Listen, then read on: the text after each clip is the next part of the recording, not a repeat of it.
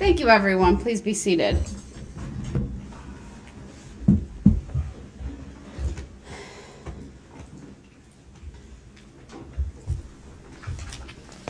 State have available its next witness? Yes. All right, we'll bring the jury out.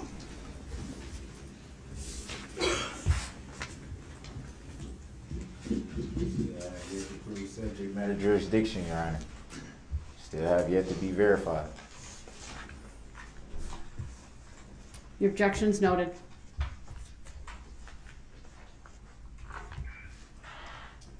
Was my ICF obtained by clerk of courts?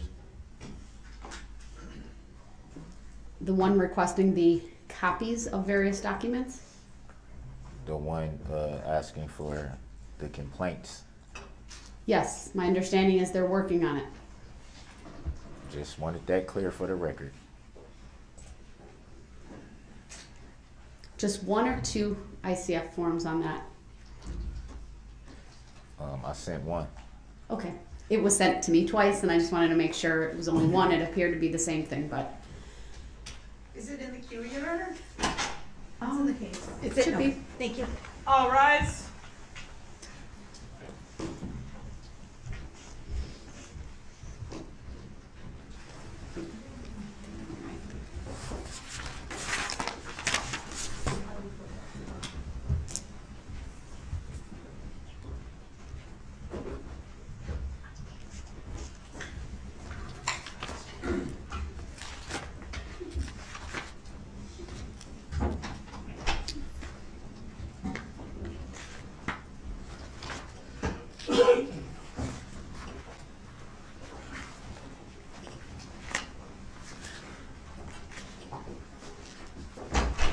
All right, thank you, everyone. Please be seated. State may call its next witness. State calls Master Trooper Mike Smith. Come on up, Trooper Smith. When you get to the witness stand, which is to my right, up one riser. If you would please remain standing, raise your right hand, and my clerk, Teresa, will swear you in. Do you solemnly swear that the testimony you're about to give shall be the truth, the whole truth, and nothing but the truth, so help you God? I do. Thank you. Thank you. Have a seat. Madam Clerk, I'm giving you previously received 54. Thank you. Right, sir, the first thing I will have you do is to state your first and last names for the record and spell each. First name is Michael, M-I-C-H-A-E-L. Last name is Smith, S-M-I-T-H. Thank you. Go ahead, your witness. Thank you. How are you employed? With the Wisconsin State Patrol. What's your job title? I am a Reconstructionist with the Technical Reconstruction Unit. How long have you had that position? I joined the TRU when it was originally formed in 2008. I've been doing full-time recon since 2002. We had a unit formed based on the need for a Reconstructionist that did this type of crash investigation all the time. That's all we do. A normal trooper has traffic enforcement duties. We just have strictly crash recon duties. That's all we do. How long have you worked for State Patrol? I was hired in 2000. Can you describe for us your educational background? Yes, I have a 2-year associate's degree in criminal justice, and then multiple training in the crash reconstruction field through the State Patrol. So I'd like to get into that a little bit. Can you tell us what kind of training was required to become a Reconstructionist for the State Patrol? Yes, I've had over about 2,000 hours of training. That training has been done at our State Patrol Academy. We bring in schools like Northwestern, Texas A&M, IPTM, which stands for the Institute of Police Technology and Management. They come in, they're college level courses. They teach us obviously over a series of weeks. We also have specialty instructors come in for specialty fields in accident reconstruction, which can be vehicle versus pedestrian, vehicle versus motorcycle, CMV crashes, lighting studies, and a bunch of other ones. How many accident or crash scene reconstruction analyses have you completed as a Reconstructionist with the State Patrol? Well, since about probably 2004, I would say till now, I average probably over 100 a year that I respond to. And these are serious crashes. They're not just, somebody driving into a mailbox. This is a criminal or possibly injury case involving criminal charges that we respond to. But probably on average over 100 a year for the last since 2004. Did you conduct a crash reconstruction analysis in downtown Waukesha from an event that took place on November 21st, 2021? I did. When did you begin your work on that analysis? I worked with detectives from the City of Waukesha Police Department. On January 30th of this year, we actually went out to the scene to conduct a time distance analysis. Where did you go at the scene? We went to the Curry Insurance Company, which was the cameras that we decided to use after viewing all the videos. That was the best, as far as what I'm concerned, to use in a time distance analysis. It was the clearest. It provided certain things that made it necessary for me to do an accurate time distance analysis. What are some of those certain things you referenced? What we look for and what we've been trained to do is, first of all, we look for a stationary camera, one that doesn't move. So when we are viewing the video of the incident and we are, again, recording new video with the time distance analysis, that camera is in the same exact spot. That's the first thing we do. Secondly, we want to have at least 2 fixed reference points to actually see where a vehicle, in this case, is entering the first reference point and where it hits the second reference point. So those need to be really clear for us to get an accurate distance. And from that point, then we want to actually time or make sure the timing on the video software is accurate. And that's simply a stopwatch that we use to verify that that video is timing correctly, not too fast, not too slow. So once we have all that done and we determine those 2 points, we will bring a vehicle in, and in this case an exemplar vehicle that matched the description, I think, your make and model of the vehicle that was in the parade. We actually will have someone, me in this case, inside watching the video on the screen, seeing when that exemplar vehicle comes into the screen. When it comes into the screen where the vehicle did at the time, we have somebody mark that location out on the roadway. We then do that for a second point further down. In this case, we had 2 points. Once we have those 2 points established, then we're bringing our survey equipment out, which is a Trimble unit that you've all seen them out on the roadways and then people's homes where they're surveying. That's what we use. Very accurate instrument. Just to give you an idea of accuracy, at about 300 feet, it's plus or minus 1/8 of an inch off. So very, very accurate unit, which we use all the time for crash reconstruction. So once we have that distance, we verified the timing. It's a pretty simple calculation that we do to determine a vehicle's average speed through that particular distance that we have. And just keep in mind it's an average speed, so it could be moving faster or slower during certain portions of the distance, but it's just basically taking that average speed through that distance that we measured.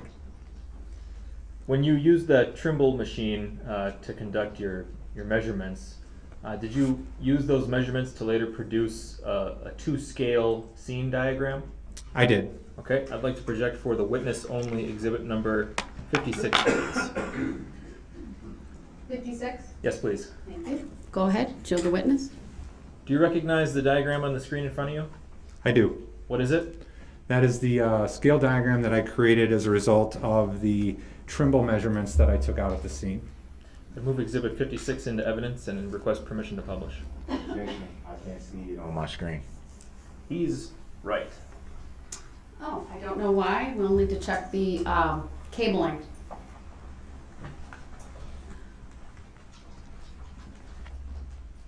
I can see it on mine. What exhibit was that? 56. I got the hard copy. We can. Can you get Zach down here, please? Check the. Oh.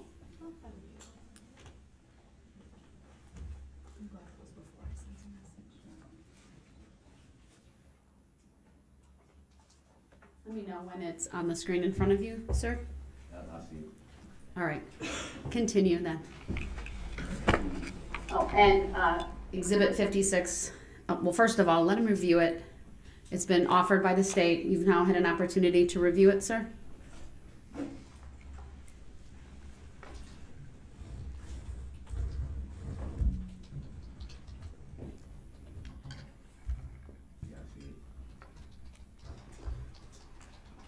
All right, Exhibit 56 is received. Permission to publish is granted. Go ahead. Okay, could you please walk us through what we're looking at here? Yes, again, so this would be a diagram, two-dimensional orthogonal, so basically looking from the top down at the area that I did measure at the time we did the speed analysis. Obviously, it depicts a vehicle at a starting point and a vehicle at an end point. The vehicle at point A represents where that vehicle came into that east camera that was located at the Curry Insurance Company. And as soon as basically that vehicle, you're able to view it inside inside the insurance company with the representative was there, I basically told that vehicle to stop.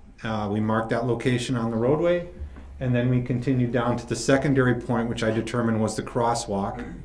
And we marked at that point once the exemplar vehicle reached that.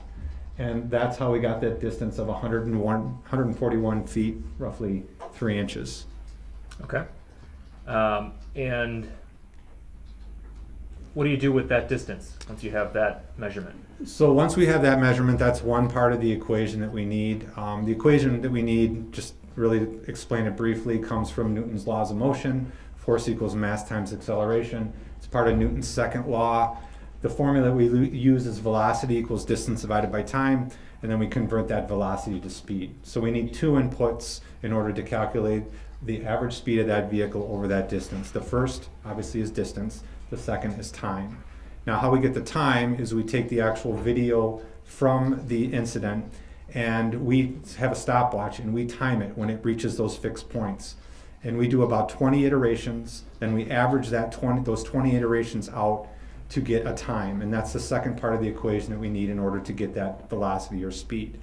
Once we have that time, in this case it was 2.7 seconds, we round up and increase that time to the nearest whole number, which was 3.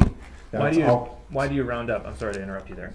That's fine. We round up always to give the benefit to the vehicle, because obviously the longer it takes to travel that distance, the slower the speed will be. So we always round up to the next number. If it was 2 seconds, we'd round up to 2.5. So it's about every half-second interval that we round up to. So now that we have the distance of 142 feet roughly and the time of 3 seconds, not 2.7, we came up with the speed of the vehicle, or average speed of the vehicle during that segment of 32 miles an hour. 32 miles an hour as an average speed from point A to point B as they're depicted on this diagram? Correct. Witness. Sustained as to the form of the question, please rephrase. The jury will disregard the last answer. Could you please explain for us, again, summarizing what average speed you calculated and over what distance? Yes. So the average speed, very simple. We marked point A, we marked point B, we had that distance, we had that time. The vehicle speed between point A, or the average vehicle speed, let me reiterate, was 32 miles an hour between point A and point B. You mentioned an exemplar vehicle earlier. Can you maybe explain for us again the purpose of using an exemplar vehicle in your analysis? Well, when I worked with the detectives from the City of Waukesha PD, we wanted to find an exemplar vehicle just due to the type of case this was. They were able to easily locate one that was very convenient to use, matching the description, I believe the year, make, and model of the car that was in the actual parade. So we decided to use that. Realistically, you can use any type of vehicle because you're just basically looking for that object coming into that frame of reference. But just for court purposes, I think it's a little bit easier to, show the jury that, hey, we used a vehicle that was similar or the same. And in terms of this case, you used a 2010 red Ford Escape? Correct. Okay. Do you happen to know the curb weight of that vehicle? Yeah. Overruled, you may answer. So explaining what curb weight is really quick, that's the weight of the vehicle as it comes off the assembly line. So it doesn't include fuel, it doesn't include any personal items, it's just right off the assembly line. This particular 4x2 vehicle was 3,368 pounds, curb weight. Okay. And to clarify, does curb weight have anything to do with your average speed analysis? It does not. Okay.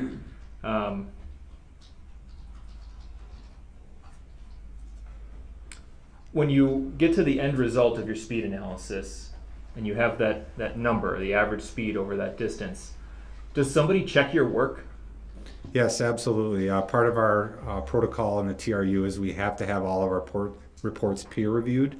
Has to be done. Every single one goes out to a former member of the TRU who is now a consultant for us. He peer reviews it, makes sure that everything is correct. Okay, I want to wrap up by just asking you some clarifying questions about the nature of what an average speed means. Can you say definitively that at any point between point A and point B, the vehicle was traveling faster than 32 miles an hour? Objection, hearsay.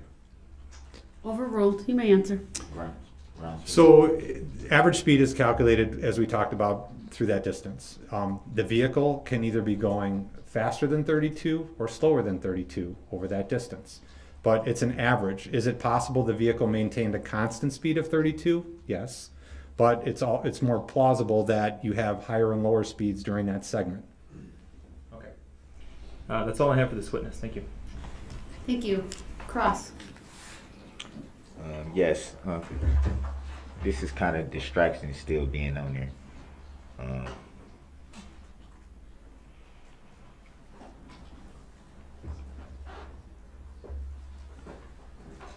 From your testimony, it seems like you've been doing crash reconstructions from quite some time. Is that fair to say? Yes, sir. Around 2004, I believe you said? I was in the program from about 2002, but really started getting into full recons about 2004. You need a little bit of training first before you can actually go out and be on your own.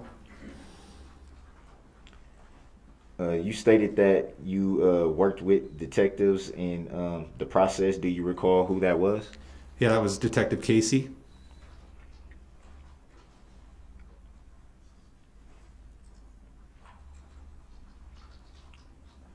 On getting the calculation of the speed, did you work with anyone on that side of your investigation? No. So it was pretty much just you and the detectives. The detective did not assist me with the speed calculation. He just assisted me with obtaining the videos and also assisted me, excuse me, out at the scene where we did the testing.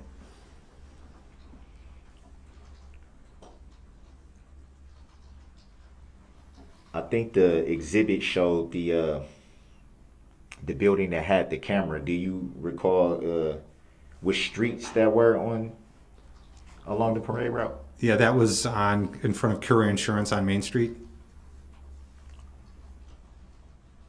And the point A and point B, did those start from a cross street, or was it just the main? The insurance company has cameras outside by the sidewalk. There's two of them. There's one towards the east and one towards the west, right at the front of the building.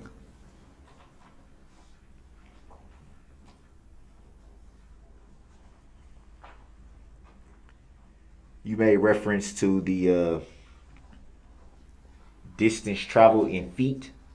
Correct. I think it was 141. Correct. 141 feet 2 inches, a little bit over that. And you made a reference to the average speed. Any reason why the average speed wasn't depicted in the exhibit? That's just a calculation that we do that's included in the report. I don't normally do that in the diagram. So it would be fair to say that you created the diagram? I did create the diagram, yes.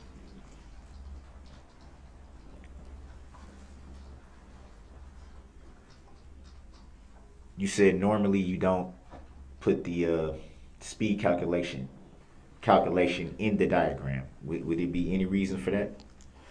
It's in the report. It's not necessary to put it in the diagram. Have you ever done that before? Could you rephrase the question? Have you ever not included the speed analysis in any crash reconstructions that you've done before this one? Are you referring to the diagram or are you referring to the report? Referring to the diagrams. No, I do not put speed calculation results in diagrams. On any of them? On any of them.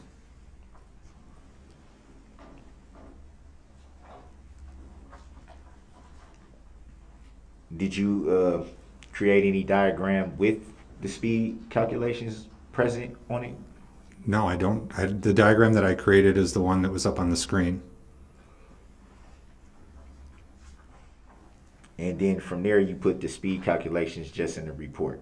Yeah, I normally just put them in the report, yes. I don't have any recollection of putting one in the diagram.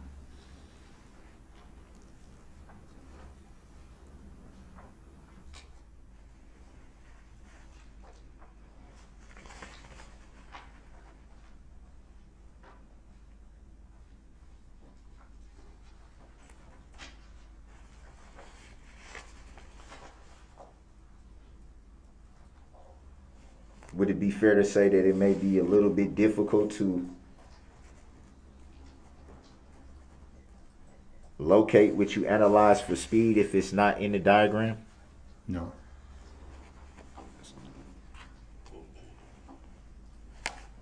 So if you wanted to know the calculation of the speed, you would have to read the report. Correct. Would it be fair to say that it might be easier to find if it was included in the diagram? My diagram is included with my report, and that's all one unit, so it is in the report.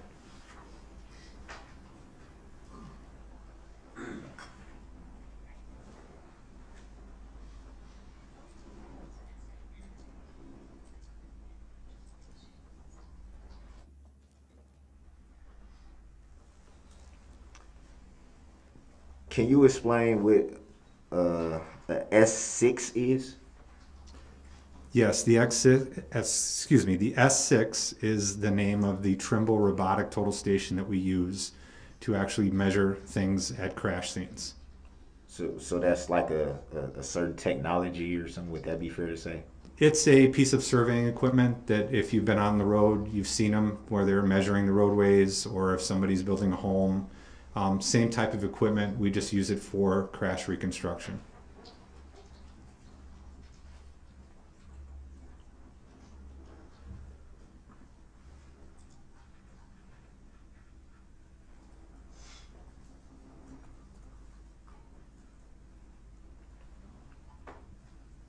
And what is a prism? Is that in direct relation to the electronic distance measuring system? Correct. The total station is one part of the equipment that we use. The prism is the other. The total station communicates with the prism through an electronic digital measuring system, which is a laser. The two pieces are needed, in this case, to collect the measurements that I collected. Not a necessary component to using the equipment, but we normally do use the prism when taking measurements. And that prism's pretty accurate, you would say? Well, the unit is accurate. What about the prism? Yeah, it's all accurate. The unit itself is very accurate. At 300 feet, it's about 1/8 of an inch either way, plus or minus.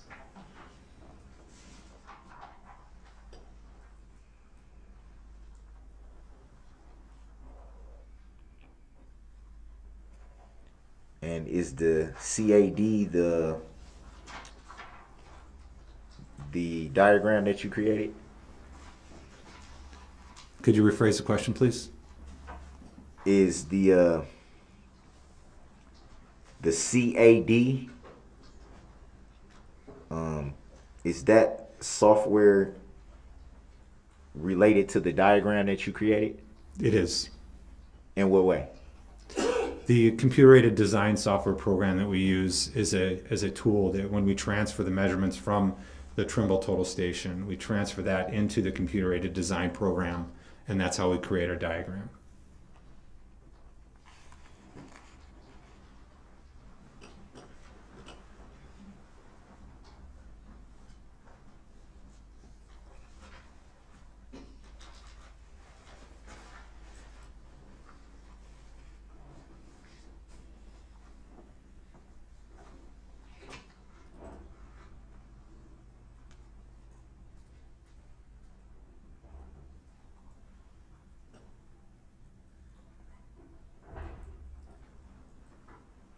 Can you explain what the 2.4 gigahertz radio technology is? That's just software that's built into the total station, the Trimble unit, as part of its communication. And is that communication radio? Yeah, there's a radio inside the unit, correct.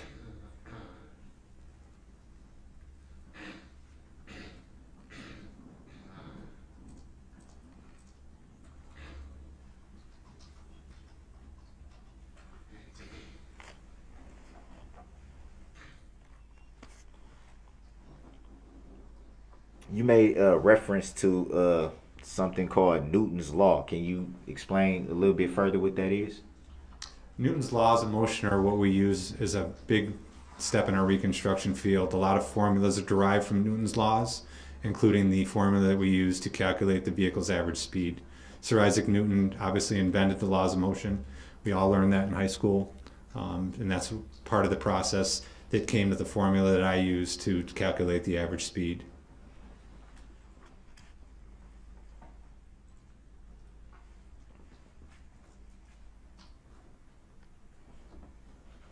I always thought of Newton as gravity, so that was a bit of new information. You made reference to part of the crash reconstruction was finding a similar vehicle. Would that be fair to say? Yes. And you were able to find a similar vehicle pretty easily, you would say? That would have been the city of Waukesha Police Department which found the vehicle.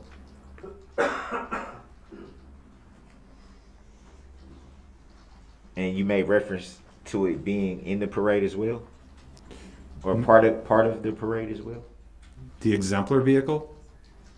Yes, the vehicle that was similar. The Exemplar vehicle was not in the parade. I may have misinterpreted what you were saying. And you said it was found by the Waukesha Police Department. Yes, sir.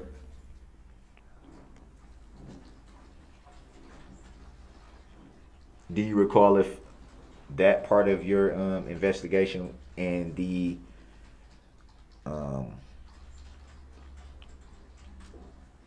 creating of the graph and all that technology that goes with that, was that part of the same day, or were they done on at different times?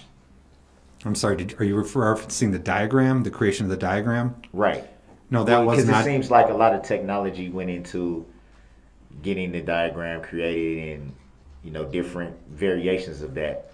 And then also using a similar vehicle to, I guess, simulate would that be fair to say, simulate the incident? We used the Exemplar vehicle for our testing. Was that done all the same day, or was it done? Sorry, could you rephrase the question again? I'm not understanding what you're asking. Was the creation of the diagram and the simulation of the vehicle done on the same day? No, it was not. So it'd be fair to say it was a process involved in getting all the information. Correct.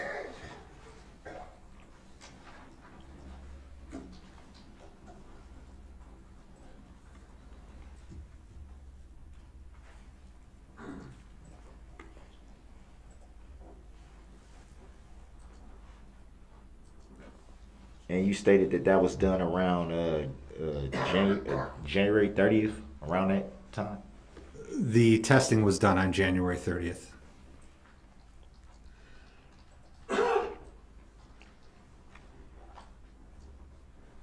And what about the simulation from the similar vehicle? I'm sorry, could you rephrase the question? Do you recall what date the simulation was performed? Are you asking when I completed my analysis? Specifically the part of the similar vehicle being used. That was January 30th. We did the testing out on Main Street in front of Curry Insurance.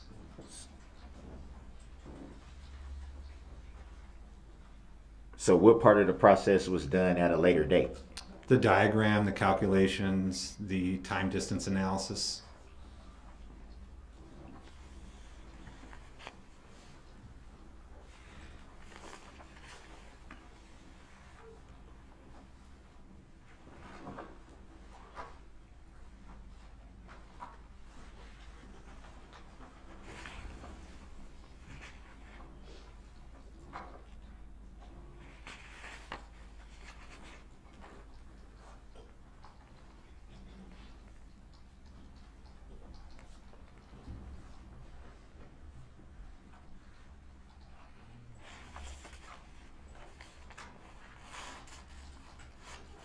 Do you recall the date of the second part of the investigation? Are you referring to when I completed my reports? Yes. No, I don't know what day that was. Was it sometime after the January 30th date? Correct.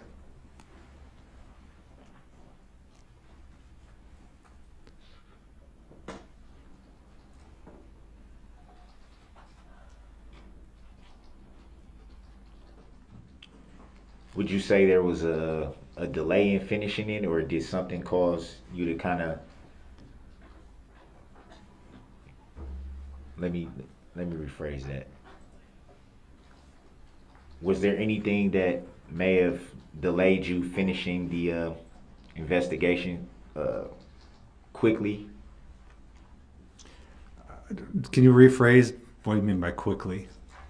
By it seems like there was two parts of it: getting the simulation done and then the actual diagram and things of that. Any reason why that couldn't be done closer together? Well, first of all, it's not a simulation because a simulation is different than what we did. This was just some testing we did out at the scene. Secondly, as I mentioned earlier, I respond to hundreds of crashes. It depends on what I'm working on at the time. Once our reports are completed, they need to be peer reviewed. All that process takes time. So there's nothing that delayed my report. If you want to use me going to another crash, that possibly could have delayed it, but no delays that would affect the outcome of the report or the accuracy of the report. No, I wasn't going to that part of it. I was just kind of curious to what may have spaced out the dates. That's what I was really getting at. We do a lot of reports every year, and obviously we're not just doing one report a year. So every report is different. Every report requires different types of analysis. So there's really no set time on when we can finish a report compared to when we started. It just depends on what else is going on outside of our time in the office.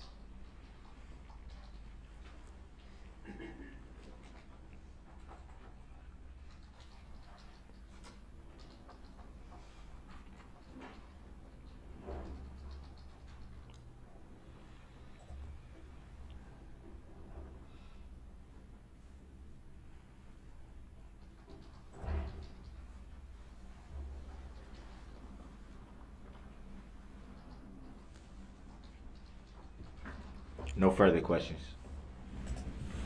Any redirect?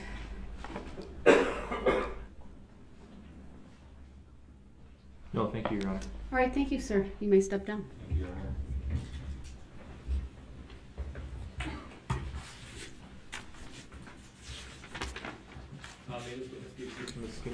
You may.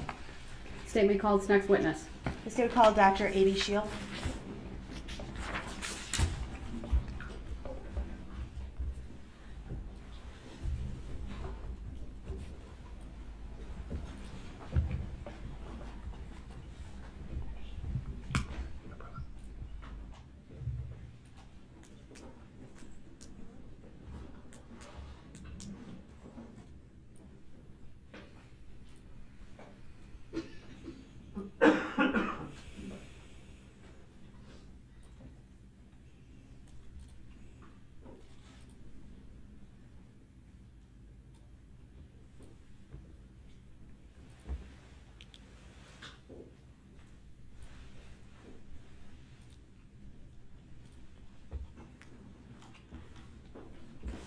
All right, good afternoon, Dr. Sheil. If you would please make your way to the witness stand, which is to my right, up one riser. When you get there, please remain standing, raise your right hand, and my clerk, Teresa, who's on my left, will swear you in.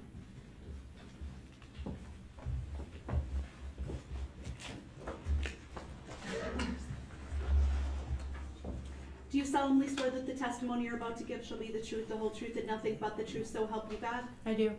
Thank you. Please be seated. First thing I will ask you to do is to state your first and last names for the record and spell each, please. Amy Sheil, AMYSHEIL. Thank you. Go ahead, your witness. Thank you. Good afternoon, Dr. Sheil. How are you currently employed? I'm an associate medical examiner at the Waukesha County Medical Examiner's Office. How long have you been with the medical examiner's office? About 7.5 years. What are your duties at the medical examiner's office? My primary function is to determine cause and manner of death. And in order to do that, I often perform autopsies or external examinations, send out laboratory tests, interpret the results of those tests, compile all this information into a report, and then certify a death certificate. And is that report, what is that report called? An autopsy protocol or autopsy report. Can you briefly describe to the jury the schooling and training you went through to become an associate medical examiner? Yes, I earned my Doctor of Medicine degree from Creighton University in Nebraska in 2003, and then I completed a pathology residency in South Carolina. That is anatomic and clinical pathology. And then I did a 1-year forensic pathology fellowship, which concerns how disease and injury cause death. Then I practiced for about a year as a forensic pathologist in South Carolina. And then I did an additional year of training in pediatric pathology, which is the study of diseases and conditions in infants and children. I worked in pediatric pathology in an academic setting for about 5 years before coming to Waukesha County. I'm going to direct your attention to approximately November 22nd of 2021. Did you perform an external examination of an individual identified as Leanna Owen? Yes. I did give you 3 exhibits when you walked into court, is that correct? Yes. I'm going to direct your attention to exhibit number 62.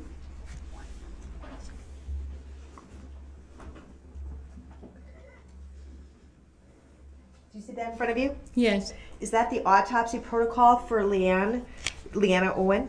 Yes.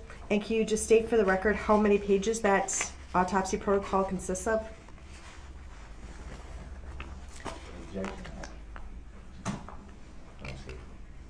It's not on the screen. And it's not going to be on the screen. Previously provided to Mr. Brooks. Yes. Do you have any additional copies today? Any chance? I do not. We can make some.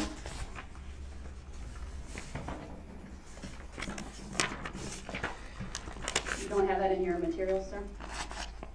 Do you have the autopsy protocol in your materials? No. You can provide that to Madam Clerk and we can make copies as well.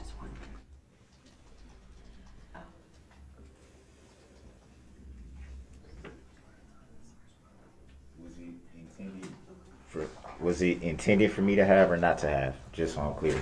I can't answer that. These autopsy protocols were previously provided to the defense.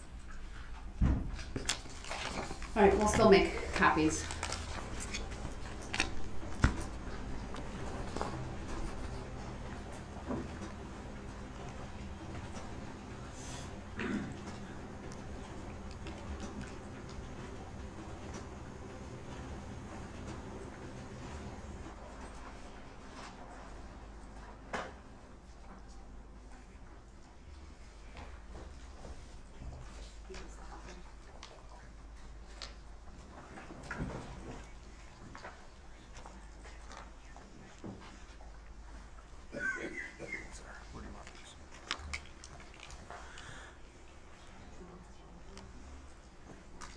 Go ahead, yeah.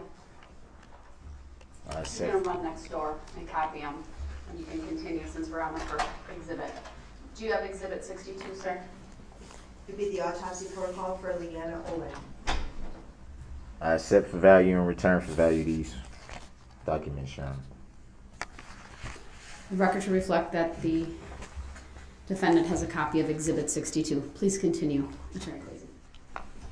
Ma'am, what did you do in this case in terms of examinations of Ms. Owen? On November, Generally speaking, I'm sorry. Okay, on November 22nd, I performed her external examination, which involves documentation of all her clothing and jewelry, her identifying features such as stature, body weight, hair color, eye color, any scars, tattoos, and then we proceed with documentation of injuries. And did you also create a summary of the injuries that you located on Miss Owen? Yes. Okay. I'm going to show for you on the screen in front of you what's been marked as State's Exhibit 163. If you can tell me when you can see that on the screen in front of you. And I did provide Mr. Brooks a copy of both the autopsy protocol as well as the diagram that's going to show on the screen. Consent to being called that name, Your Honor, for the record.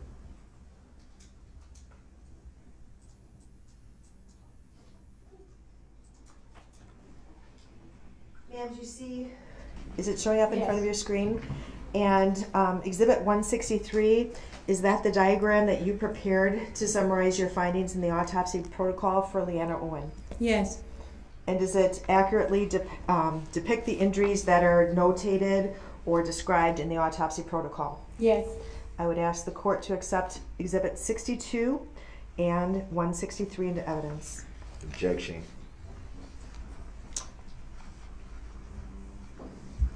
The objection to both, each objection is noted. They're overruled. Exhibits 62 and 163 are both received. Permission to publish are, I believe only 163 is what you asked me for, is granted.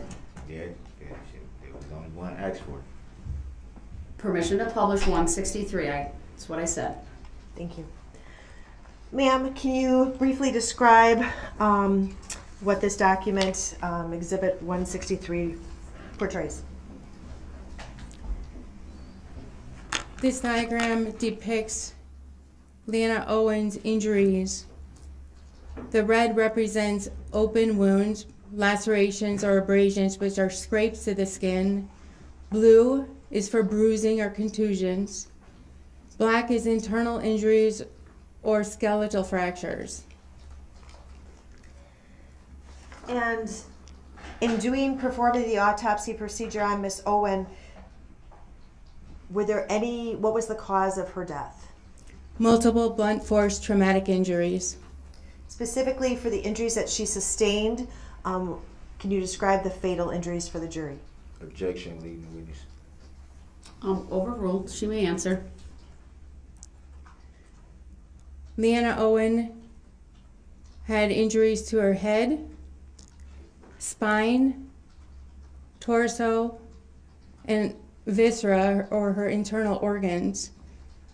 The combination of all these injuries led to her death, but she did sustain isolated injuries to her upper cervical spine, or her neck spine, and aortic lacerations. The aorta is the largest artery in the body. That would have been fatal within seconds to a couple of minutes.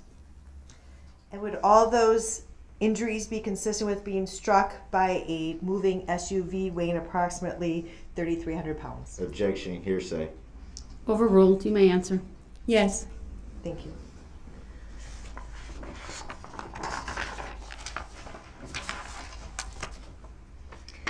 I'm next going to direct your attention to, did you perform an autopsy on an individual identified as Virginia Sorensen? Yes. And do you have her autopsy protocol in front of you, Exhibit 63? Yes. And do you have a diagram detailing Miss Sorensen's injuries on in Exhibit 164? Oh, I don't have the diagram. you do not have a diagram.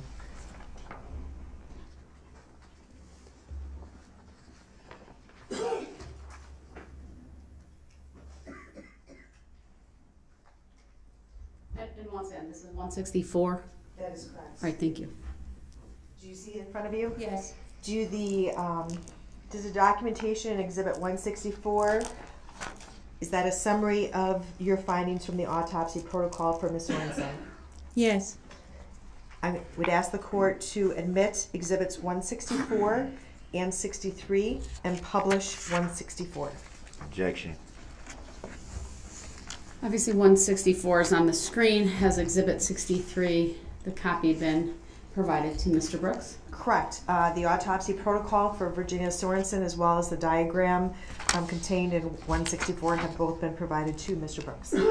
Objection. I don't consent to that name, nor do I agree to it. Oh.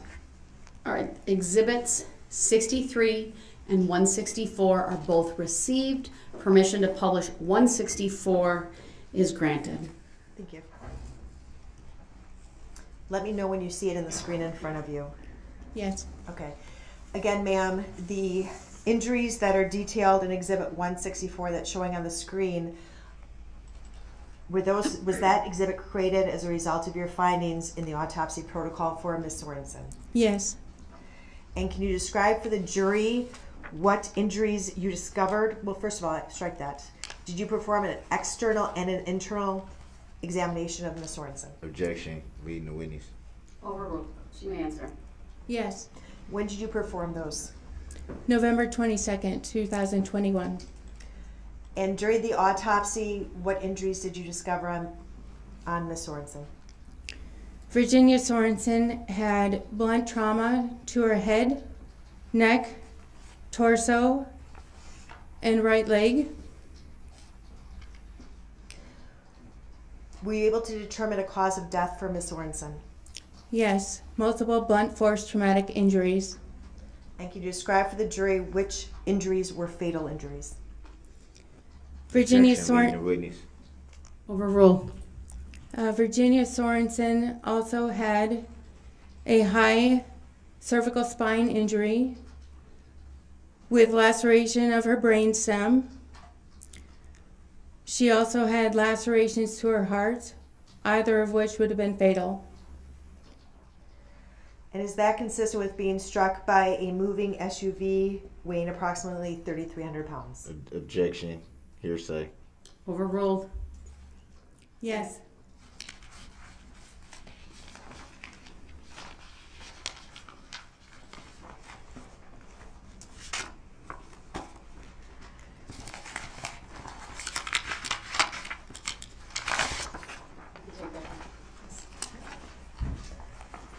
Finally, Dr. Sheil, did you perform an autopsy on Jackson Sparks?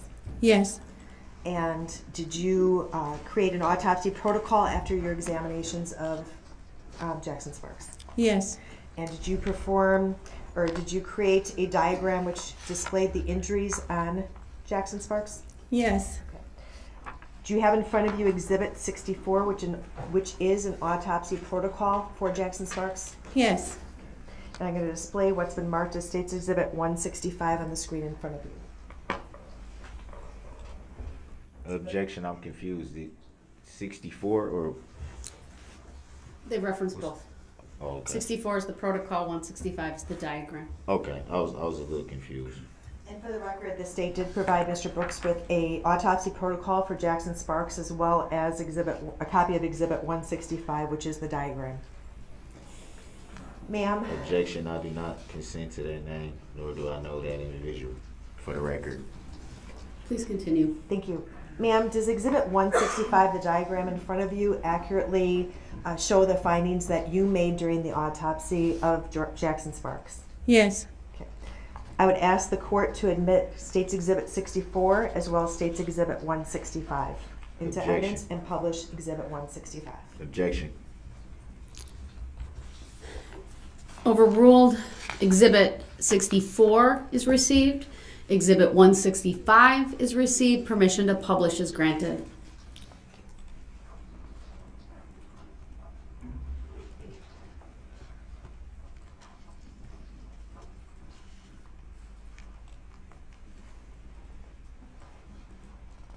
Thank you. And Exhibit 165 is the diagram that you took, which displays the findings that you made in your autopsy protocol. Yes. Can you describe for the jury the injuries that you observed? Strike that. When did you do your external and internal examination of Jackson? November 27th, 2021. Why was that later than the others? Jackson went to the hospital. He was pronounced brain dead on November 23rd. And again, is there any reason why it would take till the 27th to perform the autopsy? Objection. He was Hold on. Oh, sorry. Overruled. You may answer. Jackson was in the hospital. He became an organ donor, which often requires a couple of extra days. Can you describe for the jury his injuries?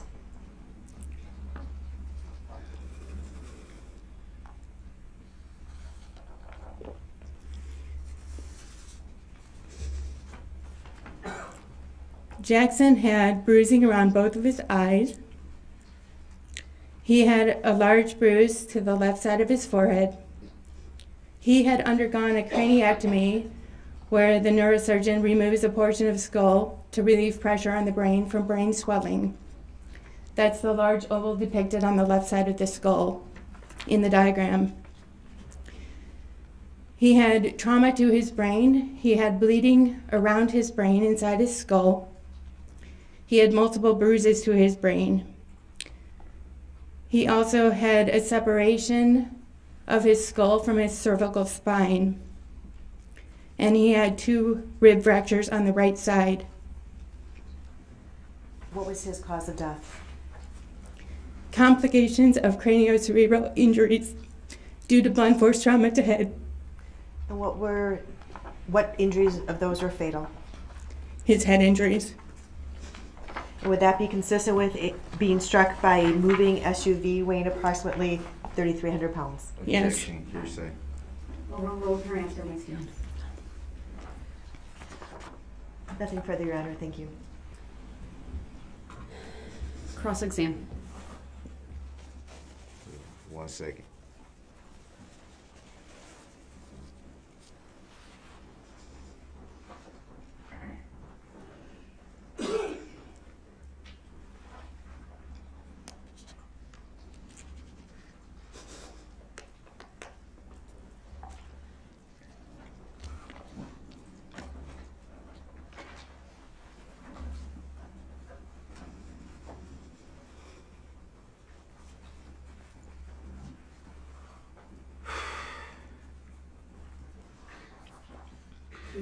You can take the exhibit now.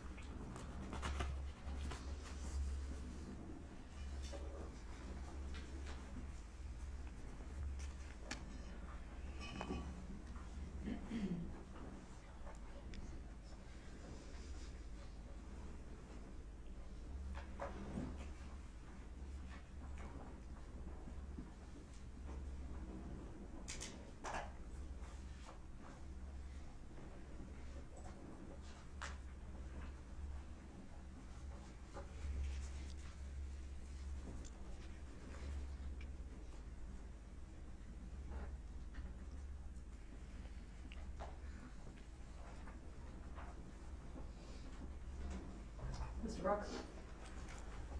Your cross, please. Do you have any questions for this witness? Just 1 second.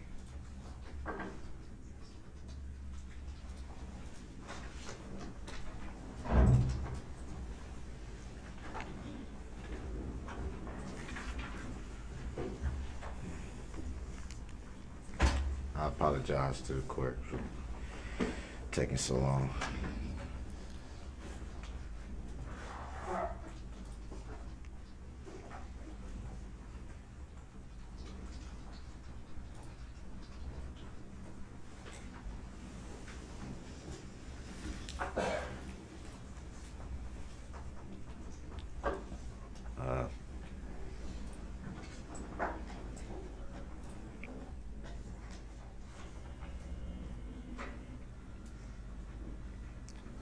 Do you know why the decision was made to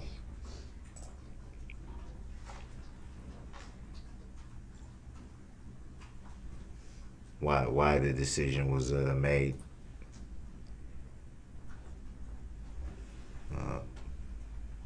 for Jackson to become an organ donor. Objection or relevance? Sustained.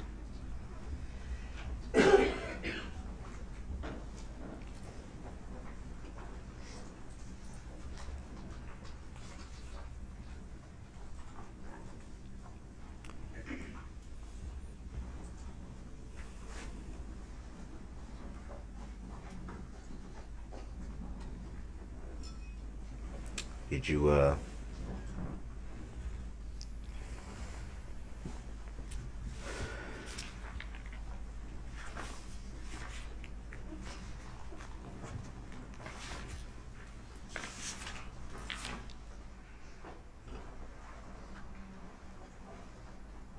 you end up doing any more autopsies beside those three? As it relates to this case or some other case, sir? This case. To this case. Did you hear the question? Could he please repeat it? Please repeat your question.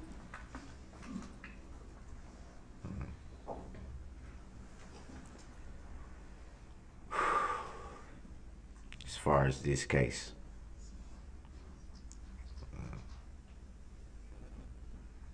those are the only three autopsies that you did.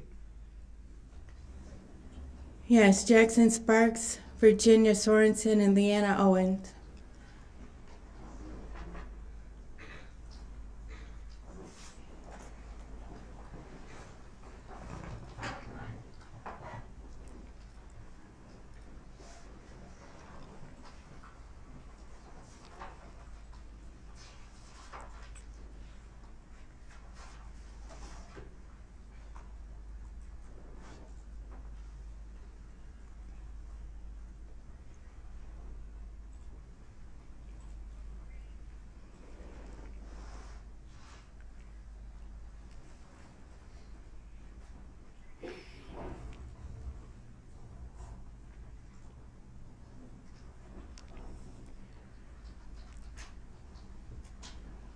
Can you recall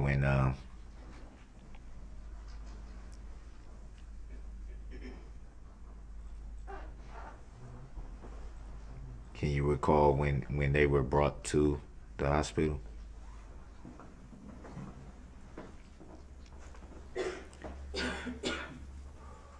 Virginia Sorensen and Leanna Owens were pronounced at the scene.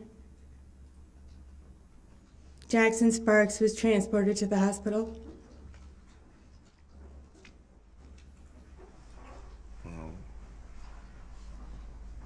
I'm assuming that's Waukesha Memorial. He was transferred to Children's Hospital of Wisconsin.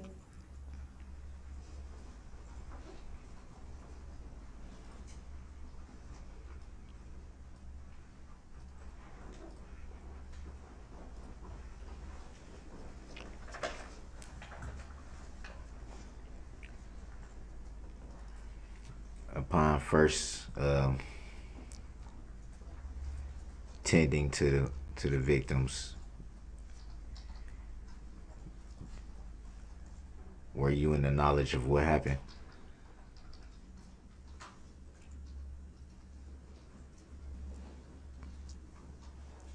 Yes.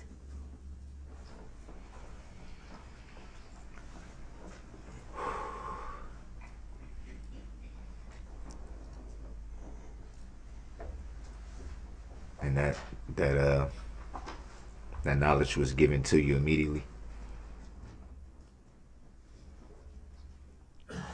Could you please repeat?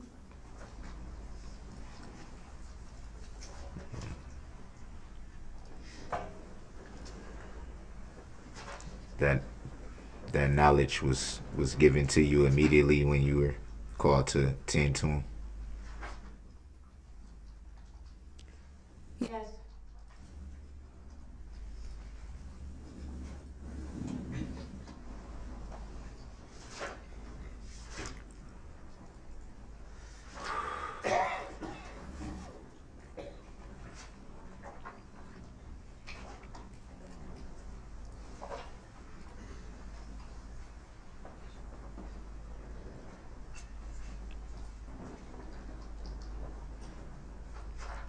Or you called to attend to any other victims of the incident? Or just the three? Jackson Sparks, Virginia Sorensen, and Leanna Owens. You didn't attend to anyone else? Objection asked me answer. Browns. Overruled, she may answer. No.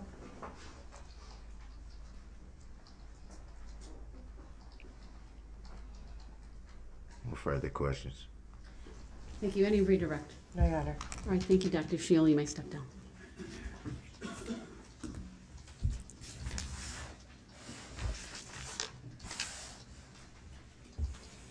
May I have the exhibits, please? Thank you. Thank you.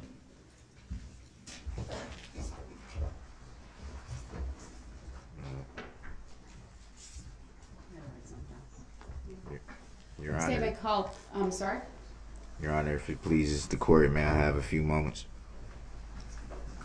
We can take a short break. I'll excuse the jury. We all can take about a 10-minute break. All rise for the jury, please.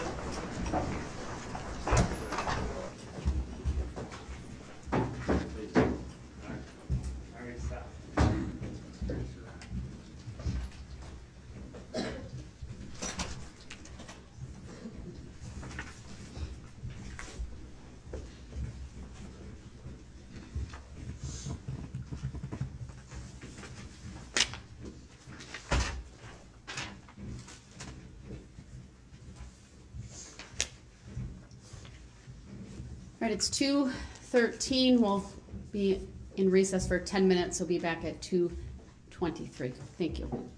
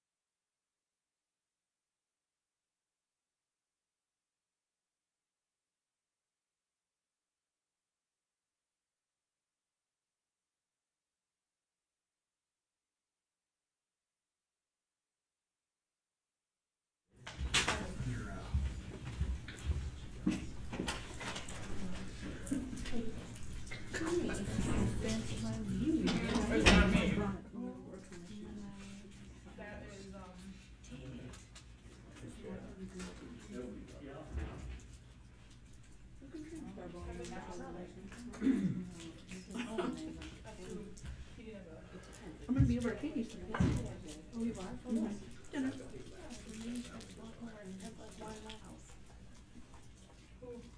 It's me and Tonette in Georgia. When I look back at it, Me and Tonette in Georgia. Tom's making up tendon. I don't think it did.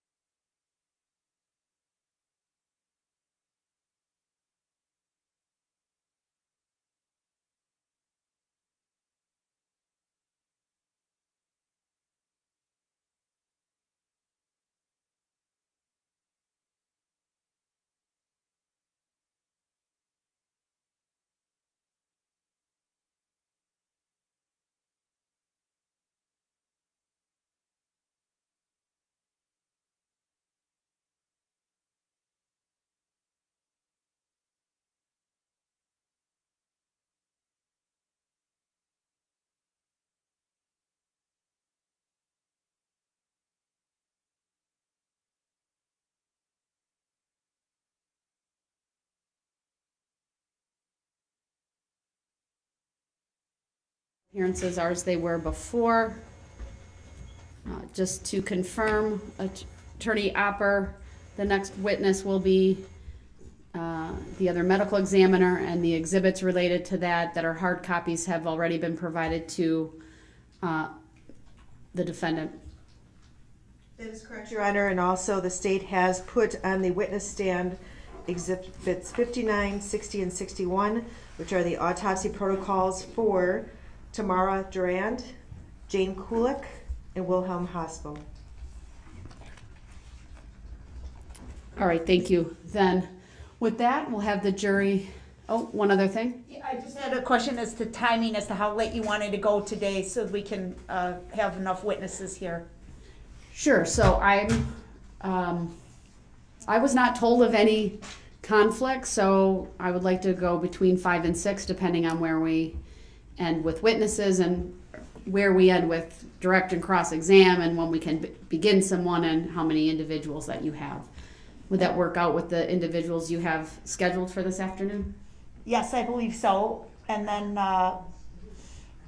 tomorrow morning, I wanted to address timing for tomorrow morning as well, but we could do it later if you're anxious to get the jury in here, Your Honor. I'd probably be inclined to have our normal time tomorrow, unless there's a request to do something different. Yes, I'm going to request a 9 a.m. start time, Your Honor. I have a court appearance in Branch 10 that was put on in a kind of an emergency because there's a speedy trial demand that was made with an in-custody defendant. So we had been starting at 8:30. I agreed with Branch 10. I could be there at 8:15 to address that. I'm scheduled to present the district attorney's budget to the county board tomorrow morning at 8:30. So if the court would be willing to start court at 9 a.m. tomorrow, then we'd be ready to go. I don't have an issue with that. We can either cut into the lunch hour, if we need be, go a little bit later. We have ample time, from my perspective, set aside for this entire case, even if the state believes they're a little bit behind. And to that extent, Your Honor, we feel like we're making catching up a little bit here today. So. Sorry. Mr. Brooks, any statement or comment based on the requests that have just been made? No comment. Just briefly touch on the subject matter jurisdiction again. For the record. The court will not be addressing that. Please bring out the jury.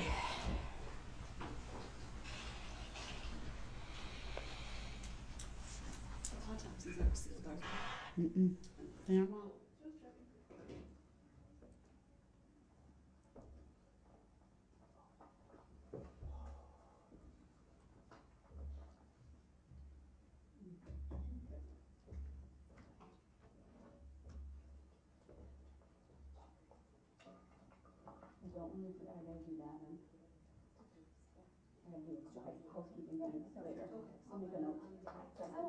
Myself.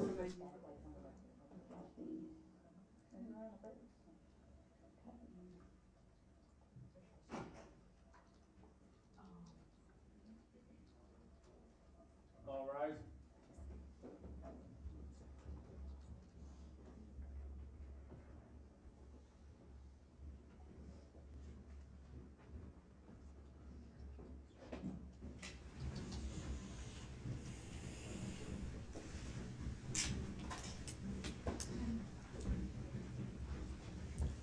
Can you grab Pete for me, if he's right there? Pete.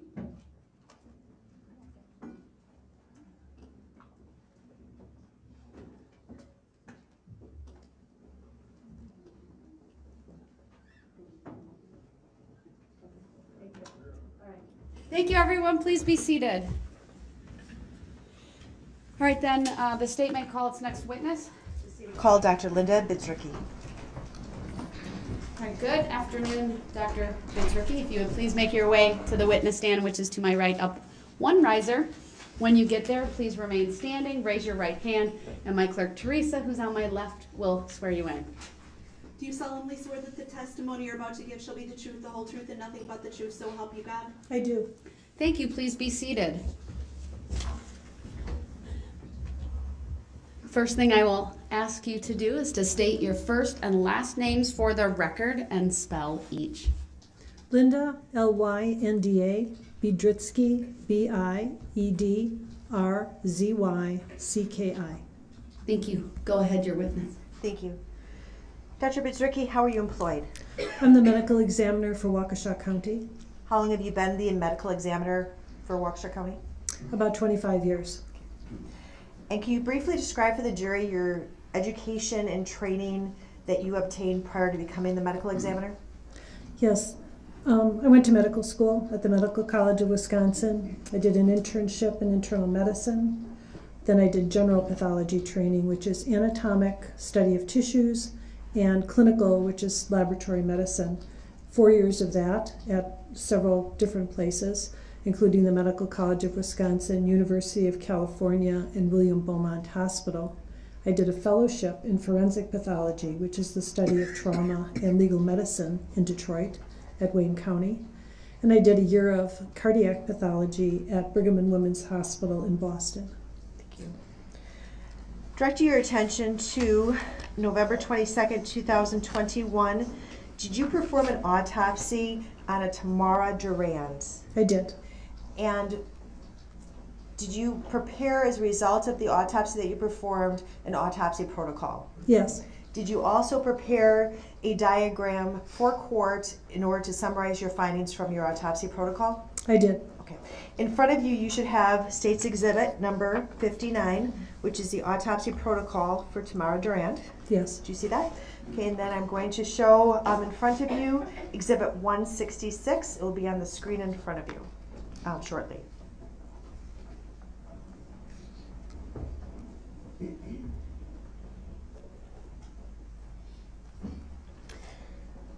Ma'am, looking at the screen in front of you, is that your diagram that you prepared for testimony today, which shows your summary of the autopsy protocol, the injuries to Ms. Duran? It is. Okay.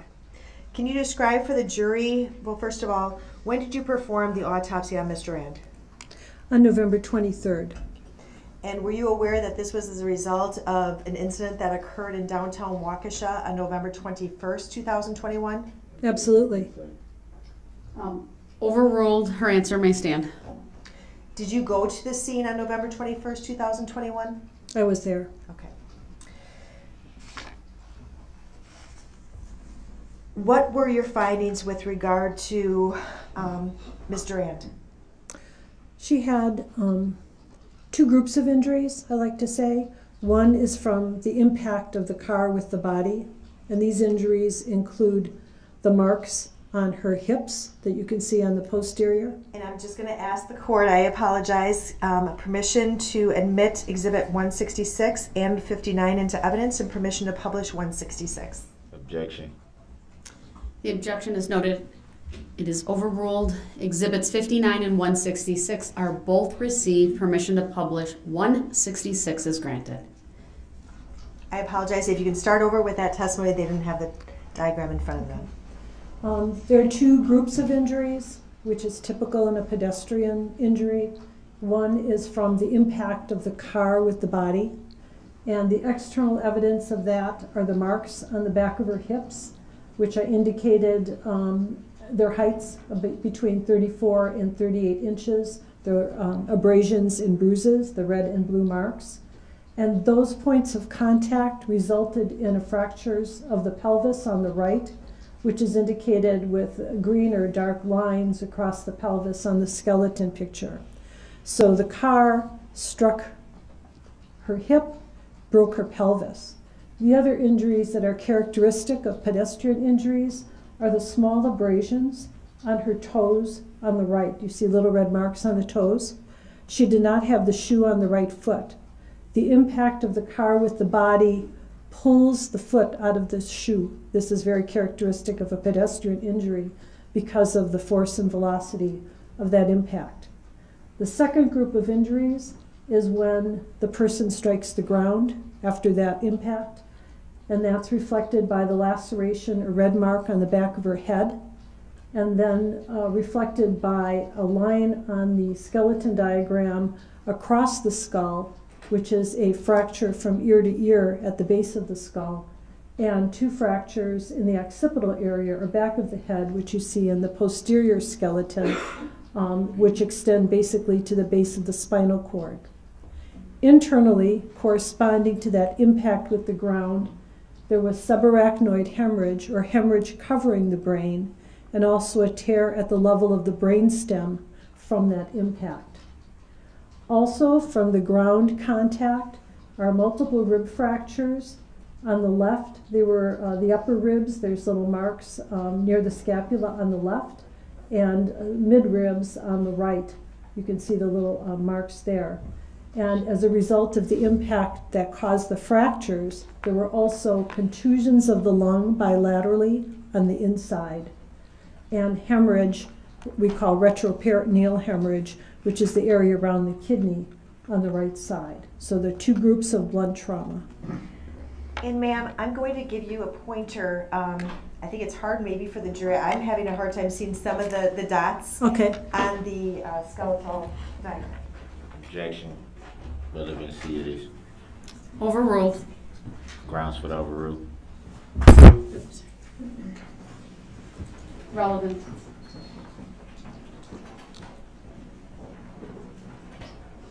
Again, if you can just briefly describe what you just testified to, or briefly point to what you testified to. Objection. Action answer. Overruled. The witness may answer.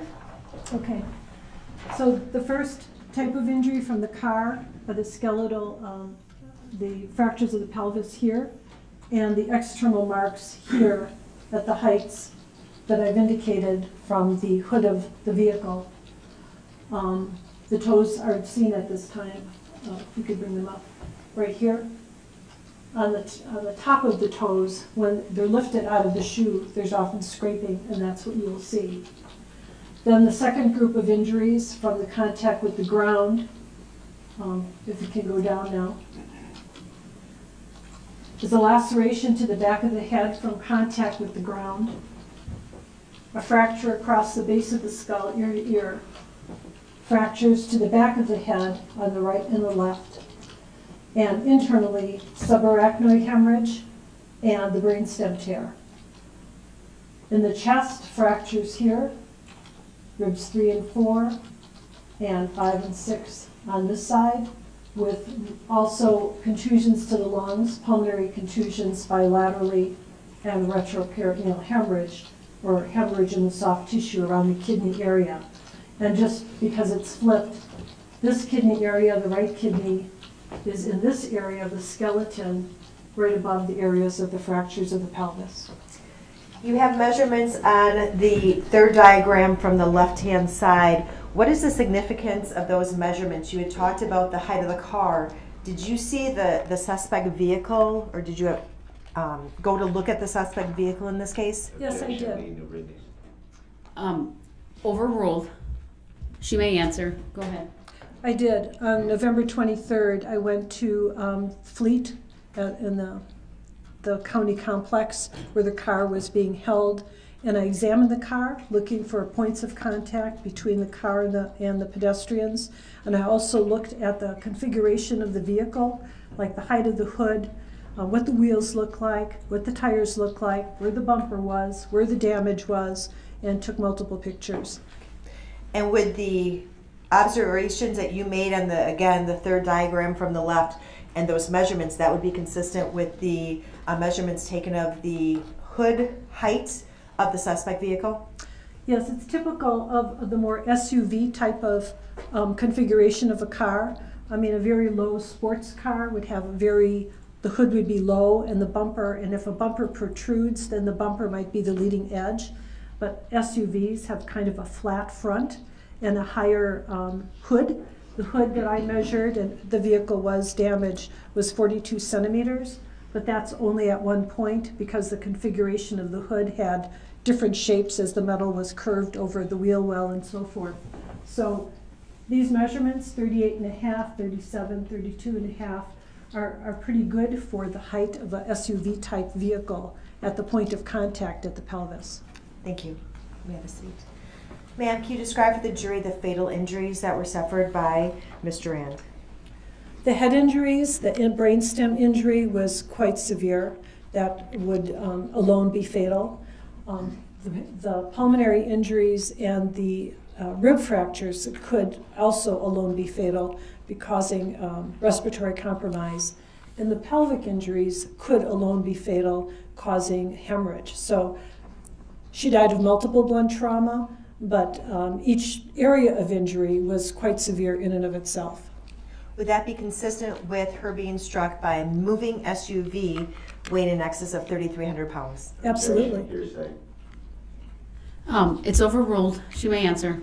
It's typical of a pedestrian injury. It's typical of an injury with a SUV configuration, and the speed would be at least considerable because of the momentum which resulted in these severe injuries. When you say the speed would need to be considerable, what does that mean? I will explain. Injuries are proportional to the energy delivered, kinetic energy. Kinetic energy, the formula, is 1/2 times mass. Mass would be the 3,300 pounds times velocity squared. So velocity is like really critical. So if you look at severity of injuries and speed of the vehicle on a graph, the graph doesn't go like this. It's not when speed increases, injuries increase that way. Injuries increase like this because velocity is such an important part of the equation. Thank you. Moving next to the autopsy that you performed on Jane Kulik, I would direct your attention to State's Exhibit number 61. Yes. And also I'm going to project in front of you State's Exhibit 167, which is the diagram, I believe, that you created for to assist in the testimony today. Yes.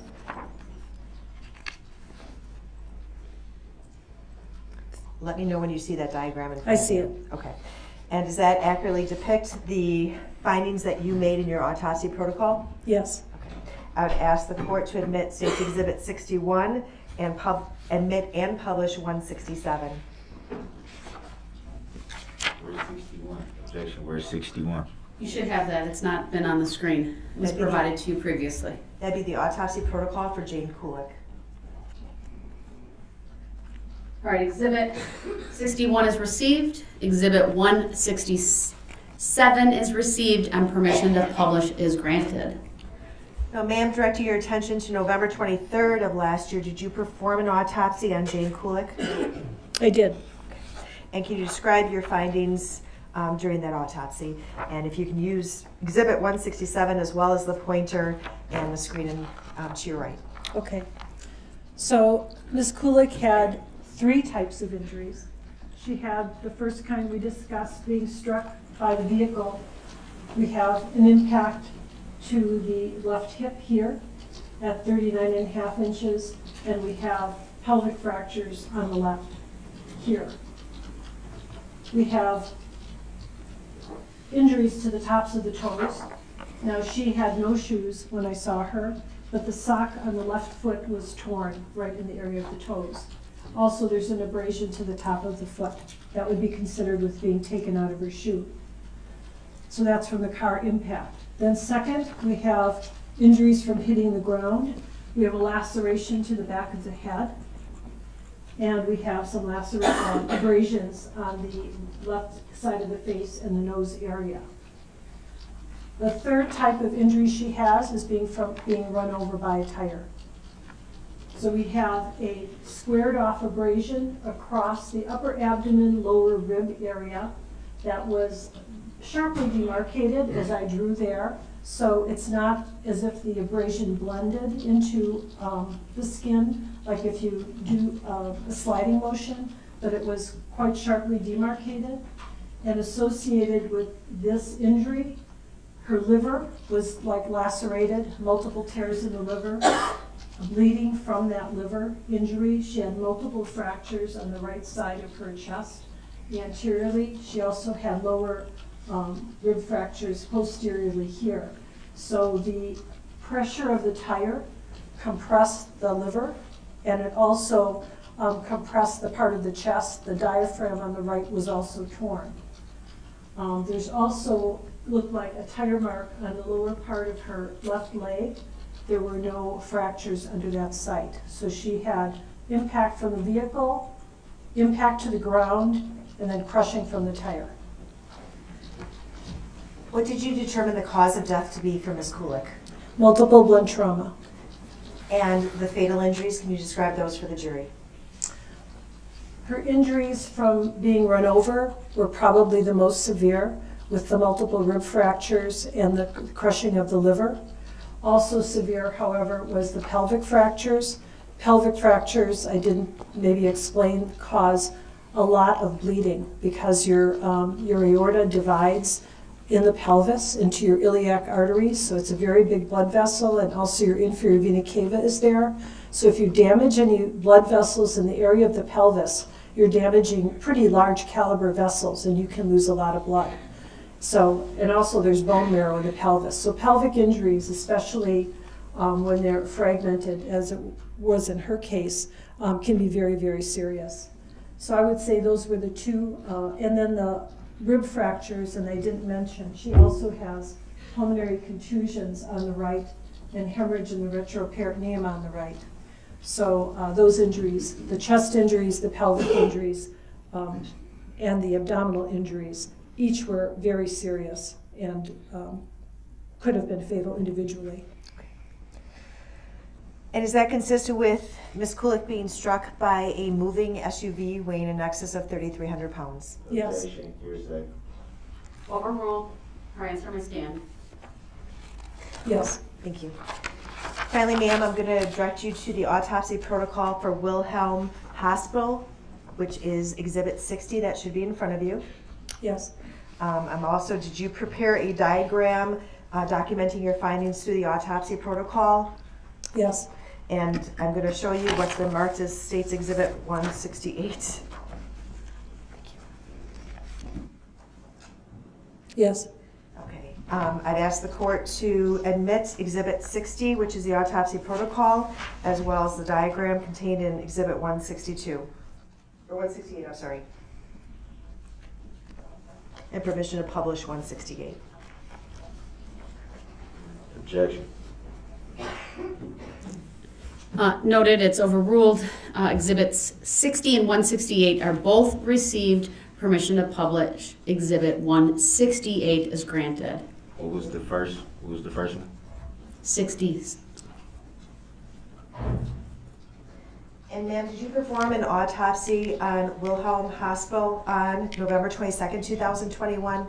I did. And can you explain for the jury your findings that are contained on Exhibit 168? Yes. Mr. Hospital had similar types of injuries from the impact of the car. He had a very rectangular shaped bruise, 42 inches above the heel to the back of the left hip. And he also had a bruise above, right around the back of the knee, slightly above and slightly below, but extending between 16.5 and 24 inches above the knee. This hip bruise corresponds to the fractures of the left side of the pelvis, right here. He also had foot injuries. Instead of the toes, he had marks to the back of both heels, and that could be because of the type of footwear. Again, he did not, I saw Mr. Hospital without clothing, so I did not see the shoes. They were taken off at the hospital because he had surgery, but he did have injuries that we often see in pedestrians as well, whether the shoes were taken off or just the friction from being struck. Then he had the injuries from hitting the ground, which were lacerations and abrasions to the head on the right side and on the back. And the result of that was a fracture on the right side of the head. But this is kind of also interesting and shows how this injury occurred. The fracture's on the right side of the head, but the bruise to the brain and small subdural is on the left side of the head. That's called contre-coup. And that type of injury occurs in a moving head injury. So his head was moving, hit the ground on the right, caused the bruise on the left because of the rebound of the brain striking the skull. So he had injuries from being struck by the car and injuries from hitting the ground. Now you testified, first of all, about the injuries to the back, the second diagram from the left, and the height of those injuries. Are there any relevance of the height of those injuries as well as the measurements that you took of the suspect vehicle, which was a red Ford SUV? Yes. Escape? When I measured the side of the hood, I got 42 inches. There's a picture with a tape measure showing that. So that corresponds well to the height of this particular pattern injury. And the height of the top of the bumper, because now the bumper is not a shiny chrome protruding bumper, that's kind of a flat bumper that's painted the same color as the vehicle, so it's rather broad, is about 26 inches, which would correspond to a strike to the back of the left leg there. Thank you. And you had testified that unlike the other two people that you had performed autopsies on, were those people brought to the medical examiner's office from the crime scene being Main Street? Objection. Leave the witness. Mr. Hold Rand, on, overruled. She may answer. I'm sorry. Mr. Rand was brought from the scene, and I saw her at the scene before I did the autopsy. Ms. Kulik was brought from Waukesha Memorial Hospital, where she was pronounced. And Mr. Hospital was brought later because he was treated at the hospital. And can you describe, or did you determine the cause of death to be for Mr. Hospital? Multiple blunt force trauma. And the fatal injuries for Mr. Hospital, can you describe those for the jury? Objection. Answer. Overruled. She may answer. Okay.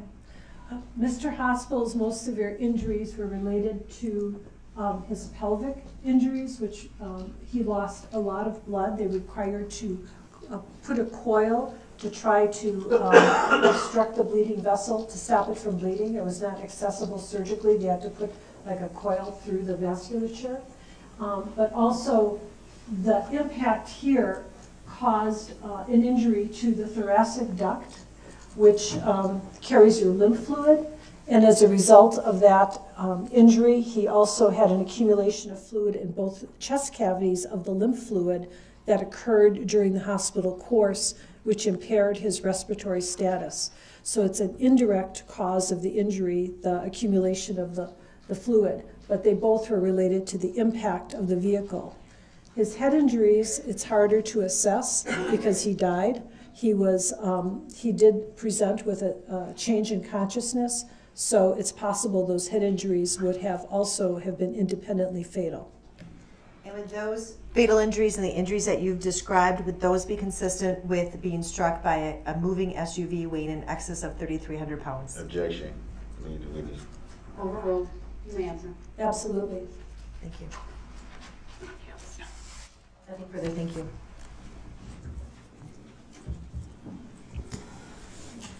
Any questions for this witness? I do. Your primary field is in the medical field. Would that be fair to say? Yes.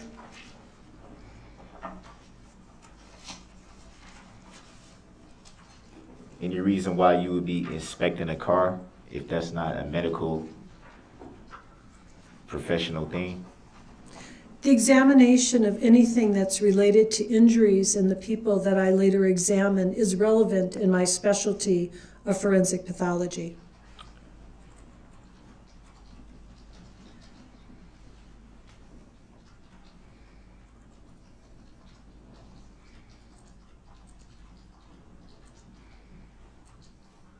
So examining the vehicle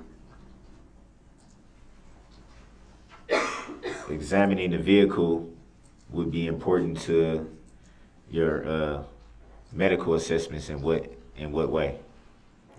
Because the injuries that people sustain, whether it's a vehicle in this case or anything else, it's important to correspond the nature of the implement being the car. So it's possible I would be shown a car that would be not consistent with the injuries. So it would be fair to say you've done numerous autopsies in your time as a medical professional. Would that be fair to say? That's true. And as you just said, examining the vehicle would be essential to your medical expertise. Is that fair to say? Examining the vehicle is important to interpret the injuries. I'm not sure that, I don't know if that's the answer to your question. So if you were doing an injury assessment based on if the injury was caused by a different kind of instrument, would the same apply to having to view that? Yes, if in cases of gunshot wounds, I asked to see the gun. In cases of stabbings or blunt trauma, I asked to see the weapons that they think were used so I can determine if they are consistent or not consistent. I can't make matches, like precise matches, but I can say it looks like a baseball bat or it looks like a pair of scissors, that kind of thing. It would be fair to say if in a case of a gunshot wound, as you brought up, it wouldn't be, let me back up. Would you say it would be hard to assess the gun, being that it wouldn't be the actual gun, but the bullets that caused the injury? Well, actually, I don't examine the bullets, but I would examine the gun, especially, for example, if it's a contact wound. So if the muzzle of the gun touches the skin, then the muzzle could leave a mark. So then I could say the muzzle of the gun shown to me might match the mark. And if it was something similar to that, the muzzle type thing, that would be, the mark would be from the heat. Would that be fair to say? No, not actually. It's actually from the contact of the metal. So it's more of an abrasion than a burn.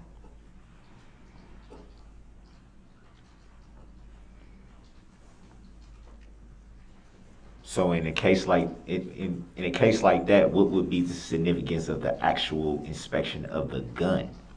I'm going to object to this question. I think it's a little bit afield of where we're at. Grounds. Overruled. She may answer. She brought it up as an example. I'll allow a little bit of leeway, but go ahead. Could you repeat your question? What would be the significance in a case like that, as you stated? You view all types of instruments, gunshot wounds and things of that nature. What would be the significance of inspecting the actual gun in terms of the injury? Well, I may be able to say that the mark on the skin, for example, is consistent with the outline of the muzzle of that particular weapon, looking at the dimensions and shape. So what if it was used from a distance? Then what would be the essential reason to inspect the gun? Depending on the distance, sometimes the pattern of stippling, like for example, if there's a flash suppression or something used, that can play a role. If it's very far away, then the actual characteristics of the weapon are more general. In other words, the size of the hole, for example, or might reflect both the size of the caliber of the gun or the velocity. So it depends on, distance does play a role on what I would be evaluating.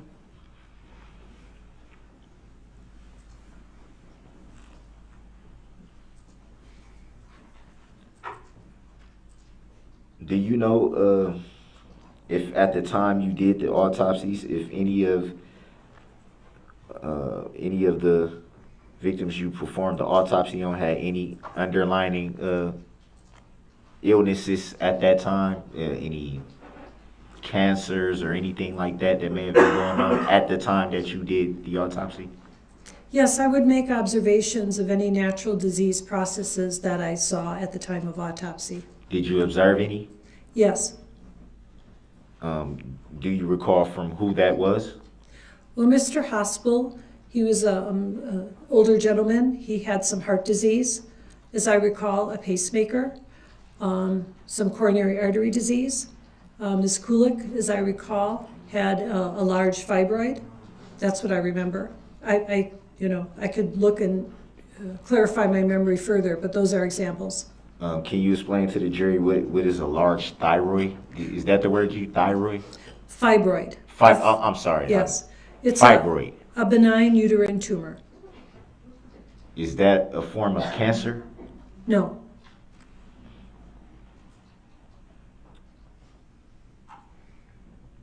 And you said the older gentleman had some fluid buildup in the chest. Correct me if I'm wrong. I don't want to misquote you. Some type of fluid around the chest area. Correct. And from your recollection, that wasn't caused by the vehicle? That was.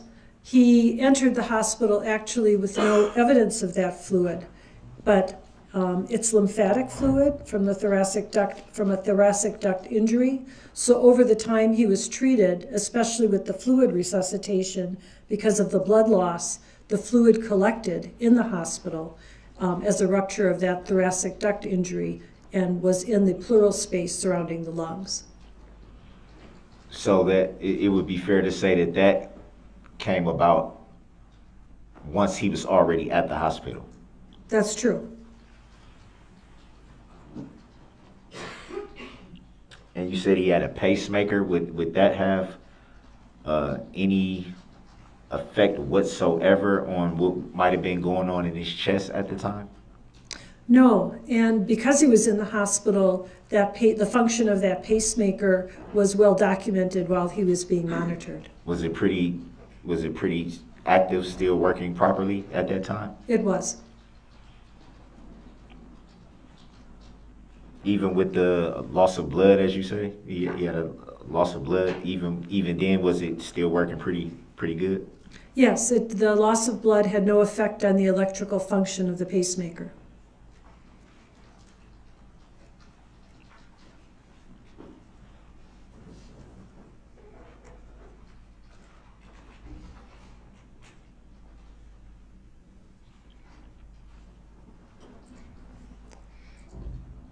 And were you at the parade at the time of the incident? No, I was called after.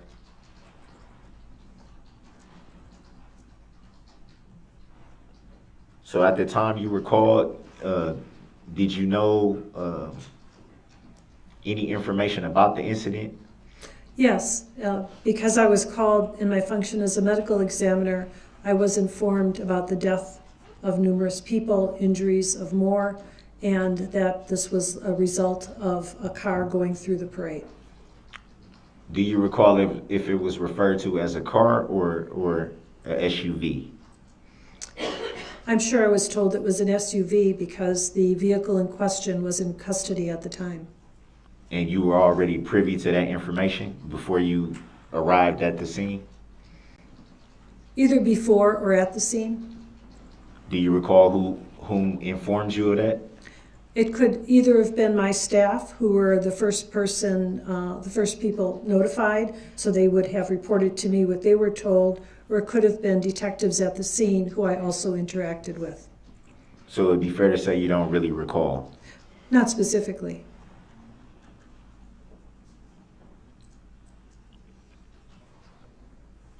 And you said you observed damage to the vehicle when you were able to view it? Yes.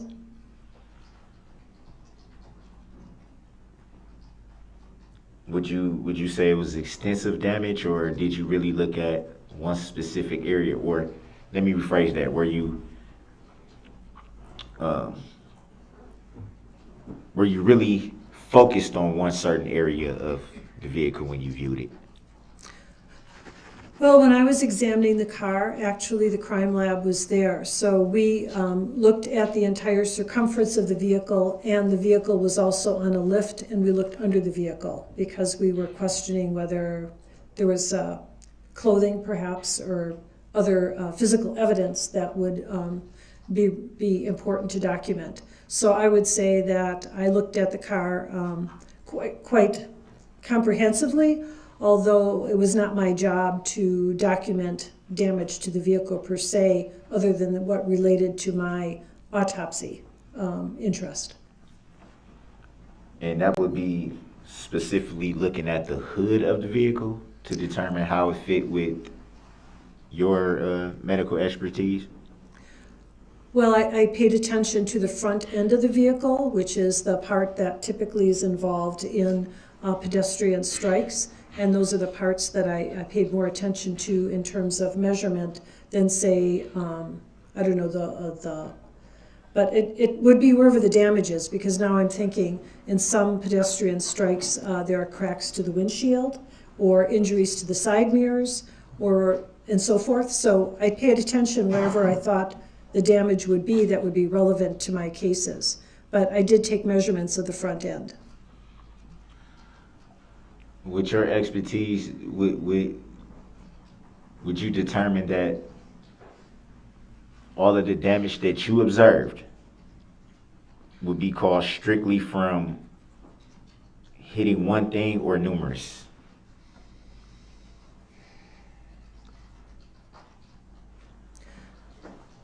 I can say that there were multiple areas of the car that had damage, so it would seem unlikely to be from one impact, because in my experience, it's, you could have a frontal impact, you can have a side impact, you can be rear-ended, but there were dents, if you will, in multiple areas of the car. So from your expertise, that could have came from a number of different things. That's true.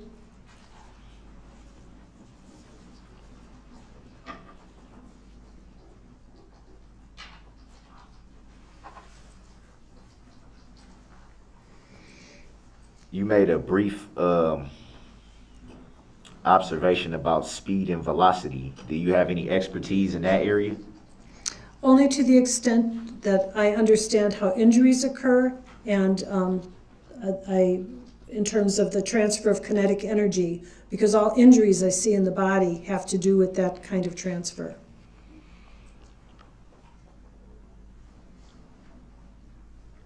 Would it be fair to say that everybody is different, though?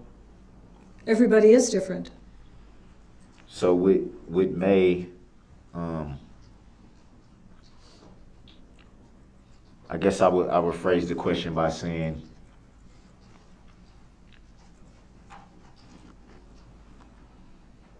something that may seriously injure someone else probably wouldn't seriously injure another person,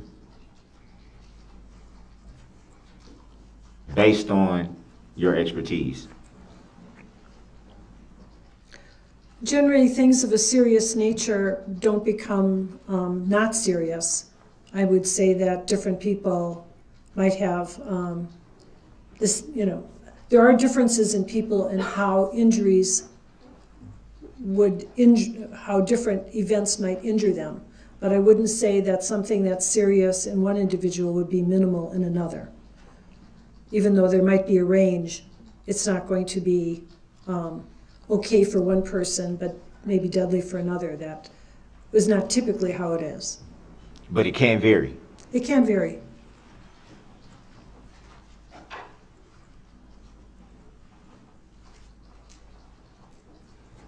Do you recall how many people you were called to attend to the night of the incident? How many people I was called to attend to? Yes. There were 3 victims on the road. Those are the ones that I saw that night. Did you see anyone else besides those 3? I later saw Ms. Kulik, who came from the hospital. Those were the people I examined that evening. So it was just the 3? The 4. Oh, I'm sorry, 4. Yes. And no one besides those 4? Correct.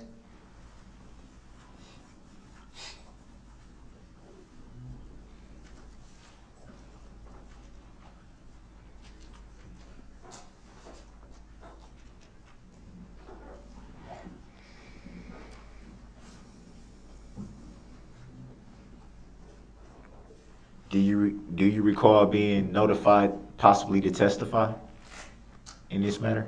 Yes. Do you know about when? I knew always that this case would end up in trial. I mean, but I don't remember when I actually had a date and time for appearance. And how would you know exactly that the case would end up in trial?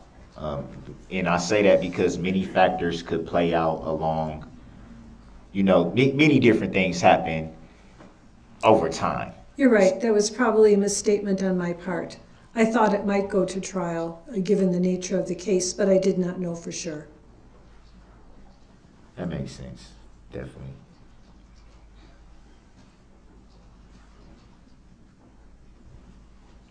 So you had an idea that you might be testifying. That's true. And when did you know for sure that you would be testifying? But you really only know for sure when you're called to court. You get a subpoena and things can still change. So I guess that's the best answer I can give you. Do you recall when you were subpoenaed? No. Was it fairly recent to now, or was it some time ago, a few months?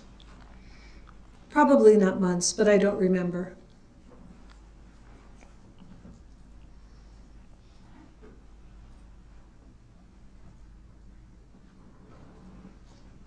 Do you recall whom you were subpoenaed by? The district attorney.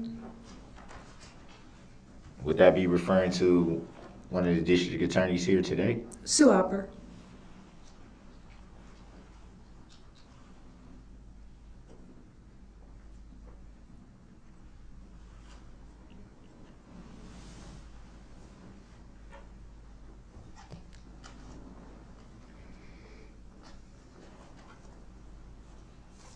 Do you recall what time you arrived on the scene after the incident that night?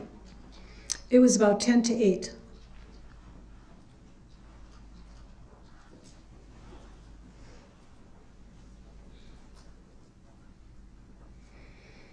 And do you recall what time you finally left the scene? No, I don't recall exactly.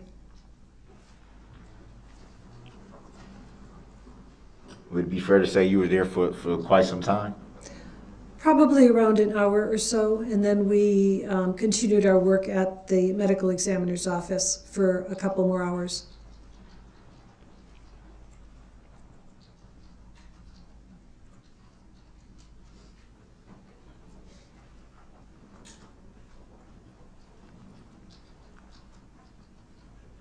And after you were subpoenaed, did you were you in contact with Attorney Opper after that? Yes.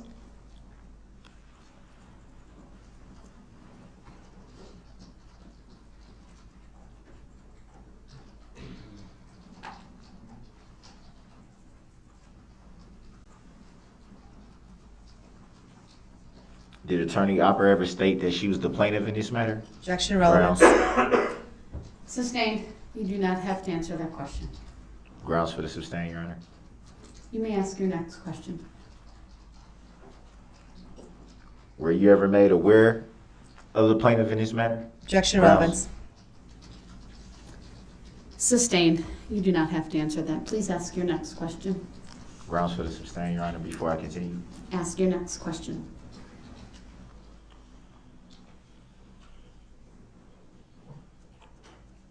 Do you even know if there's a plaintiff in this matter? Objection, relevance. Grounds.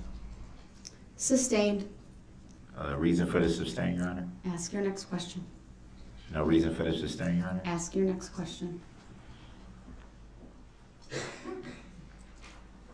Do you know of any claims filed in this matter by you or anyone else? What are claims? Any reports filed, any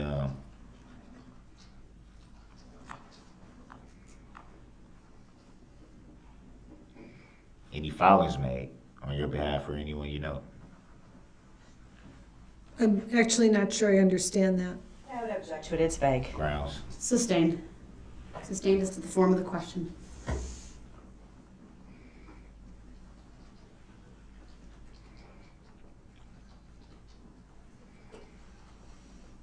Did you make any claim of being an injured party in this matter? No. Do you know of anybody that that has Objection relevance. grounds.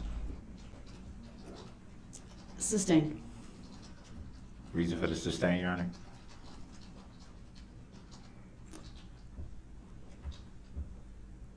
Relevance. Speculation. Vague.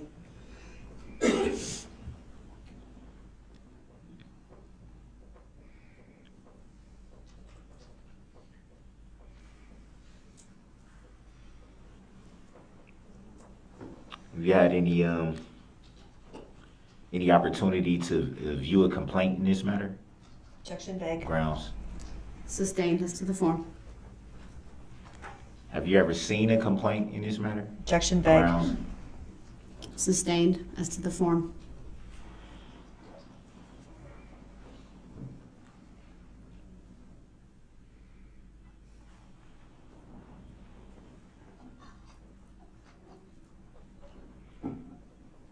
Have you ever at any time had any interaction with the plaintiff in this matter? Objection. Grounds. Sustained. Reason for the sustain, Your Honor? Vague. Relevance.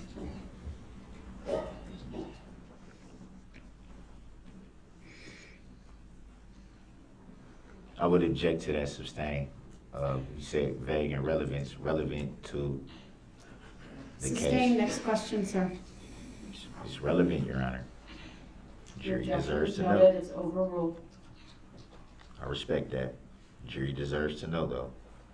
Jury will disregard the last statement made by Mr. Brooks. It's not his time to testify. Comments made by the parties or attorneys are not evidence.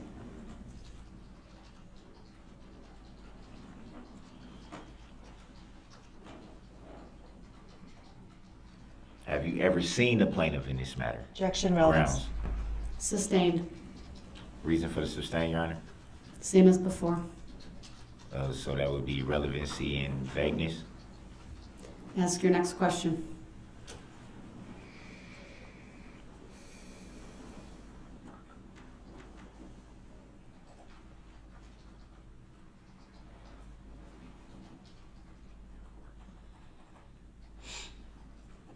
Was today your first time ever seeing those exhibits that were shown? No. You seen those before, those videos? Videos? Yeah, the exhibits that were shown, Diagrams? yes. I'm sorry, I didn't know that's how you identified them. Oh, well, I drew them. Oh, those exact ones? Yes. Oh, so, okay. I wasn't aware of that. I apologize for that question.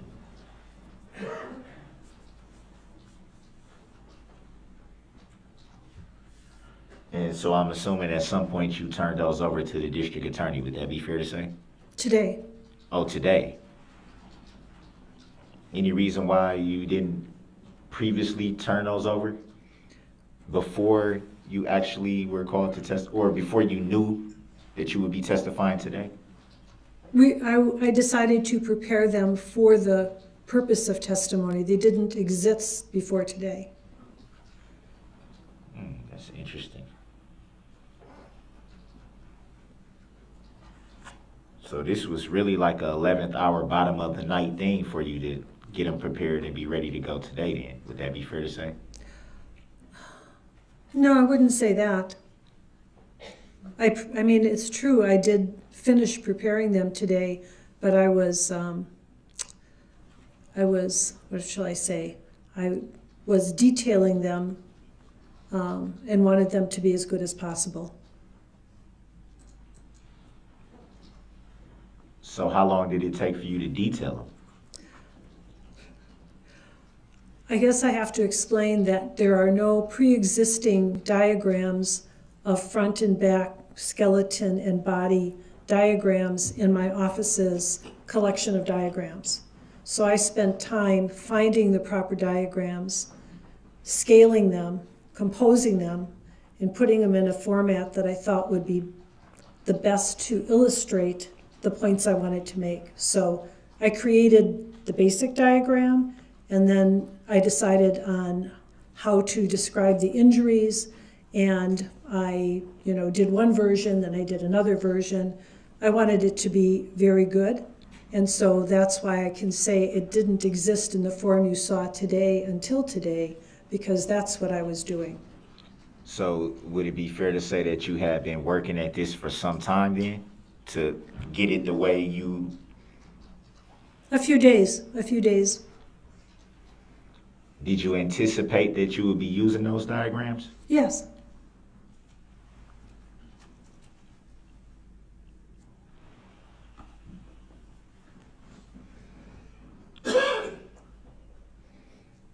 So I'm assuming that some type of conversation had to be had in order for you to work that hard on those diagrams. Would that be fair to say? Yes. And you had that conversation with Attorney Opper? Yes.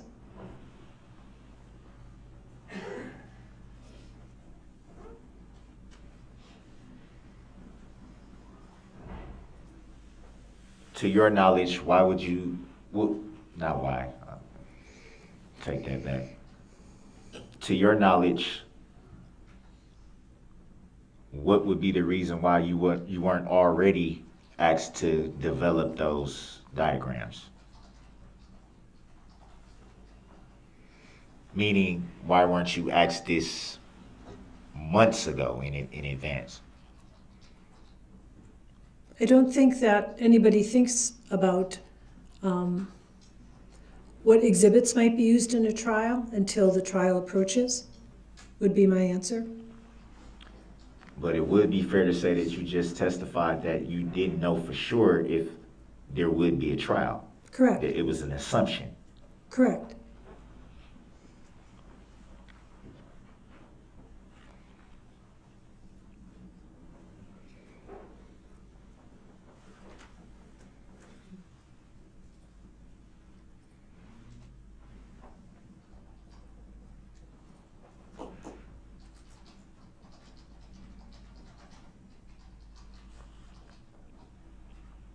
Had you ever created any diagrams like that before this incident? I'm sorry.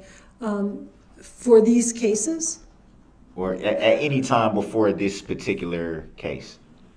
Are you still you're not referring to these particular cases? These particular, the way that you did these, had you ever done this before this incident?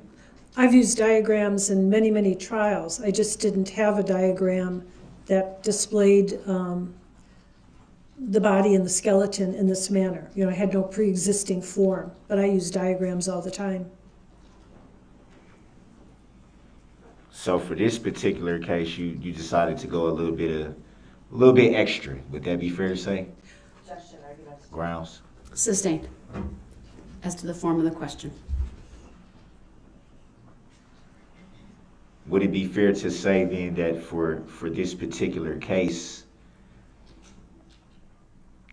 you decided that you would want a diagram that was a little bit more defined?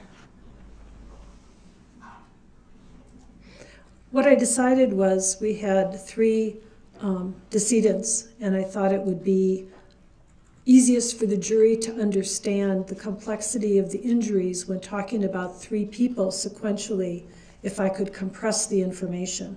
Otherwise, a typical autopsy might have a skull diagram and then another page a body diagram and then another page a skeleton. You know, it would be multiple pages, and I thought that would be very difficult when we're talking about 3 different people. So had you thought of that before in any other cases that you've done before this one?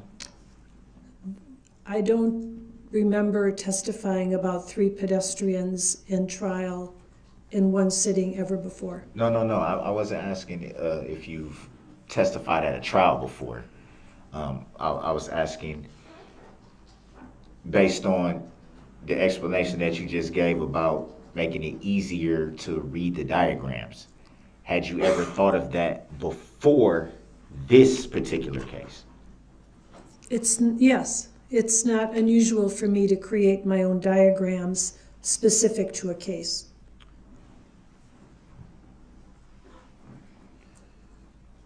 What I meant by that question was the way that you designed these particular diagrams. Had you thought of doing it this way before this particular incident? Objection is irrelevant. Grounds. Sustained. Grounds for the sustain, Your Honor. Next question, please.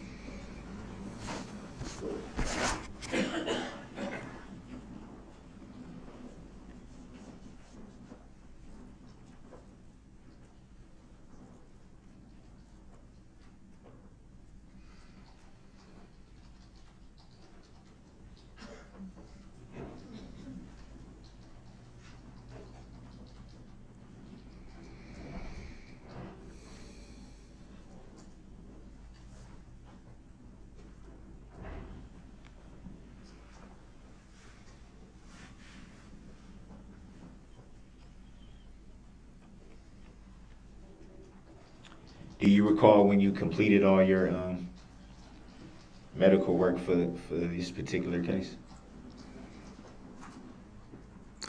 Well, the autopsy report was signed in February of 2022. So my medical work, my conclusions were concluded at that time. So about 8 months.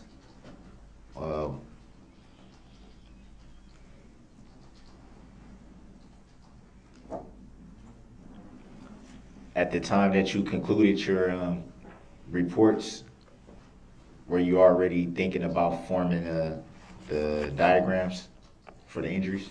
No. So that kind of came about during the process of possibly knowing that you might testify. The diagrams were created as court exhibits. Today? Completed today.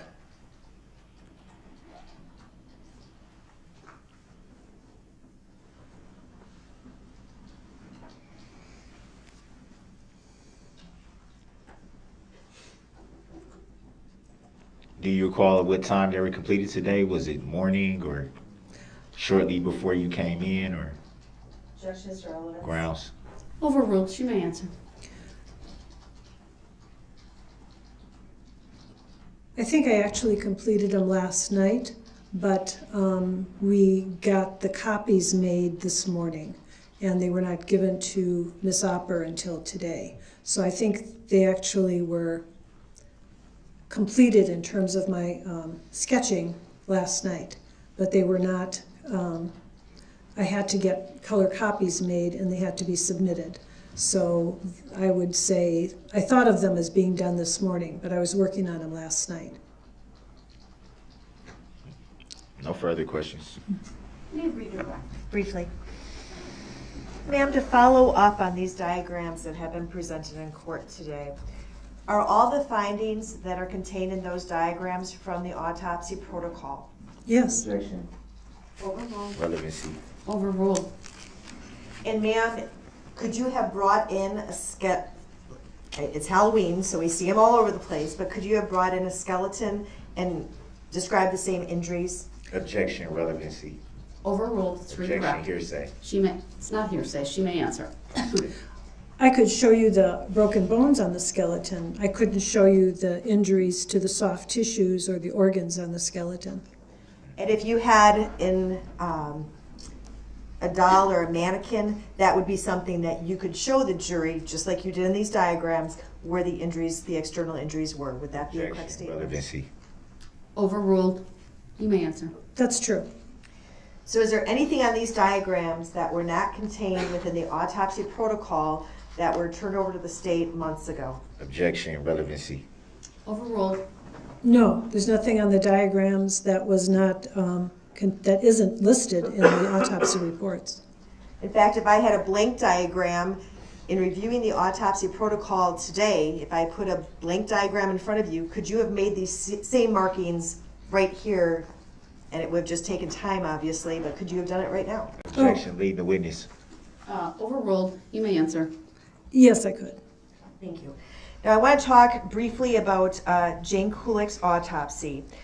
You had stated that you had discovered a benign uterine fibroid. Is that correct? Correct. Did that in any way, was that a factor in her death? Objection. Hearsay. Overruled. She may answer. No. And with regard to Wilhelm Hospital, was the presence of a pacemaker in any way related to his death? Objection, I asked that in my cross and she answered. Overruled. It's redirect. It's proper. The state may ask it. You may answer. No. The coronary disease that you testified to on cross-examination, did that play a factor in his death? Objection, same reason. Overruled. Already You may answered. answer. No. The thoracic fluid found in Mr. Hospital's lungs that you said did play a factor in his death. Is that correct? Yes. What caused that fluid buildup around his lungs? Objection, answered already. Overruled. You may answer. It was an injury to the thoracic duct that was caused by the impact of the vehicle to his body. Nothing further, thank you. All right, thank you. You may step down.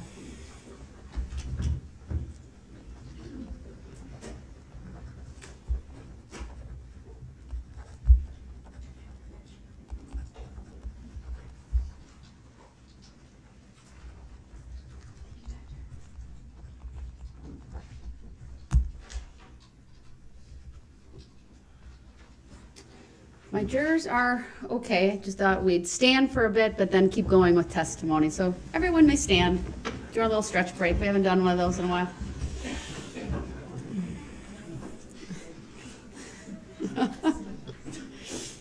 Probably a good thing the camera can't capture you.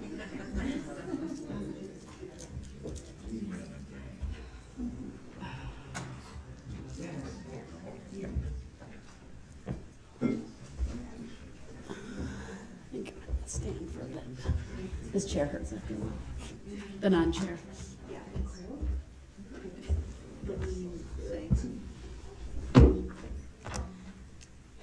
When you're ready, have a seat.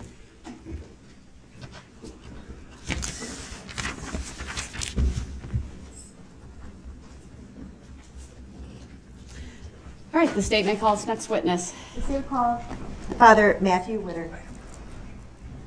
Sir, if you would please make your way to my witness stand, which is all the way up here, upper riser to my right. When you get there, please remain standing. Raise your right hand. My clerk, Teresa, will swear you in. Do you solemnly swear that the testimony you're about to give shall be the truth, the whole truth, and nothing but the truth, so help you God? I do. Thank you, sir. Please have a seat. The first thing I will have you do is state your first and last names for the record and spell each. My name is Matthew Widder, M-A-T-T-H-E-W, and then last name Widder, W-I-D-D as in dog, E-R. Thank you. Go ahead, your witness. Sir, how are you employed? I'm the pastor of the Catholic community of Waukesha for 4 Catholic churches in the city of Waukesha. And what are those Catholic churches? So St. William, St. Joseph, St. Mary, and St. John Newman. We're also associated with Waukesha Catholic, the school. Okay, thank you. And when you say the Catholic community of Waukesha, 4 parishes, and you're the pastor at all 4? Exactly, yep. There's 4 of us priests. I'm the pastor. There's 2 other priests and a team, that kind of works together. So you actually do sermons or services at each of the 4 churches? Yep, exactly. So we'd, the 4 of us priests kind of go around and exactly wherever we're called to be. We're kind of on a bit of a rotation, but we're at all those 4 churches. Okay. Direct your attention to November 21st of last year. Were you at the City of Waukesha Christmas Parade? Exactly. I was the Catholic community of Waukesha Catholic. We're walking in the parade. Okay. And when you say, were there just one group of people, or when you said the school and the church? Yeah, we were one group. Okay. One group. Did you have a float or anything? We did not have a float. There was a banner, and the banner was kind of being carried at different times by a different amount of people, but otherwise we were walking different proximity to the front and back. We were spread out a little bit. Approximately how many people were in that group that day? Probably between 40 and 50. Was there any type of formation? There wasn't like I think at different times we were probably closer together, at different times we were more spread out. As the parade went on, I think, some people walk faster, some slower. And no uniform, or did everyone wear the same type of shirt or sweatshirt? We didn't have, no, it was somewhat cold, so we had different kind of trying to stay, generally speaking, warm. We had some little, very small kind of lights that we're kind of carrying, very small, just kind of that sense of, not everyone had them, I didn't have one, but that sense of kind of bringing the light of Christ into Christmas. And Thank you. I'm going to show you a variety of exhibits. First, I'm going to publish them or put them on the screen in front of you, and I'll direct your attention there. I'll ask you some questions about them, okay? So first, I'm going to start with Exhibit 129. And let me know when you see that exhibit in front of you. okay, yep, I see it. Okay. And have you seen that picture before? Yep, I have. And do you know who that was taken by? I believe it was taken by Jason Peckloff. He's at least the person that I've saw the picture from, so it was probably circulated, but yeah. Okay. Do you know when it was taken? That was taken before the parade started with some of the group. Okay. So this wasn't all the people in your group? Not everyone, but you know, a chunk of people. Okay. Are you familiar with pretty much everyone within this picture? Yep. And there are names that are associated with certain people who we are considering injured parties in this matter. Do you see those names? I do. Do you see the arrows that are associated between the people and the name? I do. Can you briefly look at that and let me know if those names are correctly associated with the correct people?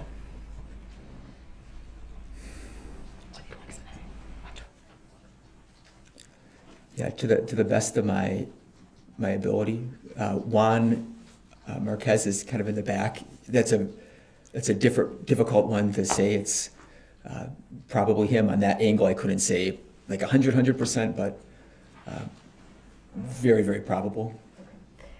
I would ask the court to admit Exhibit 129 into evidence and publish it for the jury. Would ask the court to publish.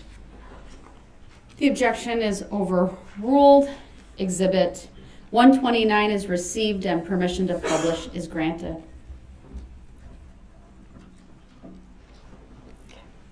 Can you briefly kind of go over the people who are named and their relationship with the other people in this picture? For example, I see some kids with the last name Perales Alvarez. Exactly. Can you kind of describe what their relationship is to one another? Exactly. Yep. So Yamilet and Ashley, they're and then next to them unnamed is Yashleen. They're the daughters of Maria Alvarez Dominguez, as his name.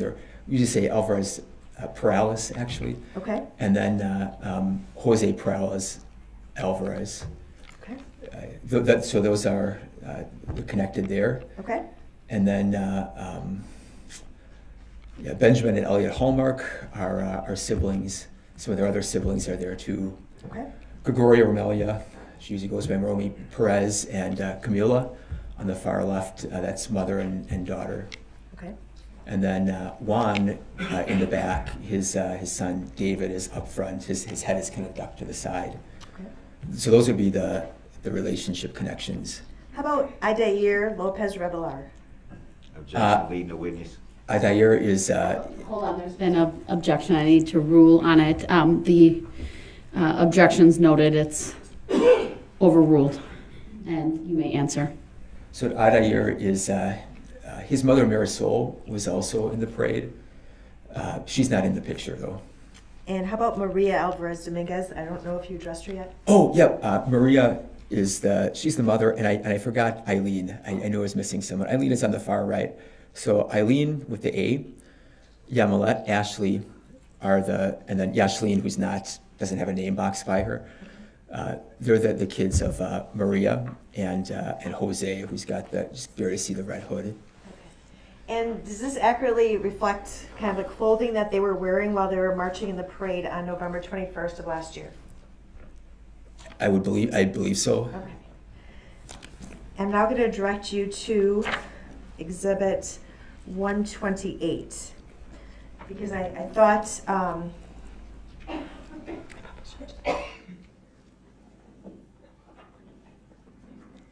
so can you identify the person depicted in that photograph, 128? Yeah, so as it says, that'd be David. Okay, He'd be so one that of the is younger kids. He was kind of hidden a little bit in Exhibit 129, so I wanted to get a better picture of him. I'd ask that this be admitted into evidence. I'm sorry, was this taken on the day of the parade? Does it appear? It would definitely appear. I'm not familiar with the picture, but it would definitely appear. That appears to be the street that you guys Exactly. walked on Yep, and the clothing definitely. that he was Objection, wearing. leave the witness. Overruled. Father, do me a favor and just wait until the question is fully asked before you answer it. I know it can be very easy to anticipate, but the very nice lady in front of you is taking down a record of everything that's said, and it just makes her job a little bit more difficult if that happens. It's okay. So hopefully his answer was clear. If not, you can re-ask. And I'm sorry, that accurately reflects what you believed you would have seen on November 21st of last year. Yes. I would ask that Exhibit 128 be admitted into evidence and published to the jury. Objection.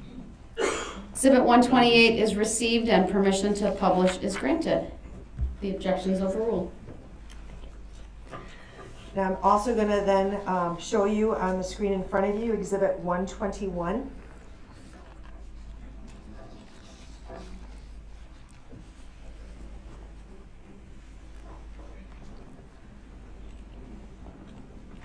Let me know when that's showing in front of you.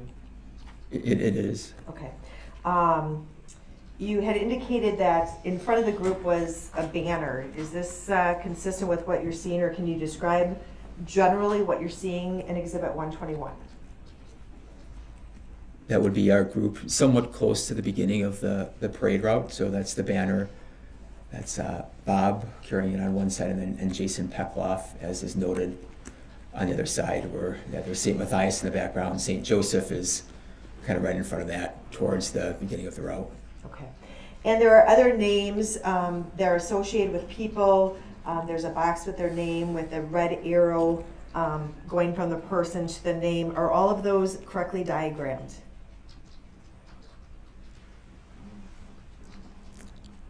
Camila certainly is. Jason certainly is. Adair certainly is. Maria certainly is.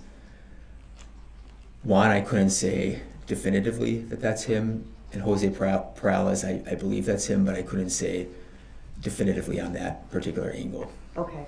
And with regard to Jason Pekloff, specifically, since we've identified the other people in this photograph through Exhibit 129, that is Jason Pekloff, and he's correctly named in this diagram? Yeah, definitely. Objection. Everybody was not positively identified. I would note that the witness identified most with certainty, others without. So the jury should just keep that in mind at this point. I don't believe there's been an offer, though, or a request to receive it just yet. So I'll withhold any of that. And Your Honor, I'm going to move Exhibit 121 into evidence, ask that it be published with the understanding that Father Widder indicated that Jose Perales Alvarez and Juan Marquez, it would be consistent, but he cannot say with 100% positivity that those are those two individuals. Objection. It was not said with certainty whatsoever. The answer was he's not sure. Exhibit 121 is received as noted by the state. Permission to publish is granted. Sir, again, in looking at this exhibit, which is 121, other than Jose Perales Alvarez and Juan Marquez, which you indicated you weren't positive about, the other people whose names are and arrows are on that picture, you can positively identify them? 100%. Okay, thank you. Now I'm going to show you what's been marked as State's Exhibit 122.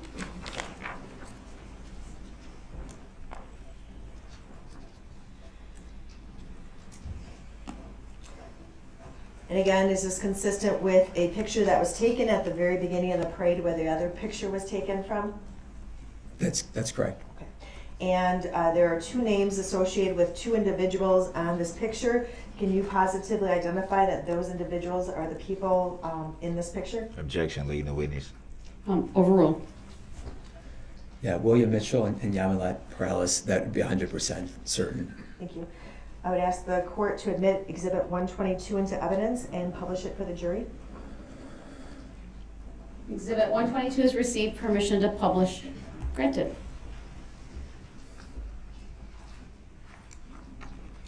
And again, this accurately reflects the identity of William Mitchell. If you can just circle William Mitchell in the photograph, it is a touch screen in front of you.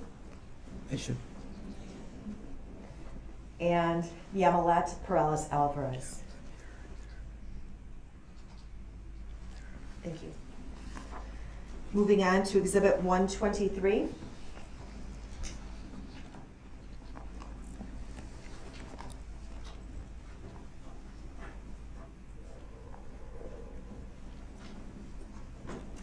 Can you identify the individuals who are named in this exhibit? Objection. The names are on there. Question was whether he could identify the individuals who are named. So That's a big arrow pointing to there. your objection's noted. It's overruled. You may answer the question.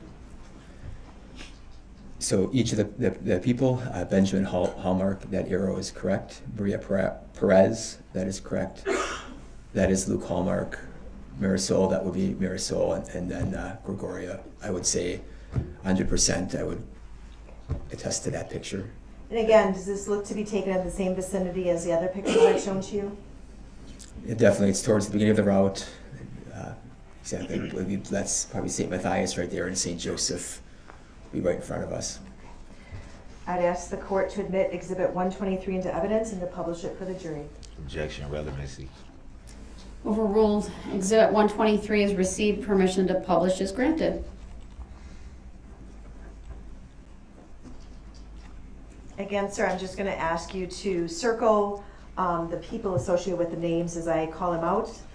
Benjamin Hallmark, I think you had previously identified in Exhibit 129, but where is he? And if you can circle him. Okay. And Maria Perez. Maria. Luke Hallmark. Marisol Lopez Gutierrez. And Gregorio Romelia Perez, I think you said you know her as Romy. Yeah, she also goes by Romy. Thank you. I'm now going to show you State's Exhibit 124.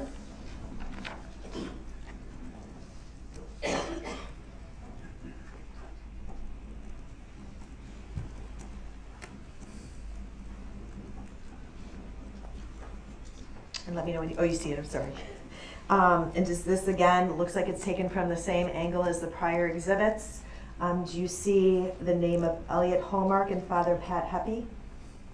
I do. And are the arrows associated with the people that you know as Elliot Hallmark and Father Pat Heppy? Objection, leading the witness. Overruled. You may answer. Yep, 100%. Thank Those you. those would be correct. Thank you. I would ask the court to admit Exhibit 124 and publish it for the jury. Objection, relevancy. Overruled. Exhibit 124 is received and permission to publish is granted. And again, just to clarify for the jury, Elliot Hallmark, can you circle him? And Father Pat Heppy, can you circle him? Now, was he one of the other three pastors? Exactly. Yep, Father Pat is the pastor emeritus in the Catholic community of Waukesha, so he's one of the four of us priests. Okay, thank you. And finally, I'm going to show you what's been marked as Exhibit 125. Let me know when it's on your screen.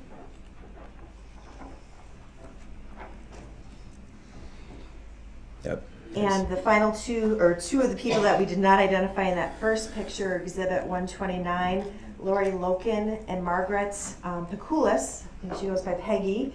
Do you see them in this picture? I do. Are they correctly identified? They are. I'd ask and again, this photograph is taken at the same location as the others? Yep. Okay. I'd ask the court to admit Exhibit 125 and allow it to be published for the jury. Objection, relevancy. Overruled. Exhibit 125 is received and permission to publish is granted. Thank you. If you can circle Lori Loken and Margaret Pekulis. Thank you. We can take this exhibit down.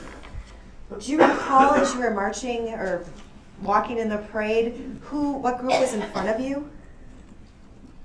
The group in terms of we were the Catholic Memorial Group was the group in front of us. Behind us were the dancing grannies. Okay, thank you. That's what I was looking for.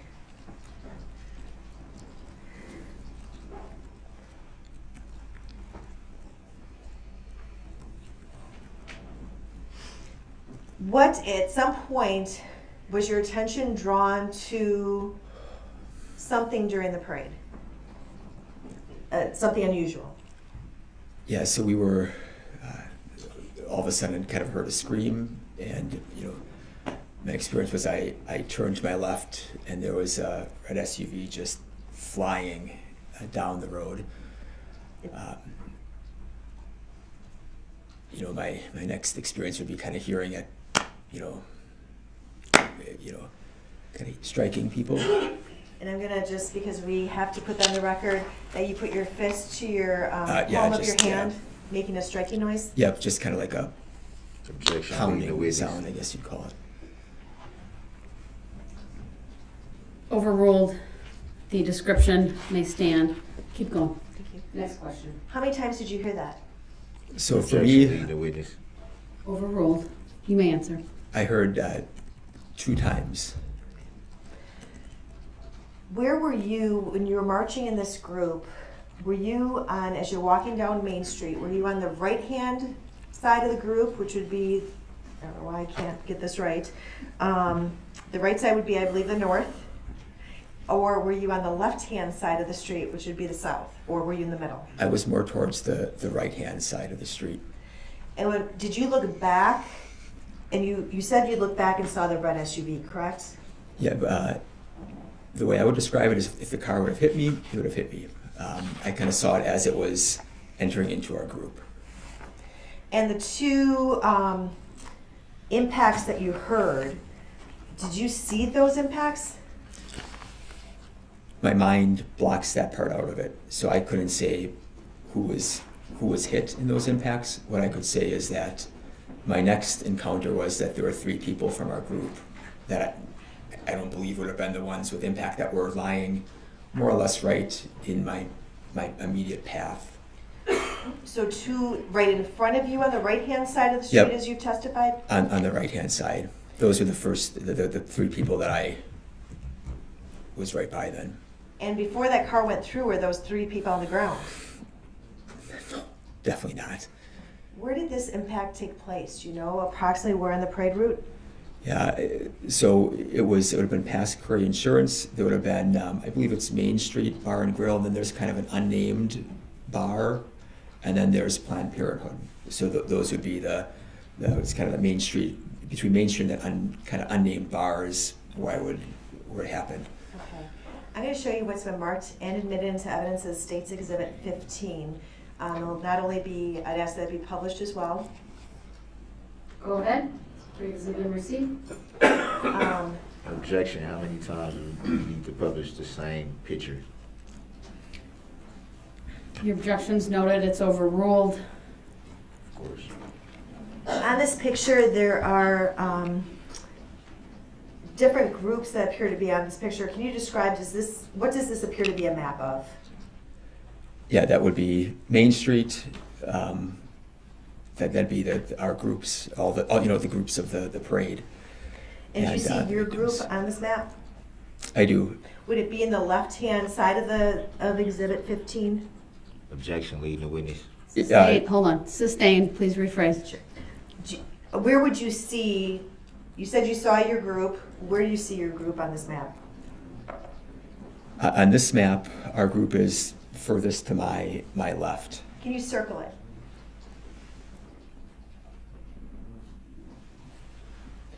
And that would be in that arrow, or I'm sorry, that star that you circled, then is attached to a list of names. Is that correct? Objection, leading the witness. Sustained. Please rephrase. Yes. Do you see a list of names and an arrow on that map? Objection, leading the witness. Overruled. You may answer. I do. And where does that, do you recognize the names that are on that map? Objection, leading the witness. Overruled. You may answer. Yep, I recognize all those names. And it appears that approximately how many names are on that list? Objection, leading the witness. Overruled.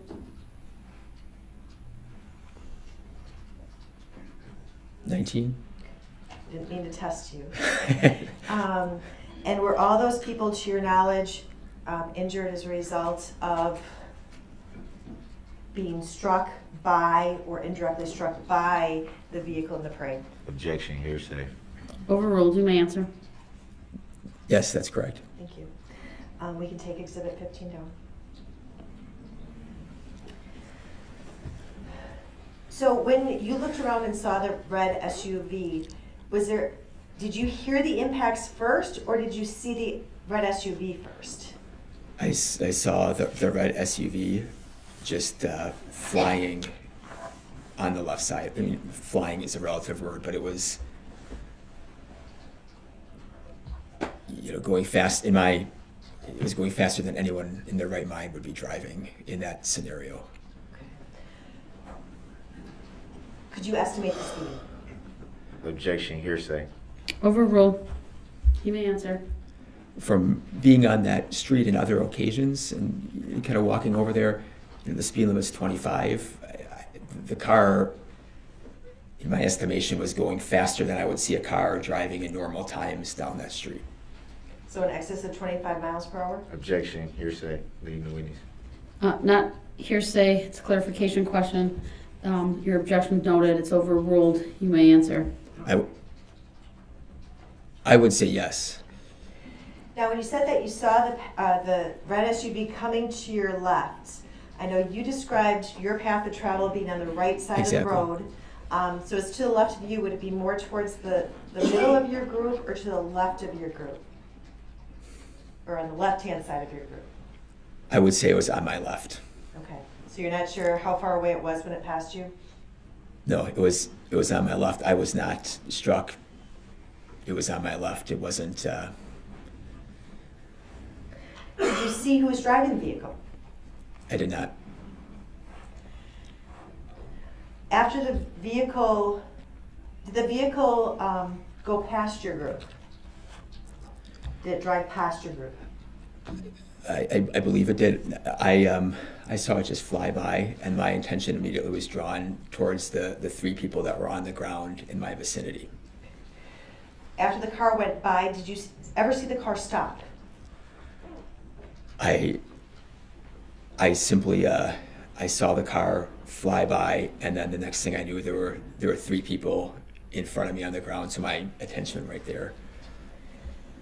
Did you see anyone else on the ground after the car passed, other than the three people you initially saw? There were other, so all around them, there were different kind of, as time played out, kind of pockets of people. Could you describe who you saw after the car went through who appeared to be injured? So the three people that were in my path were Father Patrick Heppy, and then Maria Perez, and William Bill Mitchell. Did they all appear to be injured? Yes. And did you meet with those people after the parade? Did you talk to them or meet with them? Yeah, so my attention was really drawn towards those three. They were kind of right there. Father Pat was, he was kind of completely knocked out, and then he kind of came to, and he was kind of put on the side of the road. And then I more or less stayed by Maria Perez on the side. She was in agonizing pain. There were some other people that came, and William Mitchell was also there, also with severe injuries and major pain. So I more or less stayed there. And then Father Pat and I, being priests, we live in the same, we call it the rectory, or the house. So when he went into the hospital, I joined him to go. And then so my next immediate experience was going to the hospital and then encountering more of the people that were in our group who were already at the hospital. So the three people you had direct contact with would have been Maria Perez, William Mitchell or Bill Mitchell, and Father Heppy. That's correct. Leading the witness. I believe that's what his testimony just was. Correct. It's overruled. And you went to which hospital? So Father Pat was taken by a squad to Waukesha Memorial, so I joined them in going to that hospital. Did you see any of the people that you had observed on that list on Exhibit 15 at Waukesha Memorial Hospital? Yes, I did. What observations did you make there of the people you saw? Yep, so immediately I saw Eileen Paralis, who was sitting off to the side with some facial issues and some other injuries. So Father Pat was he was placed in a room, and I kind of was helping Eileen a little bit. And then there was also Peggy Pachulis, was also in the waiting room already when I got there. Did she have any observable injuries? She had, her ankle was splinted already. She was waiting. And then shortly after that, then Benjamin and Elliot Hallmark were also in the general waiting room, and I ended up also seeing them. And then my next experience would be with the different situations in families, it became apparent that unfortunately some families were split apart in different injuries. And so I was with there was CAT scans that needed to be done on some of the children. So there were 4 beds. And I was, especially with Benjamin and Elliot Hallmark, their parents were out, and then it also turned out that Eileen and Ashley Paralis also then were waiting CAT scans, so that would have been my next encounter. What injuries did you observe on those individuals? So at the time, I mean, Ashley had some, what you call facial lacerations and major injuries there. And I think you already testified about Eileen. How about Elliot and Benjamin Hallmark? Yeah, so they were both in, at the time they were getting checked out for brain situations. It was clear Benjamin had a major fracture in his leg, and also a major golf ball coming out of by his eyes. And Elliot also then had some injuries. And I'm just going to go through the remainder. If you saw them, or either that night or in the following days, let me know. And if you know that they were injured. Maria Alvarez Dominguez. Objection. It's hearsay. It's not hearsay. It's asking about his knowledge, not what he heard. So you may answer the question. Maria was injured. I don't know the full scope of her injuries. Okay. And how about Gregorio Romelia Perez? She was very, very, very severely injured. Major issues. Could you observe what those injuries were? Objection. Hearsay. Overruled. You may answer. Pelvis fractures, and she was in rehab for about 4 months with still walking with a cane. She still is walking with a cane? That's correct. Lori Loken? Lori sustained some major heart issues, so she had a major procedure on her heart. Marisol Lopez Gutierrez? I don't know the full extent. Marisol was impacted. She suffered I believe a fracture, wrist fracture. Some other major soreness. She's healing. Adair Lopez Gutierrez? Adair was, the car ran over him. He didn't suffer any major physical injuries, but was impacted. Juan Marquez? Juan suffered a major leg fracture, has had a couple surgeries. David Marquez? David was struck, took on some bruising, but no major injuries. Jason Peckloff? Objection. Hearsay. Overruled. You may answer. Jason suffered a severe concussion and some ankle injuries, an ankle injury. Yamilet Perales Alvarez? Objection. Hearsay. Overruled. Go ahead, you may answer. Yamilet was, came very close to losing her. Major head trauma. Was severely hurt. Jose Perales Alvarez? Objection. Hearsay. Overruled. Jose also was very severely hurt with leg injuries. He's had about 10 surgeries at this point. Still And- walking with a crutch. And Camila Perez Gonzalez. Objection, hearsay. Overruled. Camilla had an orthopedic injury. She's had a couple surgeries.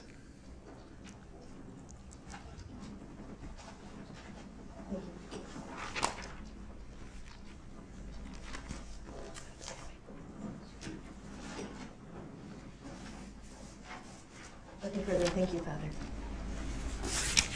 Any cross-exam questions for this witness, sir?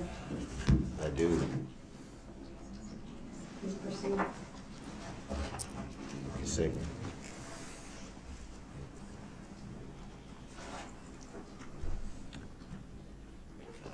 I don't have too many questions for you, Father.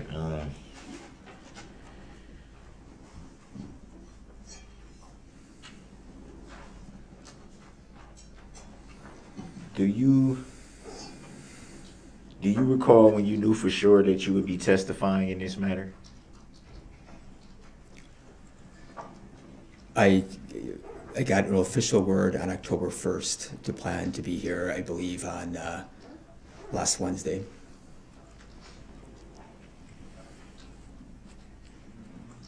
And to the best of your knowledge, do you have any reason why you would be testifying on behalf of an injured party if you are not an injured party? Mr. Bell. Grounds. Overruled. Who may answer? If he knows. My thought would be that as the pastor, I would have a more wide-ranging kind of knowledge of different people's situations as a pastor, whereas some people might, that's what I would assume. But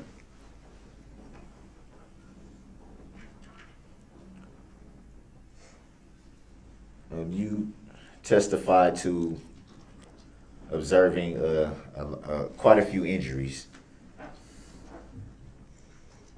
How can you assess the injuries just by looking at the people?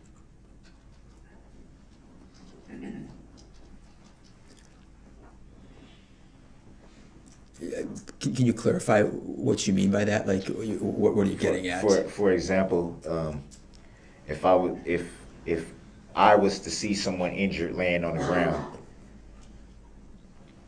I could essentially say, "Oh, it looks like this," but how can I be certain that that's what it is? So my question is, being that you observed a lot of injuries, how are you able to assess what they were just by looking? Well, the question mischaracterizes his testimony, so I'm going to ask that you rephrase. How did you know the injuries just by looking? It still mischaracterizes his testimony. That's not what he said. He was asked about whether he was aware. Yeah, that he observed injuries. So how could he know He observed some, so you need to be specific as what point in the time. injuries that you saw at the hospital?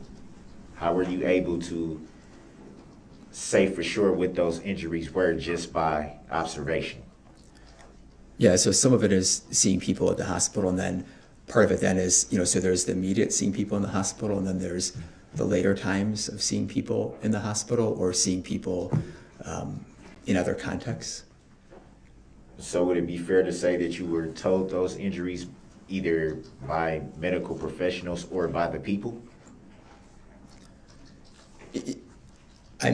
Exactly. So if people would say, "This is my injury," I would believe them.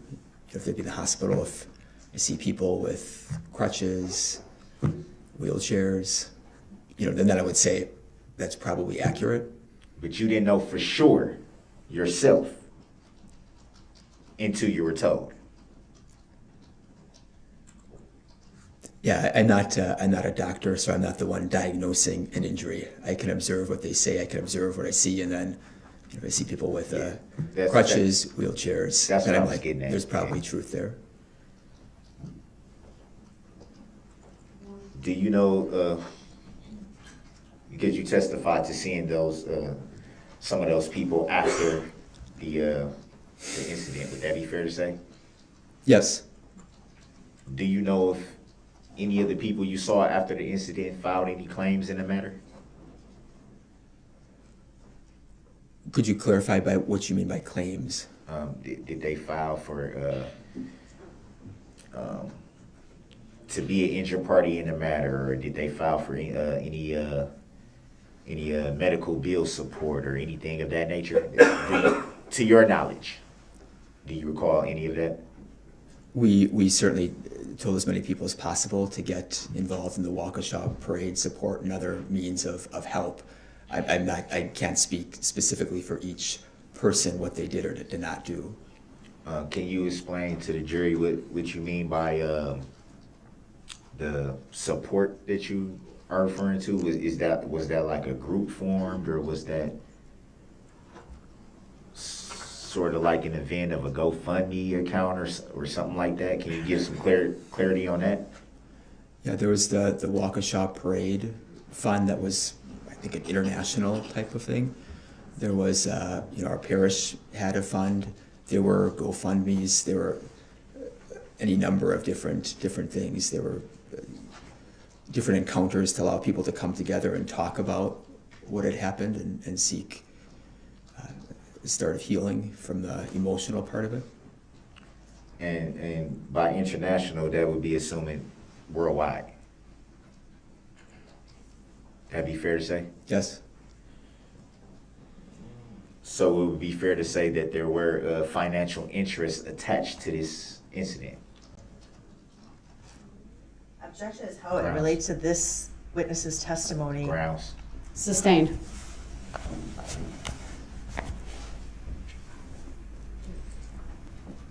I should try to answer the question. No, I sustained it. You don't have to answer Okay. that. All right. You can rephrase, but as it relates to how it was asked in this witness, I'm sustaining it. Well, it was actually because he referred to some GoFundMes being set up and anything. So my question was, being that it was a wide-ranging scope by him saying international. What's your question? I sustained the objection. Was there any financial interests attached to this incident? And I'm going to object for the same reasons before. Grounds. It's vague, unclear, overly broad. Sustained as to the form of the question.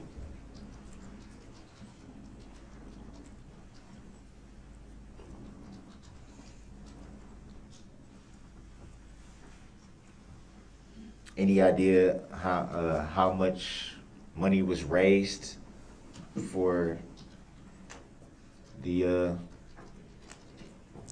I guess I would say GoFundMe's, groups, support? Objection as it relates to this witness's Grounds. testimony.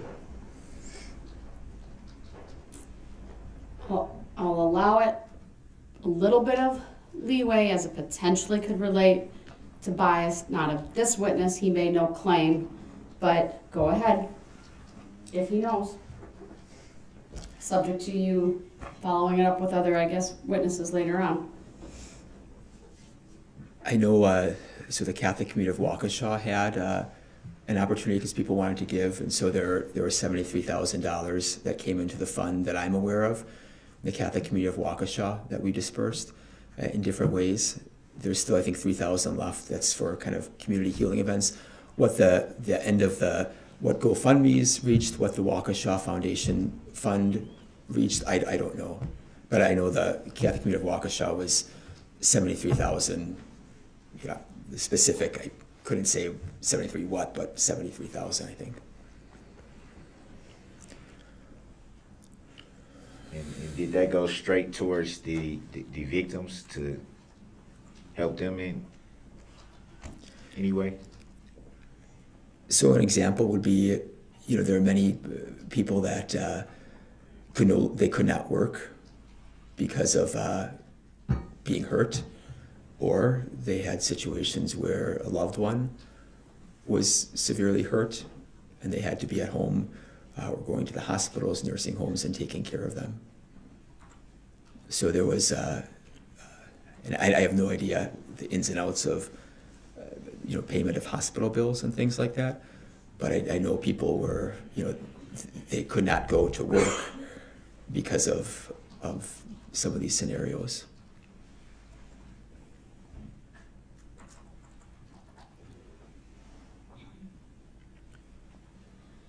And you stated you didn't see the vehicle approaching at the time when it got to where you were. Would that be fair to say? That's correct. It was very close to me when I saw it. About how close to you did the vehicle come? The vehicle was on my left side. I saw it probably, very close to when it was on me, I would say, to my left. So you were on the right side of the street at that point? It was on the right side of the road. So it'd be fair to say it was on the opposite side of the road from you?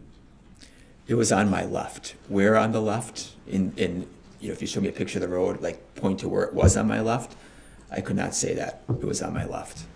Did it come pretty close to you at any time when it was passing you? The car did not hit me. It was on my left. You referred to it as a car, as you just said. Was it a car? Was it an SUV? What was the vehicle? I would describe it as an SUV, to be specific. Any reason why you would say car? Objection argument. Grounds? Overruled. You may answer. For me, people that know me, I'm not a car person, so car is a wide-ranging descriptor to me. Would it be fair to say you wouldn't call a bus a car, though, right? Objection argumentative. That's argumentative, sustained. You don't need to answer that one.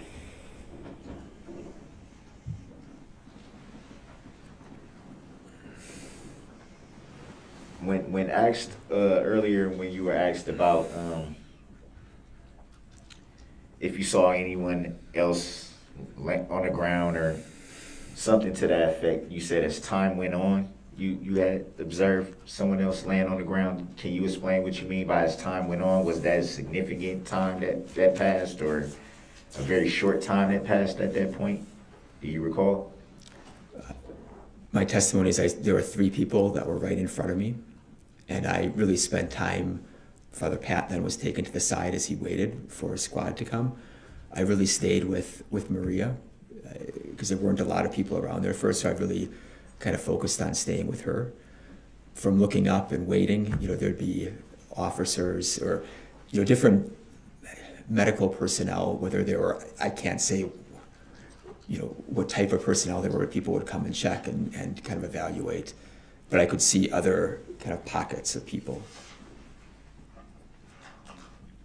Did you observe the other pockets of people that weren't with your group being struck at any point in time? The only experience that I saw was our particular group. At the time of the incident, I had no idea what had taken place behind us. And would it be fair to say you had no idea what had taken place in front of your group? As I stated, I only saw what I saw. At any time when the vehicle was passing you, were you able to see into the vehicle? The vehicle was going very fast. So I would not have had a picture of who was driving the vehicle. But you can't estimate a good speed that the vehicle may have been traveling.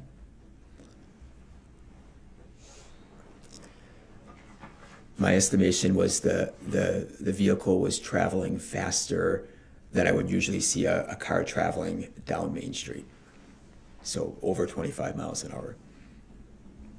So would that be that you said traveling faster than you would see a car traveling down Main Street? Would that be in terms of if there was a parade actively going on, or even without any traffic on Main Street? If I was at Main Street right now watching cars go past, if I was just on the sidewalk, I would say that the car on the parade was traveling faster than those cars would be traveling. I'm saying in terms of even if there was no parade, if it was just a regular, just a normal day. That's what I'm saying. On a normal day, the car was traveling, in my estimation, faster than you would see a car traveling on a normal day.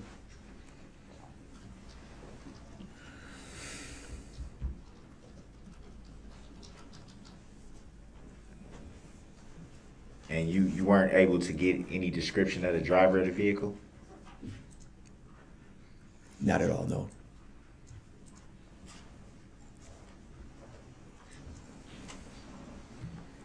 Could you at any point tell if there was more than one person in the vehicle?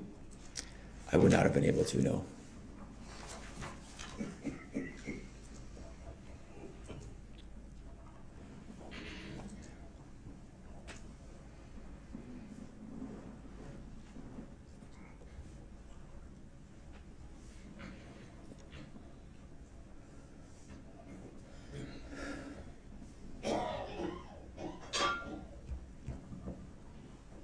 Do you recall being interviewed by any law enforcement at that time?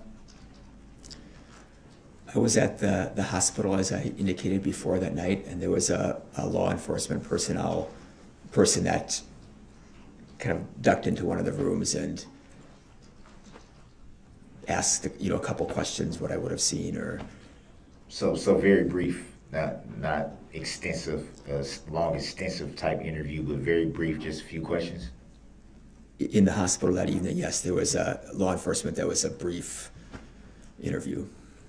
Did you give any, or were you interviewed by any law enforcement after that night?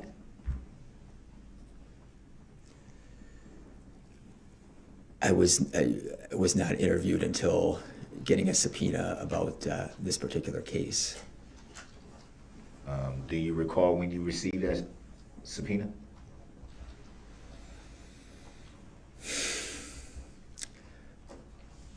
I can't say a specific date. I can say, after that first one, October 1st was when I got the official, to report, to testify to the case.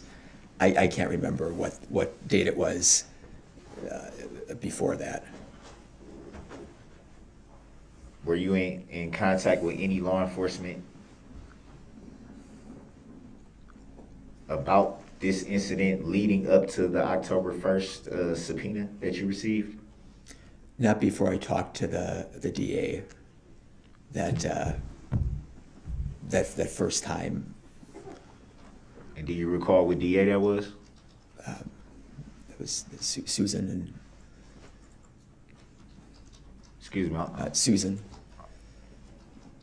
Made a record reflect that there was a right hand gesture towards the prosecution table. I believe the witness identified our District Attorney Susan Opper as the Susan. The record can reflect that. And was that October 1st time the only conversation you had with Attorney Opper? October 1st was when I received a notification that I was to report to court. I spoke with Attorney Susan, sometime in the month before. We spoke once. But in the month before the October 1st subpoena?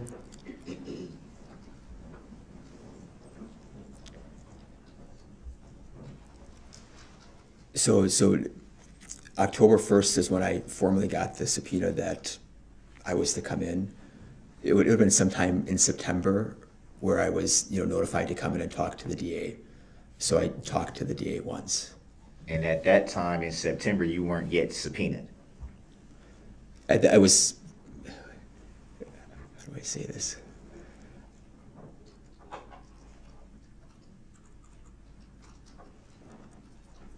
This would be a point of clarification in the sense of, I believe that I was subpoenaed to come in and talk to the DA. I'm not sure if that's a subpoena or that's, what the correct wording is. I was, told to come in and talk to the district. I'm not sure if that's a subpoena, but I believe it would be more than come in if you want to. I believe it was kind of like, you need to come in, not if you want, you can, if not, don't. I'm not sure what the terminology for that is, but that's how I would take it. If that's a subpoena. No, that's not a subpoena. The subpoena is when you actually get the subpoena paperwork by mail, or I don't. Mr. Brooks, you need to ask a question. Can I get to it, Your Honor? No, because you're trying to define something, which would be testifying, which you cannot do at this time. So the jury will disregard his last comment, but go ahead and ask a question of this witness. You get something else. Wow. Mr. Brooks, that was inappropriate. Do you have any other questions for this witness? Yes, Please I ask do. them.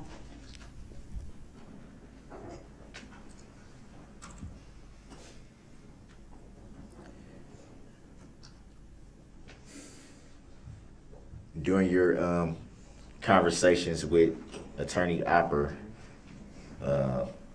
in September and October 1st, when you received the subpoena,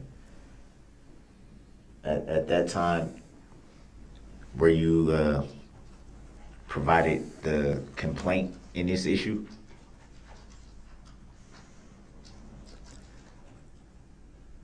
What do you mean by complaint? The complaint would be a reference to the charges in this matter. Paperwork that would state the charges. Objection, Meg. Grounds. Oh, or he may answer if he's able. I mean, to me, seeing what happened and seeing everyone that was hurt, No. to me it was very obvious what this was about. Did you see at any time any paperwork related to the charges in this incident? So there'd been the subpoena sheet that would have had your name and any number of different. What do you mean my name? What are you referring to? I believe it would have said Darrell Brooks on it. Are you aware that I don't identify by that name? Objection, argument. Sustained. Sorry.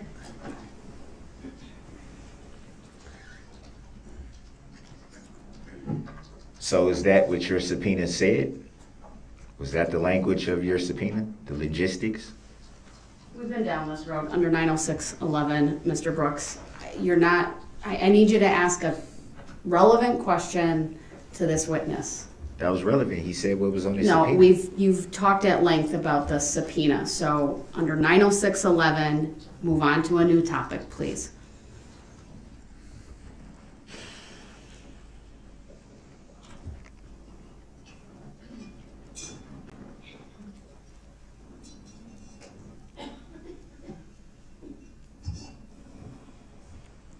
Are you aware of who the plaintiff is in this matter? Objection, relevance. Grounds. Overruled, he may answer. I believe that you would be, or excuse me, you're the defendant. I would be the plaintiff? Excuse me, at my mind. You're the defendant, I believe. The plaintiff would be. If you know, do you know who the plaintiff is? All those who were hurt under the title of the state of Wisconsin. That's how I would identify it. That's how you would identify it. So do you know if anybody who was hurt that identified as the plaintiff? Objection, relevance. Grounds. I think this witness has testified he's really not sure what the plaintiff is. He kind of guessed. He gave an assumption.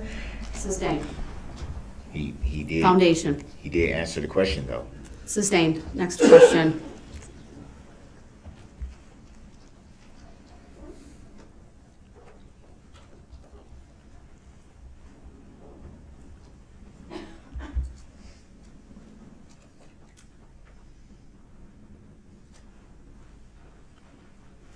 So to the best of your knowledge, the plaintiff would be the representative of the people.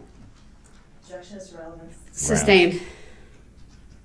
You're now asking him to make a legal conclusion, which I will not have him do. It's also not relevant.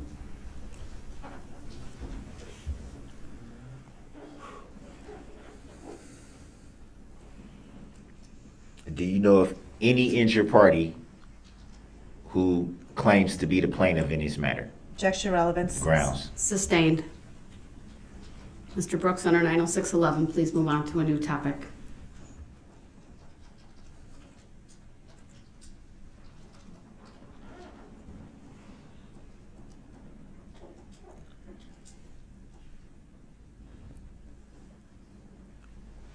Are you aware that only an injured party can be the plaintiff in this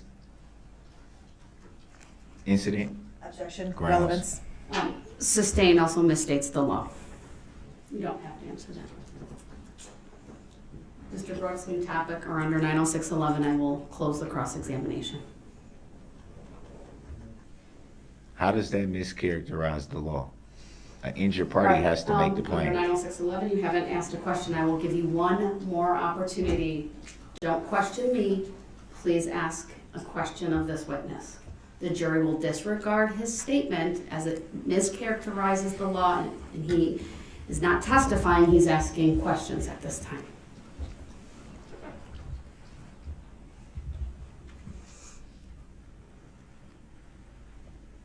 Are you aware that the state of Wisconsin is an entity and cannot claim to be an injured party in this matter? Objection. Grounds. Sustained. All right.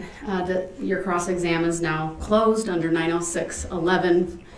Does the state have any redirect for this witness? Briefly. Go ahead. Sir, prior to the red SUV coming through your group, did you ever hear a horn honking? Objection. Overruled. You may answer, sir. Objection. Hearsay. It's not hearsay. I personally Hearsay. didn't, but That's fine. Now I'm going to show you State's Exhibit 15 again and ask that that be published to the jury. This has already been admitted into evidence. Go ahead. Objection. What was the answer to the last question? The record speaks for itself. Next, the witness can consider the annotations. And again, you previously identified the individuals in the Catholic Communities of Waukesha box. In looking at that box again, were all those people on the road as part of the Catholic Communities of Waukesha when the red SUV went through? Objection. Leading the witness. Overruled. You may answer, sir. definitely, 100%. And we can take that exhibit off the screen. One final question. When you spoke with District Attorney Susan Opper in your meeting that you testified to, did she ever tell you what to say today? Objection. Hearsay. Overruled. You questioned his credibility. You questioned his talking to the state. He may answer the question. The only Go reason ahead. why I'm objecting, Your Honor, is because Your objection's noted. Attorney Opper is not asking the question, so how would Attorney Basie know what Mr. Opper Brooks, said? I'm not going to explain the legal procedures. You go ahead, ask the question. You may answer when she does. Do you recall the question? Yeah, I do. She did not. Okay. No. Did she tell you to tell the truth today? Objection. Relevancy. Sustained as to the form of the question. Everything that you testified today, is it truthful? Objection. Hearsay. Overruled. You may answer. Yes. Nothing further, thank you. All right, thank you. You may step down.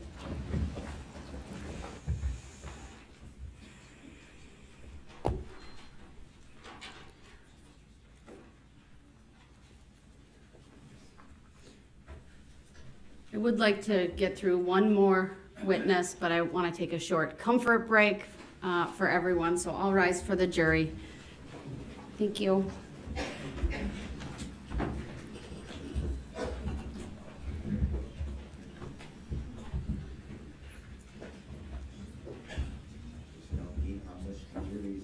Mr. Brooks, not now. Not allowed to. Not now. The jury is in this courtroom and you will show respect for them and for this court. Respect for them would be Mr. Brooks. telling them the truth. Stop. I'm putting you on notice that you are on the verge of this court creating a curative instruction about your frivolous arguments. I will not have you claim legitimacy for what are debunked, frivolous, sovereign arguments. Then That is why prove it. your questions Prove it. are being Prove that it's objected frivolous. to, Prove and that why it's frivolous. Prove it. all the cases that we've already referenced, sir. We are in recess. We'll be back And in prove 5 it. minutes. Thank you, everyone. I don't agree to a estoppel. Can you prove?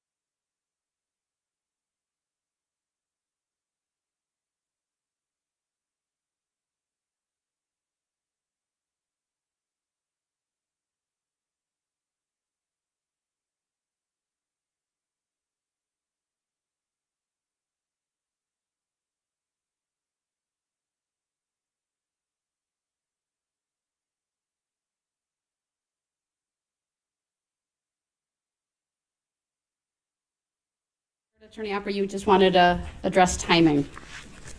Well, and I understand. Let me say this, Judge. The ebb and flow of this trial has been very difficult to predict, not through any fault of the court, but by events. We do have 2 witnesses here ready to go.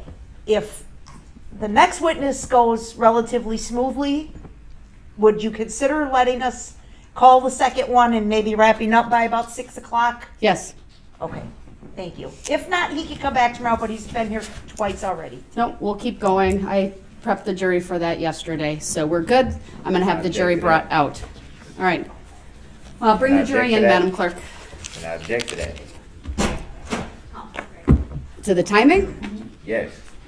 Your objection's noted. We're going to make up for lost time from yesterday. So can we adjust the subject matter jurisdiction? No, then, we since cannot. we talk about that? We're not gonna address that either. That's still not gonna be proven, right? It was frivolous stuff.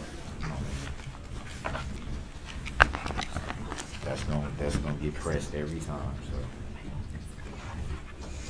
I've yet to prove subject matter jurisdiction, any jurisdiction at all, right? The jury will disregard the comments being made by Mr. Brooks at this time. They are a mischaracterization of the law. Absolutely not. They are absolutely not.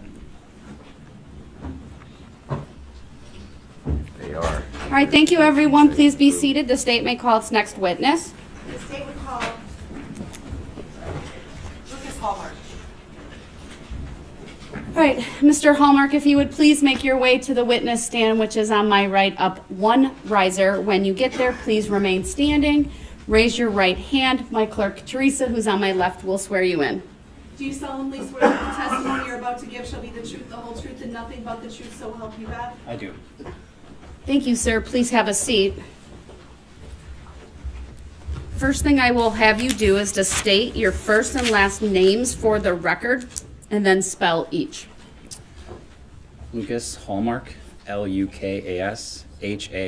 Hold on a second. It would really help if our audio's on. I'm just going to have you do that again. If you would please state your first and last names for the record. Lukas, and then spell, sorry. Lukas Hallmark, Lukas, Hallmark. Thank you. Go ahead, your witness. Thank you. Sir, how are you employed? City of Waukesha Police Department.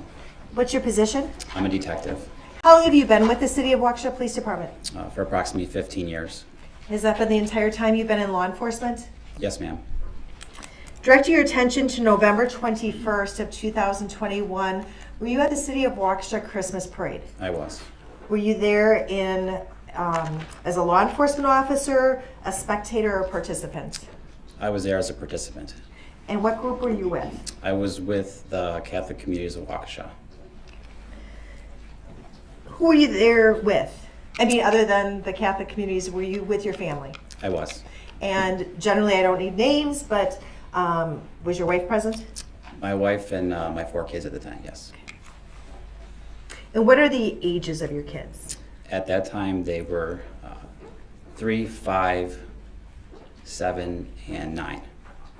Okay. And approximately how many people were walking with the Catholic communities of Waukesha? I believe there was about 45 or 46 individuals that were walking with us. Okay. I'm going to show you a photograph and just ask you if you recognize it. It's Exhibit 121.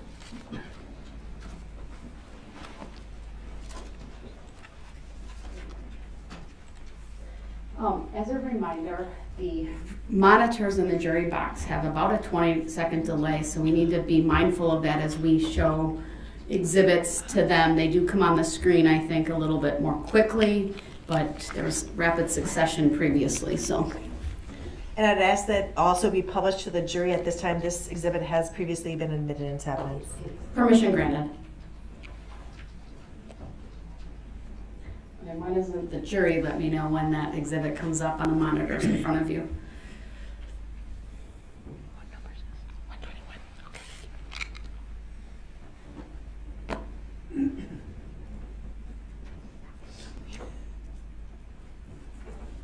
All right, Okay. thank you. Thank Go you. ahead. Whew. Sir, do you know where this picture was taken? Yes, that was taken at Main Street and I believe East Avenue. What day was it taken? That was taken on November 21st, 2021.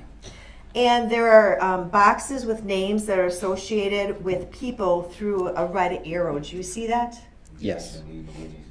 Overruled, he may answer. Was that a yes? Yes. Okay. And as you review those names and the people that those names are associated with, is that exhibit accurate? Objection, leading the witness. Sustain as to the form of the question. Sir, do you know the people whose names appear on exhibit 121? Objection, leading the witness. Overruled, you may answer. Yes. And the arrows, do you see arrows on that exhibit? Yes. And they're going from a person to a name. Do you see that? Objection, leading the witness. Overruled, the exhibit's previously been received. He may answer. Yes. To clarify, Jason Peckloff, do you see him in this picture? I do. Can you? There's a touch screen in front of you. If you can just circle where he's at in this picture. Okay. How about Camila Perez Gonzalez? If you can circle her. Maria Alvarez Dominguez. Adair Lopez Revelar. Jose Perales Alvarez. And if we can clear the screen, and then Juan Marquez.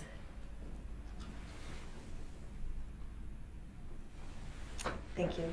We can clear the screen. Are we done with this exhibit? I am. Okay, go ahead.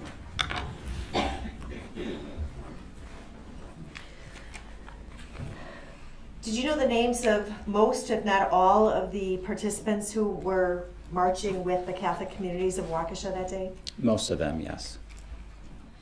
At some point, did you hear some type of commotion behind you? I did. Can you describe for the jury what you heard? We were walking westbound on Main Street, and near the area of about 400 to 409 West Main Street, my attention was directed towards large amounts of screaming coming from behind us, so to our east. At that point, I looked over my left shoulder. At that point, there was still some folks from our group that were behind us, so it wasn't clear, but over the tops of them I could see like a roof of a red vehicle traveling also to the east, coming towards us. I'm sorry, to the west, coming towards us. What were your initial thoughts? Objection, hearsay. Overruled. You may answer. My initial thought that came into my mind at that time when the screaming occurred was that there was probably a lost motorist and there was a vehicle traveling in the parade that shouldn't have been there. Have you ever worked a Christmas parade in Waukesha? I have. Relevancy. Overruled. He may answer. You said you have? I don't recall specifically the Christmas parade, but I worked other events in downtown Waukesha. Have you ever worked a 4th of July parade? Objection, relevancy to this incident. Let me strike the question. Okay, go ahead. Have you ever worked a parade in the city of Waukesha? I don't recall a specific parade, but I've worked Friday Night Live, which is an event where they usually close down the downtown area for vehicular traffic and it's pedestrians only. So that was where I was drawing my recollection to that incident. Are there some times when there are barricades set up and a vehicle will come into the area that they're not supposed to come in? That does occur, yes. What would law enforcement do in that case? Usually stop the vehicle and direct them to either stop or remove them when it's safe to do so. Have you ever been present where the vehicle doesn't stop? Objection, hearsay. Overruled. You may answer. No.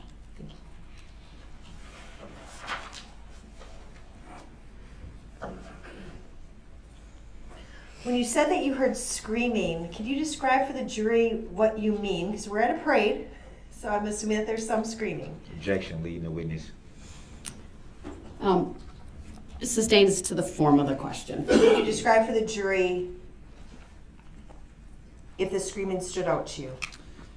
Yes, it was. Leading the witness. Overruled. You may answer. Yes, it was something different than was actually occurring at the parade.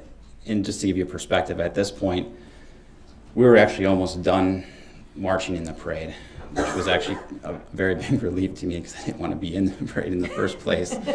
So I was actually very relieved at that point. So yes, at that point, this had caused some sort of commotion that was not particularly used to that we've already incurred through the entire parade. And did you notice anything different about your surroundings as you heard the screaming? Objection. I asked the form of that question and it was answered. Overruled. He may answer. Can you just repeat the question, please? Sure. Do you notice anything other than the screaming that seemed unusual when that happened? Objection, different question. Overruled. I'm not sure what the objection is, but you may answer. Clear with the objection. So after my initial thought of that vehicle was just a lost motorist, or they didn't know actually what was going on,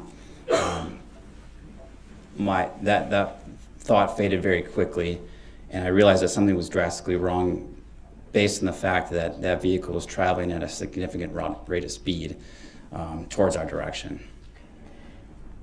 When you first saw the vehicle or the top of the red vehicle, approximately how far was it away from you? When I first looked back and saw it, I would estimate it to be about, I would say approximately 200 feet. My recollection is that it was near Curry Insurance. You testified already as to where your position was at that time, correct? Yes. Where were you in relationship to the group that you were walking with? Where were you within that group? Sure.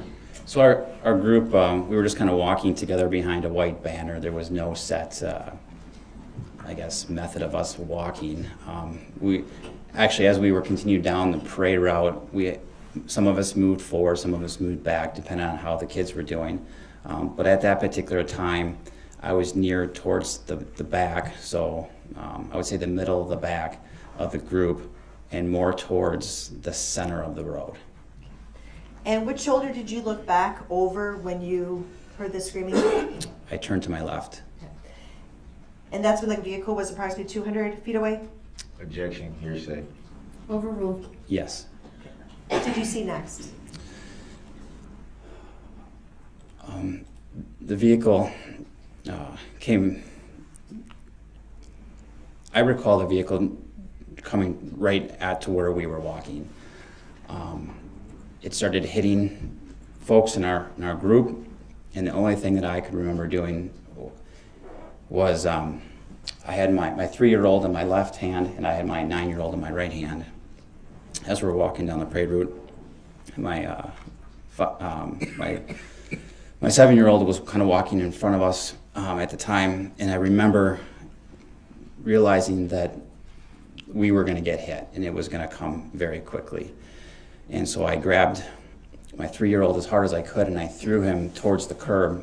At the same time, I tried to grab Benjamin at that point and throw him with my 3-year-old. Oh, Benjamin, is he the 7-year-old? Yes. And he was in front of you, you testified? Objection, Correct. leading the witness. Overruled. The answer may stand. To the best of my memory, yes. Yes, okay. And you stated that you had your 9-year-old in your on your right side. What's the name of your 9-year-old? Elliot. Objection, relevancy. Overruled. I'm sorry, what was the name? Elliot. Thank Elliot you. Hallmark.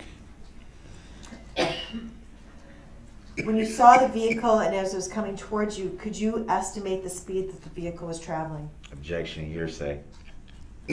Overruled. You may answer. I estimated the vehicle traveling about 30 to 40 miles an hour, What is the speed limit in that area of Main Street? 25 miles per hour. So you threw your 3-year-old to your left, you stated? Towards the curb, which would have been to the south. And how about Elliot? I don't remember at that point what happened with Elliot. As the vehicle passed us, I don't know if he got ripped out of my arms when the vehicle came through. I just remember that I kind of got, as I turned to my left, I pivoted on my left foot. I got clipped to my left foot, and the vehicle passed us, but I don't recall what happened with Elliot. How about Ben? Ben, I saw him stumble and kind of roll from where the vehicle came towards the curb to the south. Now, when you said you got clipped, what clipped you? Objection. Overruled. It had to have been the vehicle. I had an abrasion on my left heel, and then I had white sneakers on that night, and they had black marks along where I had my abrasion on that same part. What was that consistent with, those black marks? I would guess the vehicle tire. Where was your wife? She was standing a little bit behind and then to the left of us, so she would have been a little further at that point, a little bit further to the east and then to the south. Now, in terms of the path that the vehicle was traveling prior to it striking your group, can you describe that for the jury in terms of, was it on the north side of the road or the south side? Or, to explain it to someone like me, if you're traveling down the parade route, was it on your left or on your right? Objection, leading the witness. Overruled. As it was coming towards us, as I was walking initially, we were kind of in the center of the road. So when I saw the vehicle coming, I kind of moved to the left and threw my kids to the left. So we were kind of left of the center line, so to the left, as you described, and towards the south. But the vehicle had passed me on my right. And did you say that you observed anyone get hit that was behind you? Objection, leading the witness. Overruled. I don't recall seeing anyone specifically getting hit. I do remember hearing sounds of the vehicle striking objects, and the only objects in the road were people at the time. What happened next, or what do you remember next? I remember turning to my wife and asking her if all the children were okay, and she looked back at me and said that she didn't know where our son Elliot was. At that point, I couldn't see him either, so I began running up and down Main Street trying to locate where he was. Did you have eyes on your 3 other children? I did. And what did you do with those 3 kids? I had those children stay with my wife while I went and tried to find Elliot. Did you find Elliot? It was some time after. I would estimate it to be a minute to 2 minutes after the vehicle had passed, but I had located him on the road further to the south, almost immediately towards the curb was, being tended to by some individuals that had covered him up with a blanket. While you were looking for Elliot, did you see anyone else on the ground? I did. Can you describe for the jury what you observed? There was a lot of individuals laying on the road as you look back, and I remember specifically seeing Father Pat Heppy laying on the ground. I remember he was, at that point when I had saw him, I thought he was deceased because he wasn't moving at all, so I would assume that he was knocked unconscious. I continued past, and then I remember specifically seeing a younger female who I recall to be as Yamilet Perales laying in the roadway. And 2, I thought she was also deceased because there was blood coming from like her ears, and she wasn't moving either. Did you see anyone else before you found your son Elliot? There was other people, but I don't specifically recalling at that particular time, no. Once you found Elliot, what observations did you make of him? At this point, he was awake. The person that was tending to him indicated that he was knocked unconscious. So when I had found him, he actually regained consciousness, but he was crying and complaining of injuries to his back and to his hip and to his leg. What did you do then? Pretty much just, I was told by the individuals that were caring for him that that we needed to keep him there for safety purposes, for like C-spine, making sure they didn't have any significant neck injuries or back injuries, and that we needed to wait there until paramedics arrived. Did they eventually come and assess Elliot? Yes, during this time I had spoken with my wife, and the decision was made that she was going to go get the car, because it was, at this point, it was chaos in downtown Waukesha, and I'd actually made contact with a couple of different officers that I knew from the police department, and one of the comments was we didn't know how we were going to get a lot of these injured folks from the street to the hospital that needed care. So the decision was made that I was going to send my wife to go get the vehicle so she can remove our 3 kids that were mobile and remove them from the scene. At that time, I didn't know the extent of the injuries to Benjamin. And that's what I was just going to ask you about. Were there any observable injuries to Benjamin at the time immediately following the car going through the group? Objection, leading the witness. Overruled. You may answer. I knew that he had been injured because when I had looked over to where he was over on the curb, I had seen that he had some facial injuries, swollen eyes, some lacerations. But he was calm and he was collected, so at that point I didn't know that there was any other injuries to him.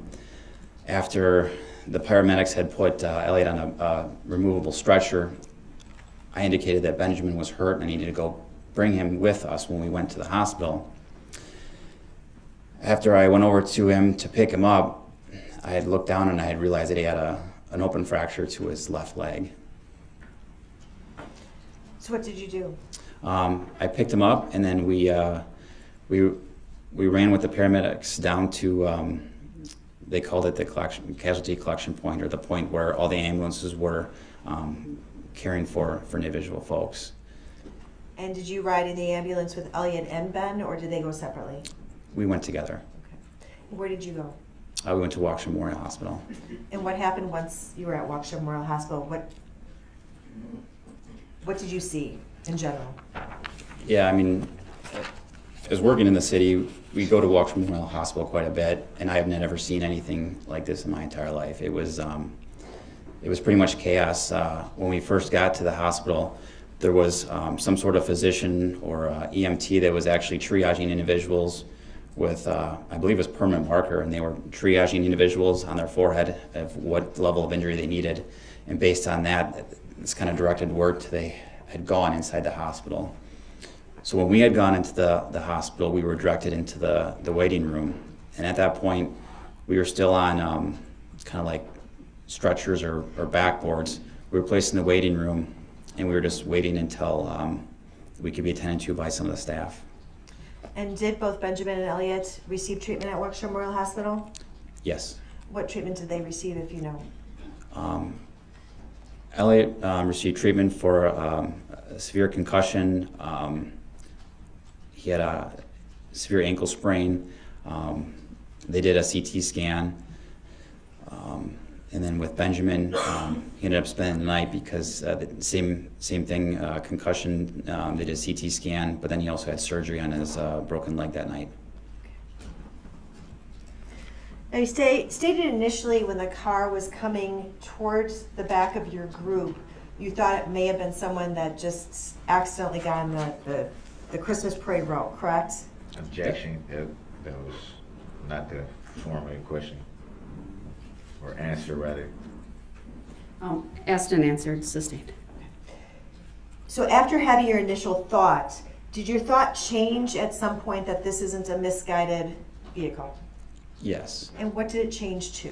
Objection, leading the witness. Overruled. You may answer. After the vehicle had come through and struck our group, and then as I looked back at all the carnage behind us, it was pretty, my thought then that we were involved in some sort of terrorist act. It was overwhelming fear, overwhelming panic amongst everyone in the downtown Waukesha. After the vehicle went through your group, did you ever observe it stop? I did not. I'm going to show you on the screen in front of you, Exhibit 140.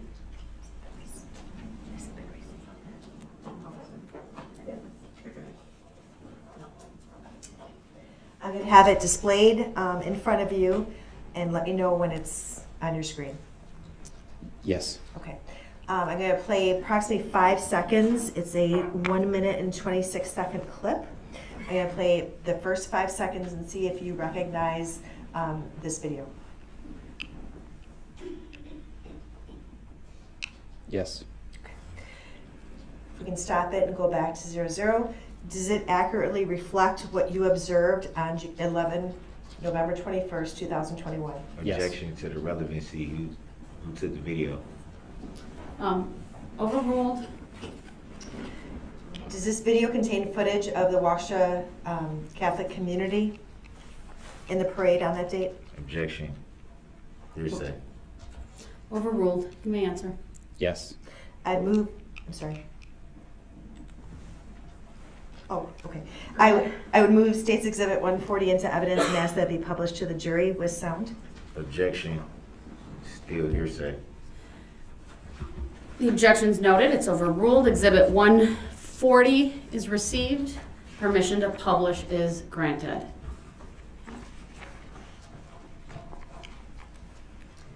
And I'd ask that it start playing now. Maybe, we'll see. I mean, it's actually at the Elks Club Lodge. It's like, see, it's really cool. Or maybe. I went with like a friend. It was a nice place. Sounds cool. Yeah, it's really... Is it on Thanksgiving? Saturday, November 20th, 2021. Honey, that passed. What? That passed. Oh, yeah, it's the 20th today. Oh, right? that was... Oh, no, it's the 21st. Ooh, so it already did already. It happened yesterday. Yep, it happened already. Ah, whatever. I don't know.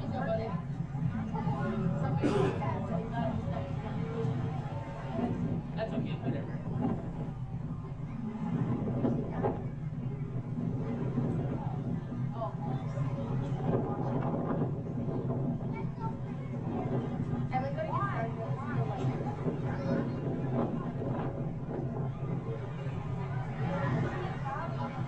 Oh, those outfits are so cute! Young lady, where is your winter jacket?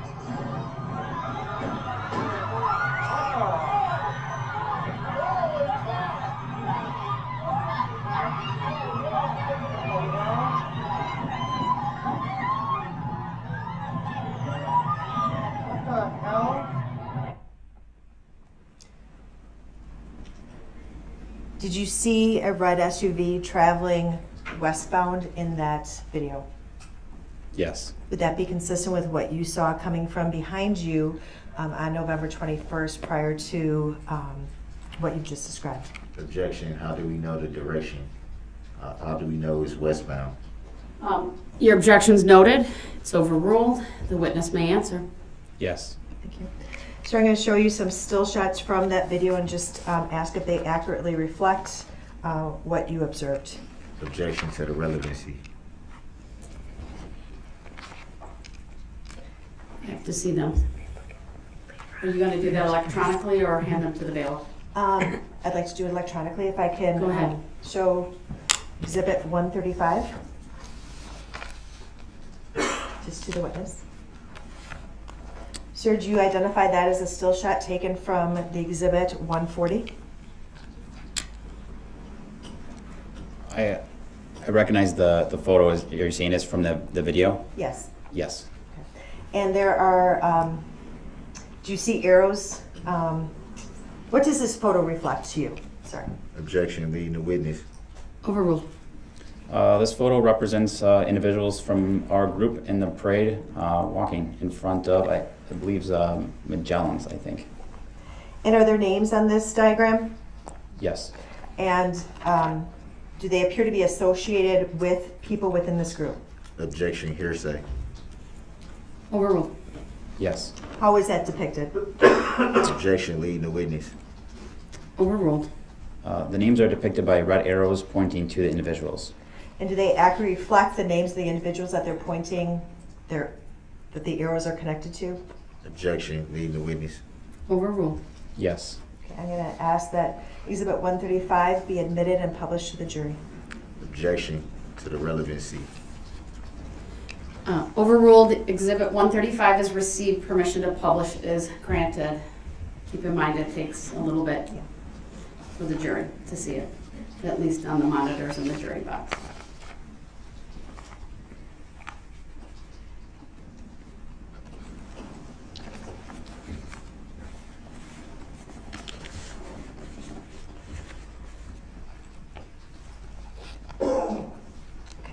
It appears that the jury now can see it in front of them.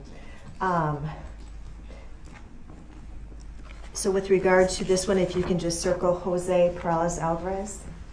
Objection, leaving the witness. Overruled. Juan Marquez, if you see him. Marisol Lopez Gutierrez. Gregorio Romelia Perez. And Maria Perez. Well, when I circled Gregorio, I believe I kind of got rid of Maria there. But Is that helpful? Yeah, Maria's right next to Gregorio. Okay, thank you. This can be taken off. Next, I'm going to do the exact same thing with a couple more pictures. The next one would be Exhibit 136. I'll have it shown in front of you. Let me know when it's on your screen. I see it. Okay. If you can describe for the jury what you're seeing in Exhibit 136.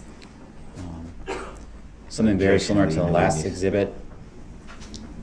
I'm sorry, is there an objection? Leading the witness. That's not leading, it's overruled. You may answer. This photograph appears to be a still photo from a video, similar to the last, with names with arrows corresponding to those individuals.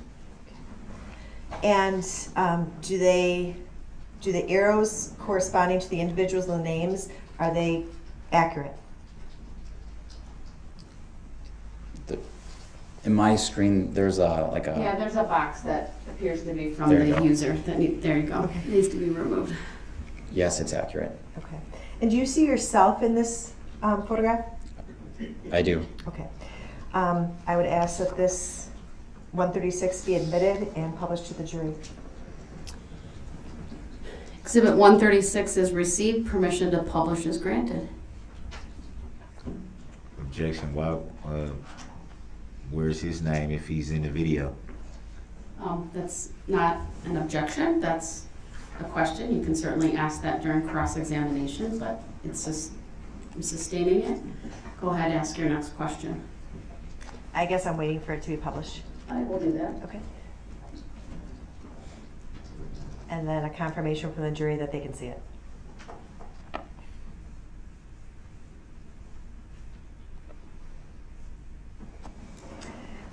Sir, first of all, do you see yourself in this photograph? Yes. Can you circle where you're at? Objection. Why is no name on it? What's the Overruled. relevancy of it? Overruled, you may answer the question. That's right. Thank you.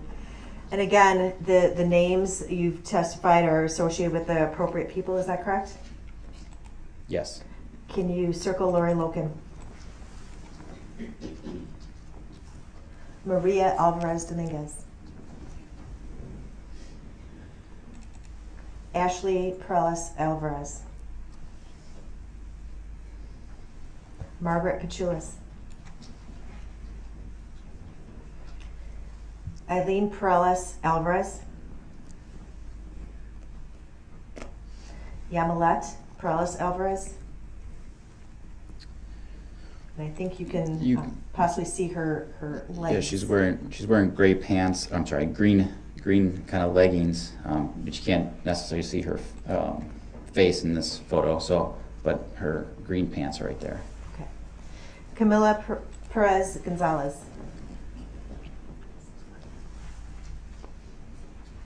And Benjamin Hallmark. Thank you. We can clear the screen. Next, I'll go to 137. And again, when we're looking at these photos, these are all from the same video. Are they from the same video? It appears so. Okay. And approximately what location are these taken in relationship to where your group was physically impacted by the car? Objection, hearsay. Overruled. You may answer. This was probably about a block prior to us being struck. I think this is right around the 300 block of West Main Street, kind of by Donnie Boy's, Magellan's, Curry Insurance area. And would this be consistent with what you believe generally the formation would have been when your group was impacted? Objection, hearsay. Overruled. Yes. Okay. I'm going to show you 137 I see it. and ask you the same questions. Does this appear to be a still shot from the video that you saw in Exhibit 140? Yes. And what does it depict? Depicts Jason Petchloff, William Mitchell, and Father Pat Heppe walking in the parade route, holding a banner. And are there names on that? Yes. Are they associated with the people you've just identified Yes. correctly? Correct. I'd ask that Exhibit 137 be admitted into evidence and published. Objection. Where's the relevancy? Overruled. Exhibit 137 has received permission to publish as granted. Thank you. And again, if you can circle Jason Peckloff, William Mitchell, Father Heppe. Thank you. Is that to come up for the jurors? No. Oh, sorry. We'll wait. I apologize. That's Angela Cruz. He'll have to redo that. It was cleared before the jury got it, so go ahead and redraw your circles. Okay. Can you identify Jason Peckloff, William Mitchell, and Father Heppe? Thank you. You can clear the screen. And finally, 128. I believe 128 may have already been admitted into evidence. Mm-hmm. I'd ask that be published to the jury. It may. And do you see the name David Marquez on the screen? Objection, leading the witness. Overruled. Yes. And do you see David Marquez in the picture? Yes. Can you circle him? Thank you. You can clear that exhibit. I would not. No. Oh, Jury does not you have it yet. Well, at least someone's. I'm trying. Okay. Thank you. Sorry. It now is in the view of the jury. I'd ask that it be cleared. All right. Thank you. Finally, Exhibit 15, which has previously been admitted into evidence. I'd ask that be published to the jury. It may. And I would ask that they give me a signal when it's on the screen.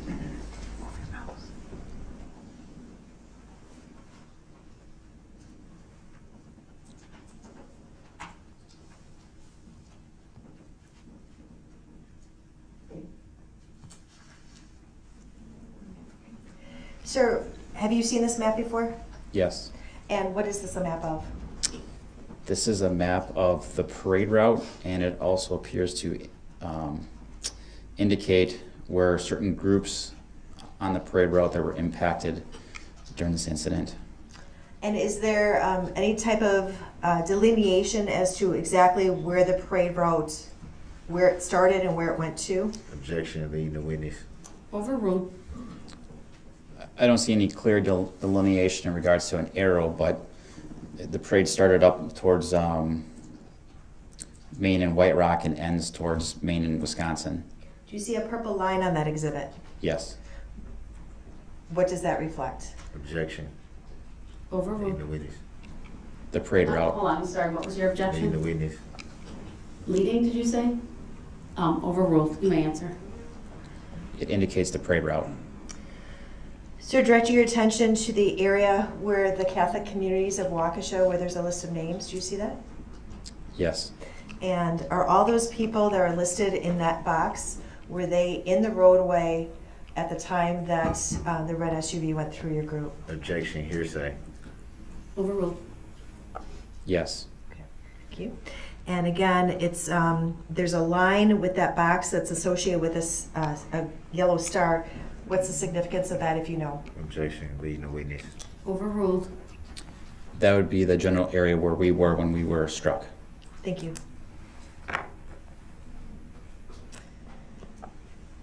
You can clear the screen, sorry. Now I'm going to go to Exhibit 160.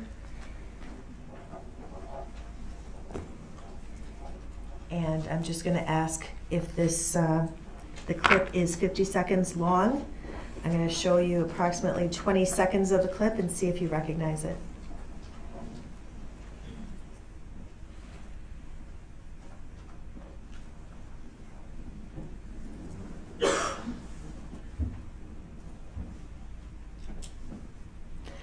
Do you recognize that clip? We can stop the clip, I'm sorry. We stopped it at 12 seconds. Do you recognize that clip? Yes.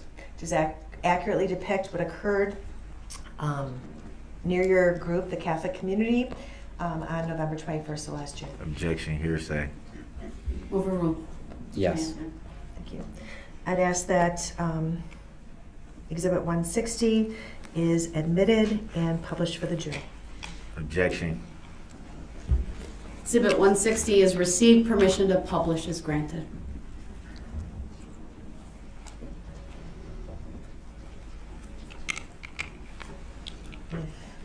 Okay.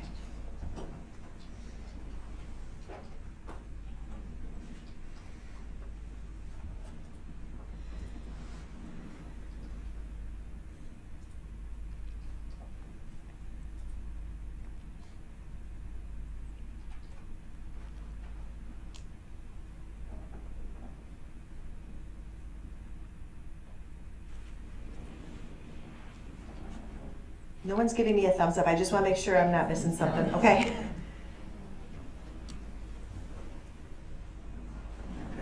Okay, perfect. Thank you. If we can play this clip from 0 to 50 seconds, which is the length of the clip.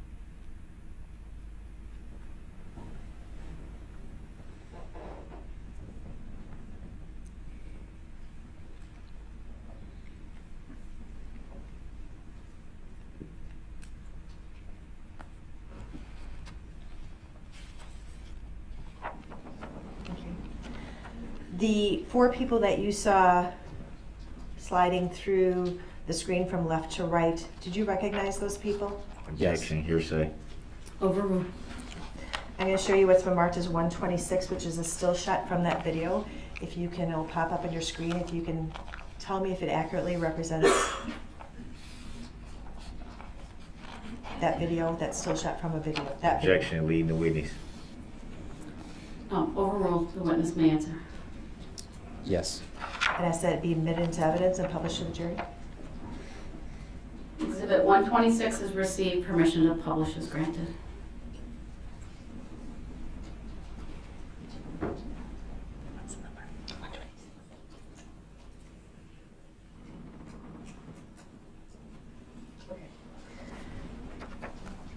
Sir, do you, can you identify each of the people that are shown in this still shot by saying their name and circling their position? Yeah. Objection, leading.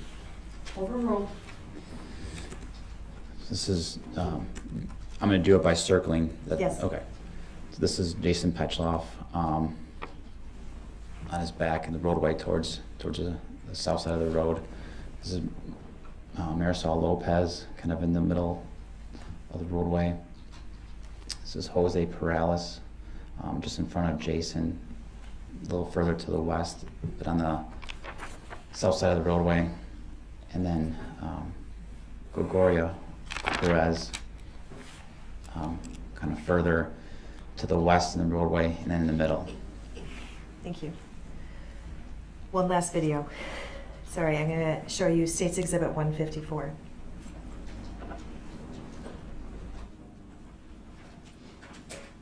I'm going to play the first 5 seconds for you and ask you if it depicts what you observed on November 21st of last year. Objection. What's the relevancy? Overruled.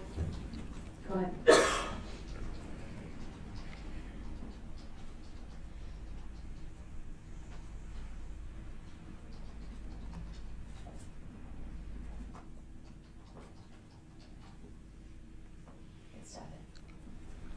Yeah, this is a video taken, it appears to be from an individual walking, but this is like the aftermath of right after the vehicle had come through our group. Have you seen this video clip before? I have. Are you able to identify many of the people in this video clip? Objection. Hearsay. There's Overruled. a lot of people in here. It's not hearsay. I'd ask that, Go ahead. oh sorry, be admitted into evidence and published to the jury. Exhibit 154 is received. Permission to publish is granted.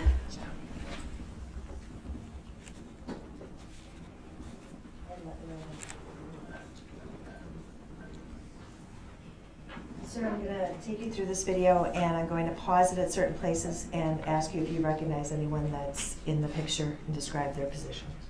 If we can start the video.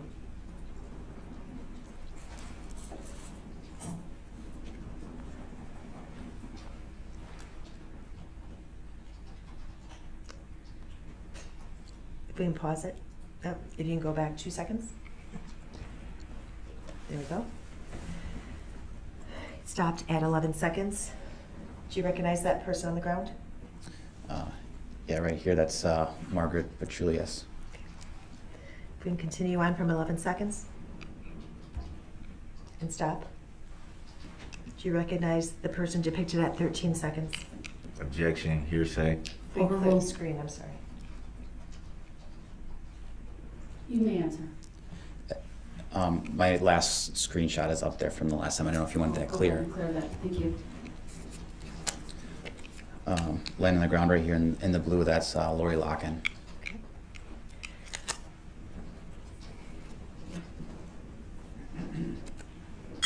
And if you can continue on from 13 seconds. If you can pause it. Did you see anyone else? I'm sorry. Just prior to that, I could see where my wife and the other kids were with Benjamin on the curb, kind of behind Lori. If we go back 2 seconds, do you think that would do it? Yeah. So, yep, right there. And if you can circle them. So this is my daughter right here, and then right behind her, underneath that blanket, that's where Benjamin is. Okay. He's being attended to by some of the individuals there. Okay. If you can just say stop if you see Elliot as this goes on from 14 seconds.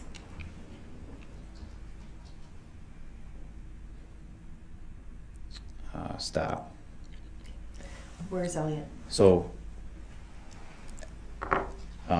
he's being attended to. He's right with this group of people right there. Okay. And you recognize that to be the position you went to when you found him? Objection. Hearsay. We can't see who that is. It's not hearsay. Overruled. Yes. And that was at 20 seconds. We can clear that. And continue on, sorry. If we can pause, do you recognize anyone in this section of the video? Yeah. So with the blue sneakers, he's lying this way. That'd be Father Pat Heppy. Laying down right here is Maria Perez. And then being attended to by these folks in front of the banner, that'd be William Mitchell. Okay. If we can continue on. And if you see someone from your group on the ground, if you can say pause. Okay. And we're continuing on from 26 seconds.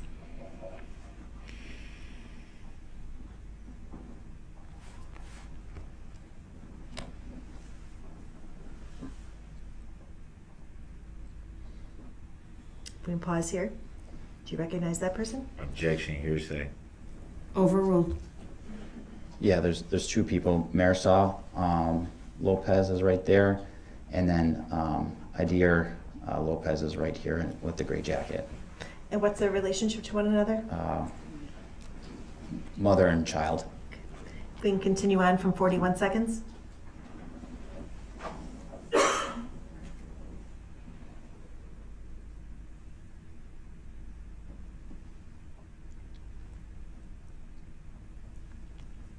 I'm sorry, is that still Marisol? Objection. We can pause here. Pause. Who is that, if you know? So this is still Marisol. Said objection. Overruled. So this last yellow line I just drew, that's still Marisol. Right here where I circled is being covered by a red blanket. That would be Gregoria Perez. And then over here, that would be Jason Pechloff.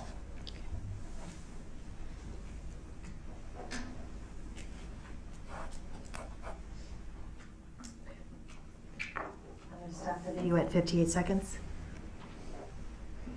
Sir, I'm going to direct you to Exhibit 162. We're almost done. 2 more exhibits.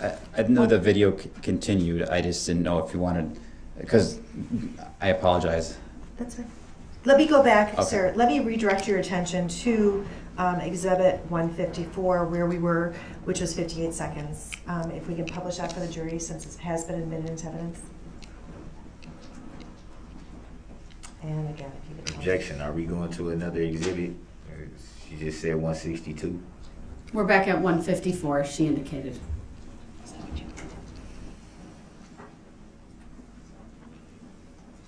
Is that okay? Do you see anyone else, or should I continue playing? I think you should continue playing. Let's continue.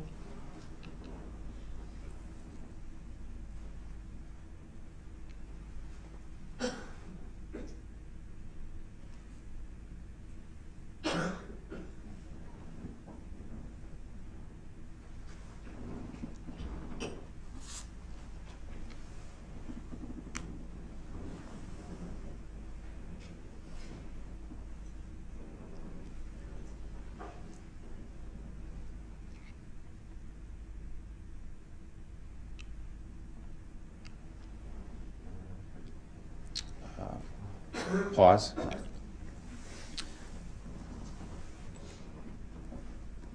So at 136, this would be Jose Perales. Thank you, and that was at 136. Okay. Thank you. Did you viewed this video before? Yes. And do you know, are there any other victims depicted from Catholic communities? Yes. Okay, then let's keep playing it from 136. 136.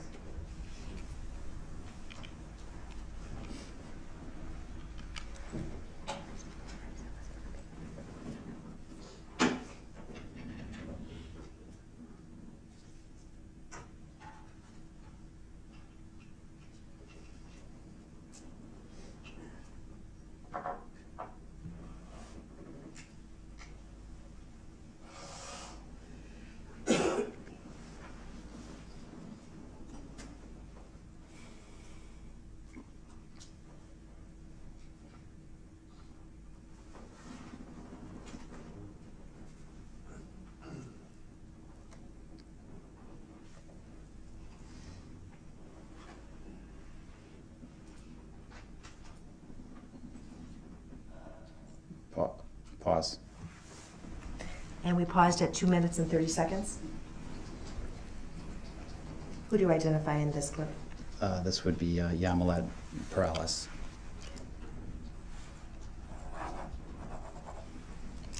And let's continue. From 136, 230, I mean.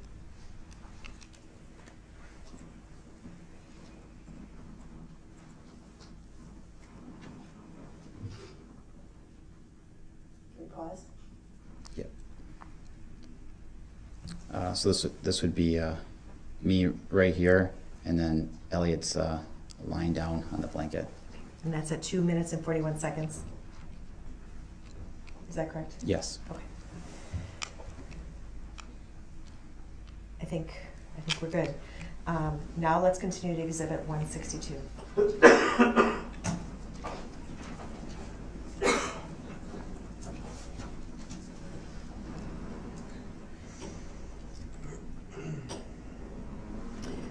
Is it in front of you? Yes. Do you recognize the person depicted in, actually, do you recognize this person? Yes, that's Eileen Perales. Okay. And is that how she appeared on November 21st of last year? Yes. Objection, hearsay. Overruled. And is this a picture taken from a video from the parade? Objection, hearsay. Overruled. Yes. I'd ask that the court admit Exhibit 162 into evidence and publish it to the jury. Objection, hearsay, and relevancy. The objections are overruled. Exhibit 152 has received permission to publish is granted. 162. I'm sorry, 162. No, publish it.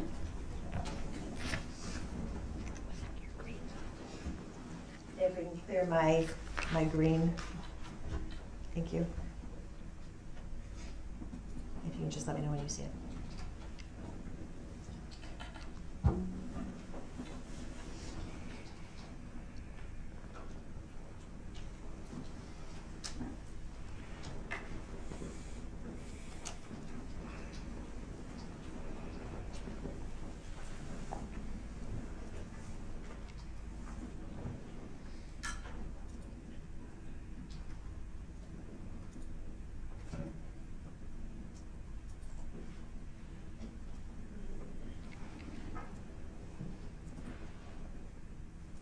Okay. You stated that you could see Eileen Perales in this video, or this clip? Yes. And can you point her out, specifically her and the hat that she's wearing on her head? Yeah.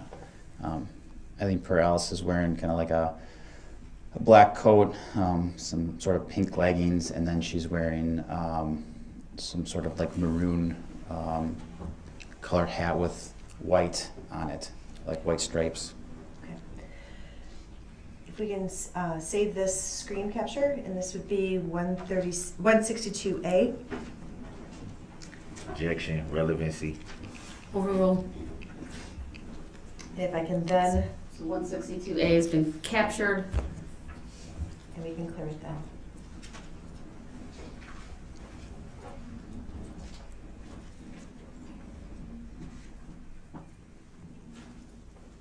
You can clear that, Teresa. And then I'd ask to publish Exhibit 92, which has previously been admitted into evidence.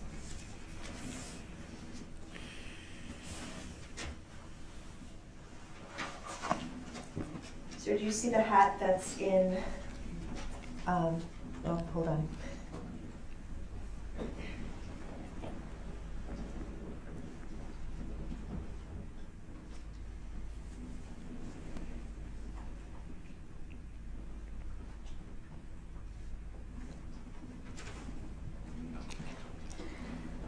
Sir, in terms of the appearance of that hat, I'm not going to ask you if it's the exact same hat that was on Eileen's head in Exhibit 162, but is the same, is that the same type of hat in terms of, has the same wording on it, same color, same palm color as the hat that Eileen was wearing in Exhibit 162? Objection, hearsay. Overruled. You may answer. It looks remarkably close, same color, same patterns of the lines, the writing, and then with the top on it. Yes. Thank you. I have nothing else.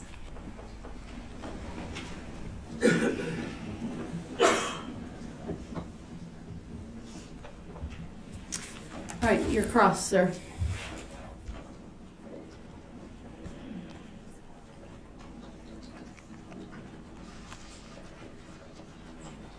So you saw all those videos that were shown, all exhibits rather, all 12, 13 of them. You saw all those before today?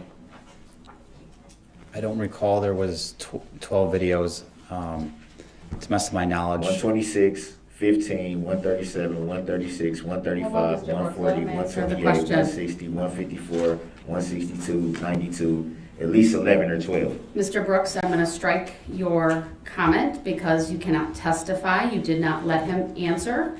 Let him answer first, and then you can ask follow-up. The jury will disregard the statement made by Mr. Brooks. Go ahead. I believe there was only 3 or 4 videos, but there was numerous screenshots or photos taken from those videos. That's why I said exhibits. Have you seen all exhibits before today?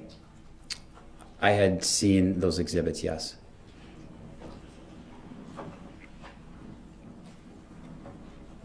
And do you know who took any of those exhibits, the videos or still shots? No, sir.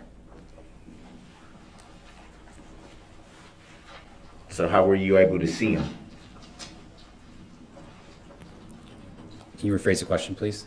How were you able to see them if you don't know who took them? I saw them on the screen. I'm not sure I'm following your question. Before today, you said you saw them before today. That's what you just said. So I'm asking, I asked after that, do you know who took them? You said no. So how could you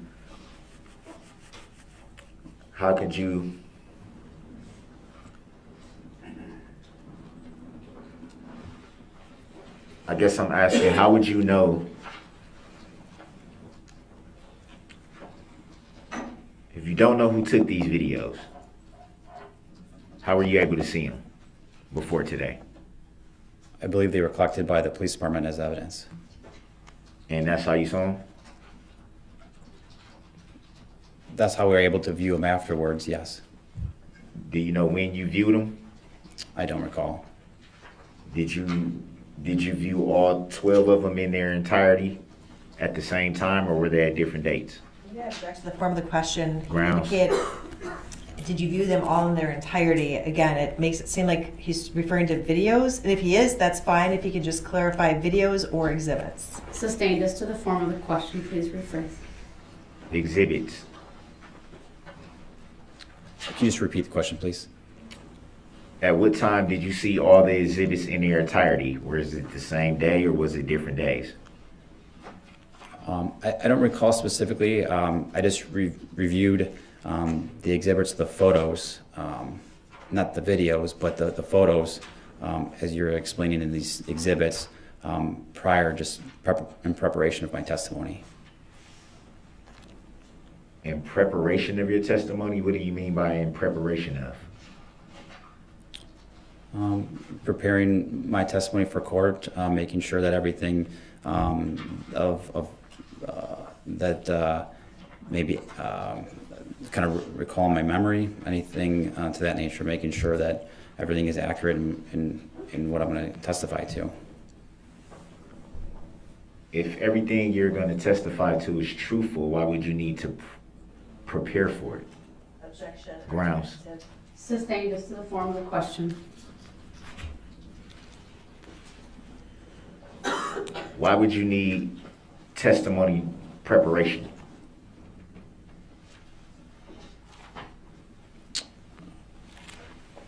This is a pretty significant incident. I wanted to make sure that I was prepared fully for being here and testifying.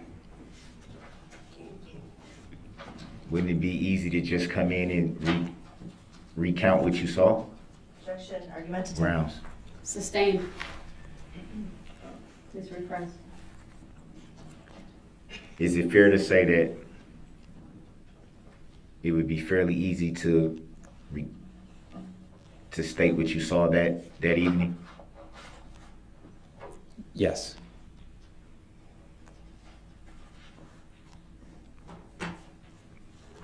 So why exactly did you feel the need that you had to prep yourself?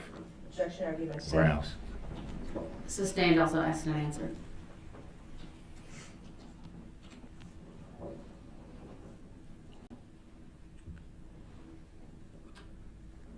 I'm going to direct your attention to Exhibit 154, which is a video. So that's clear for the record, not a still frame. It's a video. You want to put up for him? I want it put up for him. All right, it's been received before. Put it up, please. Can we go to 41 seconds? Sure. Thank you to the state for assisting. 41 seconds, you said? 41 seconds. Is it fair Do to you, say hold on, that? do you want to wait until the jury has it in front Yeah, of them? yeah. Okay. Sorry. It's okay, there's a delay. Sometimes it's long, sometimes it's short. Seems to be long right now.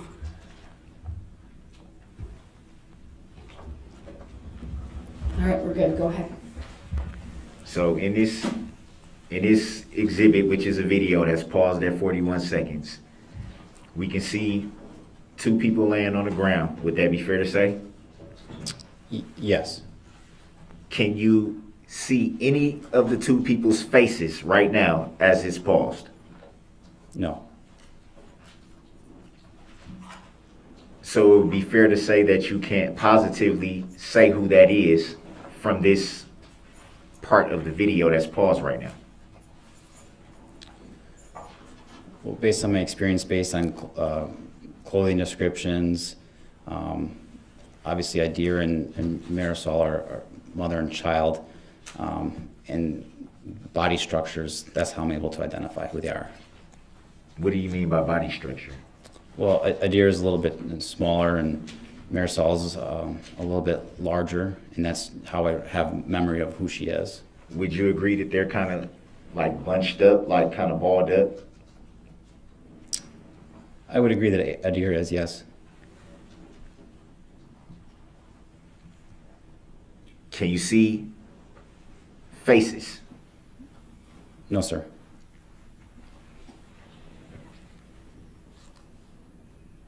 So it would be fair to say that you don't know for sure who that is.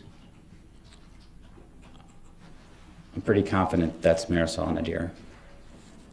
Pretty confident? I'm very confident. So why not be very confident the first time the question was asked? Grounds. Grounds. Let's go to 58 seconds and pause.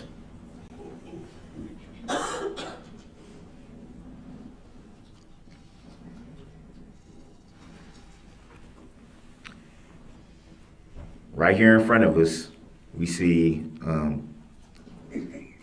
3 people kneeled down. We see someone with a pinkish blanket covering them, and we see a lady with a black coat with a white kind of like top to it. Is that fair to say? Yes, sir. Can you see the face of the person laying on the ground under the pink blanket? No, sir. Would it be fair to say that you don't know for sure who that is? As I described before, I'm very confident that that's Marisol that's laying on the ground. And how can you tell that from the picture that we're looking at now? Well, not specifically just from this picture, but like I stated before, as the video was moving, we could see clothing descriptions, body structure, who she's laying next to. Is it fair to say that the exhibit is not moving right now? It's paused. Yes, sir. And it's paused with not being able to see who's under the pink blanket. Would that be fair to say? Yes, sir. So how can you say for sure who that is? If I was to just view this video or this photo without any other context, you're probably correct. I probably wouldn't be able to identify any particular person, but because of the video and how it moved and how I was able to see people, I was able to confirm that that'd be Marisol. And you came to that conclusion because you've seen these videos before today, or these exhibits rather before today. Would that be fair to say? No, I come to the conclusion with my memory of being there at that night. But you did state, just so we have clarity, that you in fact saw these exhibits before today. Would that be fair to say? Objection asked and answered. Grounds. It has been asked and answered, but I'll let the witness answer that question again. Yes, sir. Towards the, I don't know where that direction would be. I'm guessing that would, if you're looking at it the way I'm looking at it, it'd be towards the right. Right this way? We're coming back a little bit more. Right where the lady with the white coat is. Mm-hmm. You see a few people, it looks like 3, kneeled over someone that is under a blanket with, it looks red with like snowflakes or something on it. You can see like a black, I don't know if that's like a shoe or, I'm guessing that's a shoe or a boot or something to that effect. Is that fair to say that you can see that? Yes. Can you tell who that is just looking at it right now? I know that that's Gregoria, yes. Can you tell who it is looking at it right now? Can you see their face? Can you identify them right now? I cannot see their face. So it'd be fair to say that you're not sure who that is. I am sure who that is. And you come to that conclusion based on what we're looking at right now at this moment. Objection. Grounds. Characterizes this witness's testimony. Grounds. Sustained.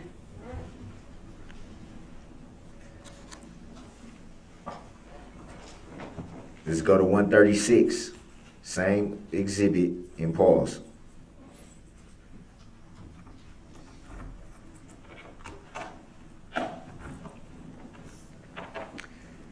Is it fair to say we can see someone with laying on the ground? They have like a bluish jacket.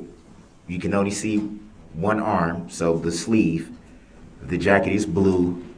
It looks like they have like a red, something red next to, which is obviously a lady in a gray jacket, white hat.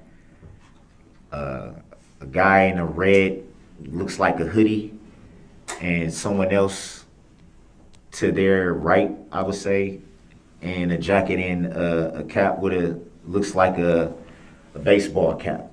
Would it be fair to say that you can see that? Yes. And the person that's laying on the ground, can you see their face? No, sir. So would it be fair to say that you don't know for sure who that is? I'm sure I know who that is. Based on what we're looking at now, you can tell who that is. Based on my recollection of the incident that night, I know who that is. Based on what we're looking at right now on the screen, can you tell who that is? You Yes, can sir. see their face. I know who that is. I cannot see their face. So it'd be fair to say from this picture, you're not sure who that is. Objection. This characterizes this Grounds. witness's testimony. Sustained. To the right of the screen, right here. Can't tell how many people is kneeled down right there, but it's obvious that they're attending to somebody. Would that be fair to say? Yes. Can you see who that is that they're attending to in any way? Not from this vantage point, no. So it'd be fair to say that you don't know who that is that they're attending to, correct? I know who they're attending to. And you can tell that by what we're looking at right now? Objection. Grounds. This characterizes the testimony. Grounds. As testified as this video was going through, who he believed each person was. Who he believed. But we're looking right now. Mr. Brooks, let me rule on the objection. Sorry, Your Honor. Thank you. Overruled, he may answer. Can you repeat the question, please? Can you tell from what we're looking at right now? Can you tell who that is that they're attending to? You cannot see that is Jason Petchloff behind them, but that is who is laying on the ground right there. And you can tell that by what we're looking at right now. You can see who that is.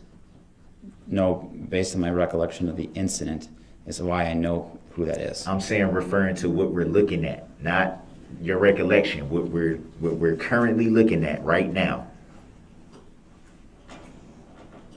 Can you tell who that is that's being attended to from based on what we're looking at right at this moment? You cannot see who the individual is. Can we go to 2 minutes and 30 seconds and pause?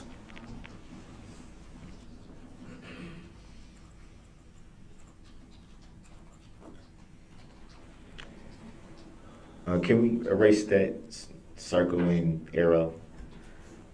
It's been done. Okay, I see. Thank you. You're welcome.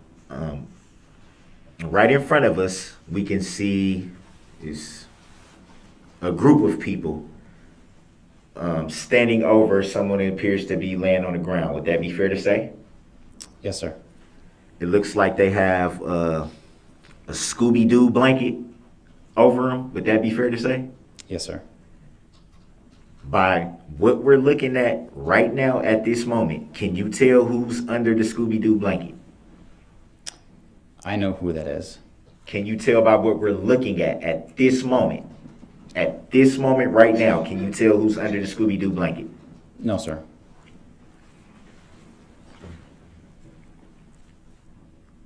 Can we go to 241 and pause?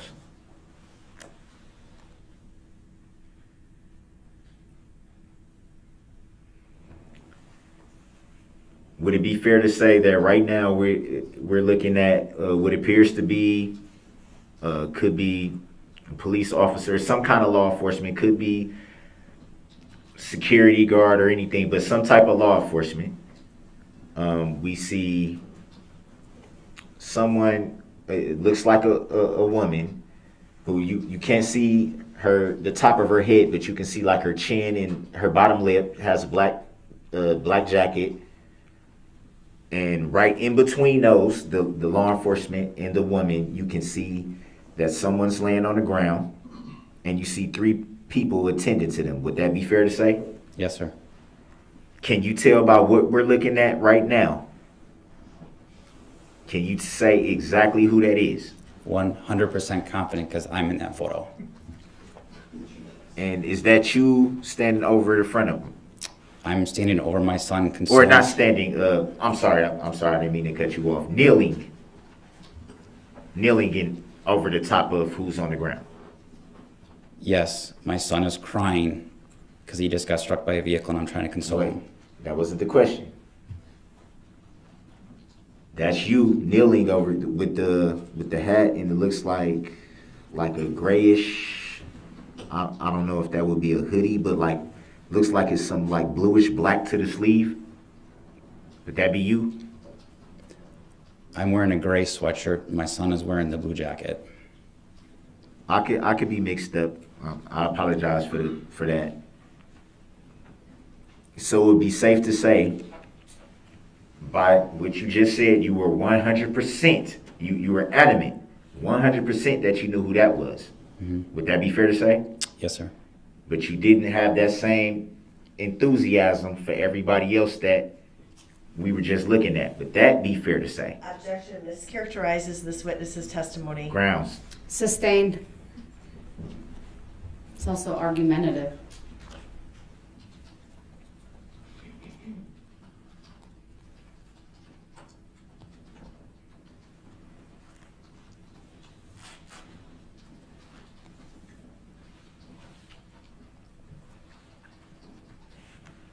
And out of all the exhibits.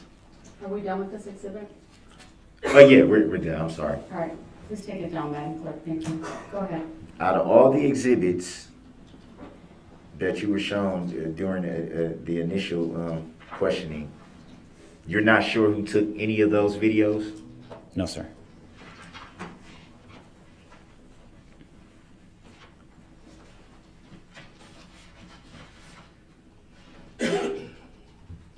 There was quite a few exhibits that were shown. Would that be fair to say? Yes.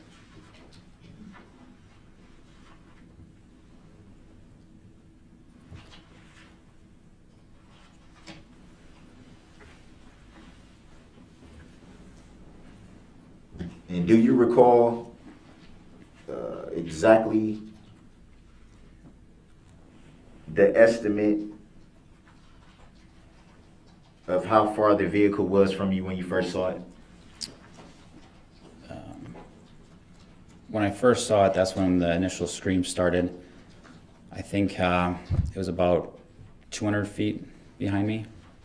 And how did you come to that estimation of distance? When I first saw it, I believed it, my recollection that it was kind of near Curry Insurance. So I would take that as like almost like a half city block. So it was on the other side of Maple Avenue. So I just estimated that based on my experience with feet. So you felt that that estimate was pretty accurate? I don't know. Or did you know for sure? No, I don't know for sure.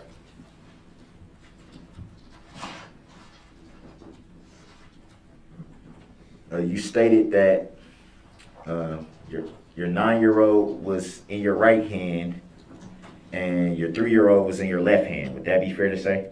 Yes, sir. You stated at some point that your 9-year-old was ripped, or you didn't know if your 9-year-old was ripped out of your hand. Can you explain what do you mean by ripped? At the point where I lost contact with him is about the point where the vehicle had come through, so I didn't know if it was the force of the vehicle taking him away from me that forced our hands to be separated, or if we had just separated hands prior to that. But based on my recollection, it was simultaneously as the vehicle had passed through us. And was that 9-year-old injured? Yeah, Elliot was thrown in the air and he was knocked unconscious.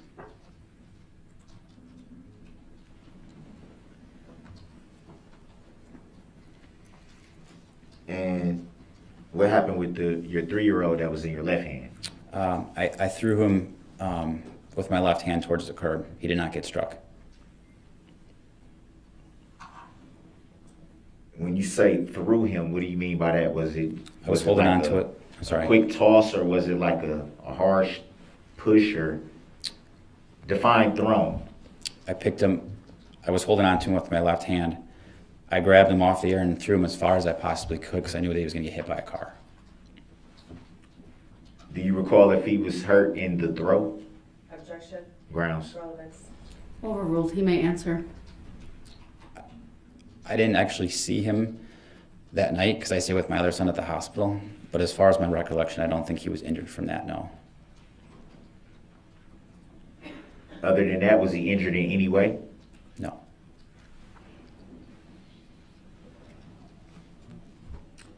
You made a reference to the speed. How did you come to that estimation of speed? Do you have any expertise in speed analysis in any way? No, just my experiences driving as a motorist and being in law enforcement for 15 years, estimating vehicle speeds. So it would be fair to say you don't know for sure? That's correct.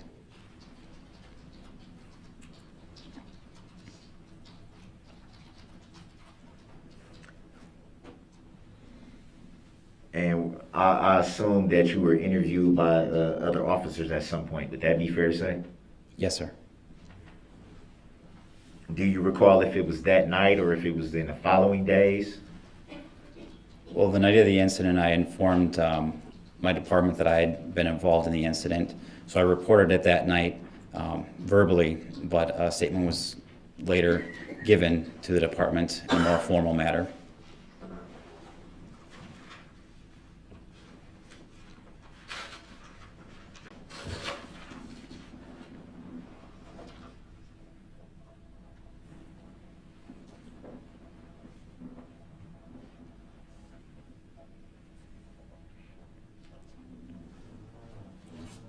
And you already stated that your 9-year-old son did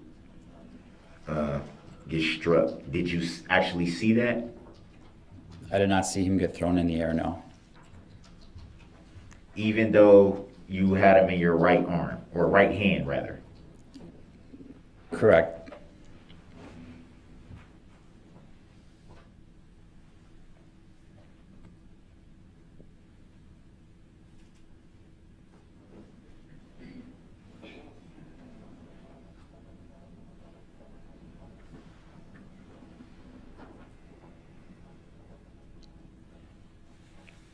Did you see where the vehicle went after it passed you?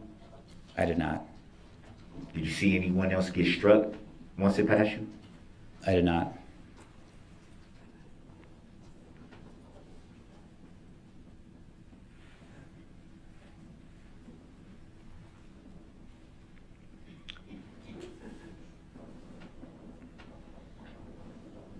In a summary of your report,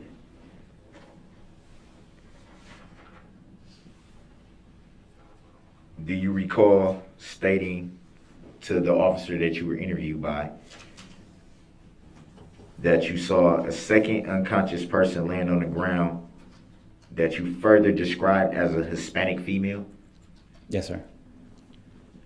Would it be fair to say that in your testimony here today you gave names? That'd be fair to say? Yes, sir. Why not in the summary of your report did you give names and just say a Hispanic female?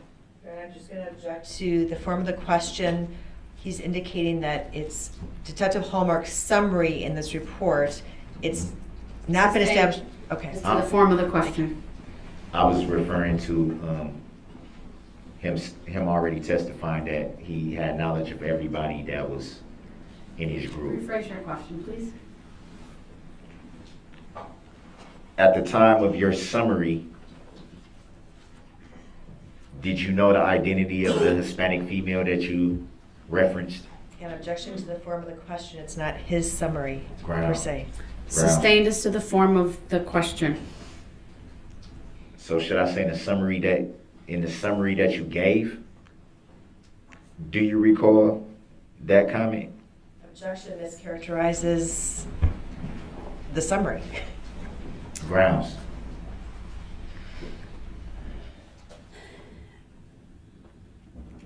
Sustained as to the form of the question, please rephrase. In the summary that was given by the officer that you gave the report to, do you recall that statement? I'm sorry. I am going to object. The witness has answered the question. Again, I would just indicate for the record that I believe what Mr. Brooks is looking at is a different officer's report that summarizes the statement that that officer received from Detective Hallmark. With that understanding that that's what it is, I would ask Mr. Brooks to maybe ask his next question with keeping that in mind. Objection to being called that. I don't identify by that name nor consent to being called that name. And I Next question, sir. I made reference that it was Next by question. another officer. Next question, please.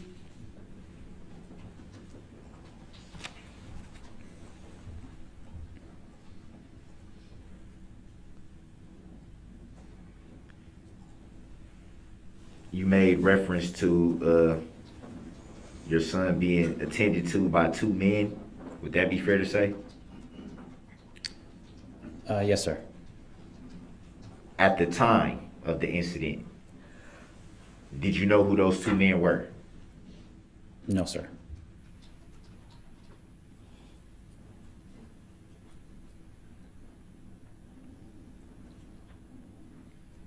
And when did you learn of the identity of those two men? It was a couple days after the incident. I learned the identity of one individual that was attending to my son. Do you know if they, or do you recall them giving you any additional information that you didn't have that night? Yes. Do you recall if they were active participants in the parade or just spectators? Did they give you that information at any time? This individual was a spectator.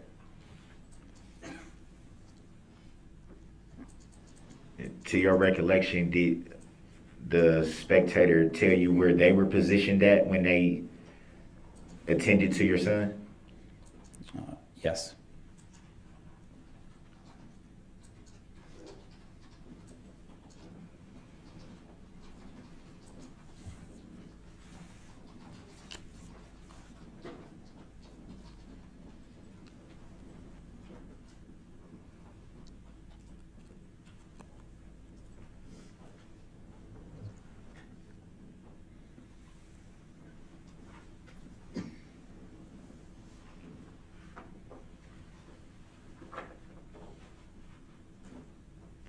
And who is Charles? That'd be my 3-year-old.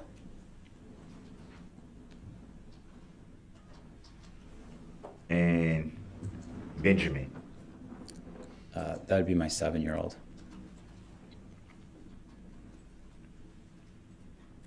Do you recall what happened with Benjamin when you saw the vehicle approaching? Yeah, he was run over by the vehicle on his left leg. Do you at any time recall making a statement in the summary that was given by another officer? Do you recall making the statement, you threw Charles and Benjamin as hard as you could towards the south curb? Yes, sir.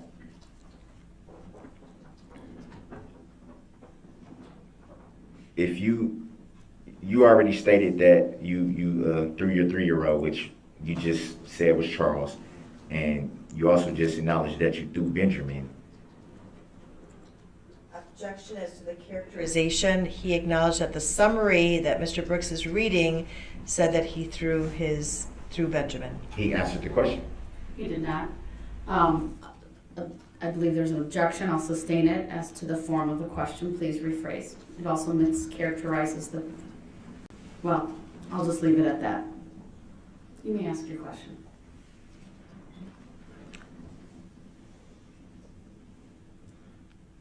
So did you throw Benjamin as hard as you could to the south curb, or did you see Benjamin struck by the vehicle? So when the vehicle was coming and I threw Charlie, I knew that Ben was in front of us, so it was the same motion with my left arm to get Benjamin and Charlie out of the way. Obviously, I didn't get Benjamin completely out of the way of the vehicle. Any idea why that was not in the summary? I don't recall. Grounds? He answered it. He said, I don't know. His answer may stand.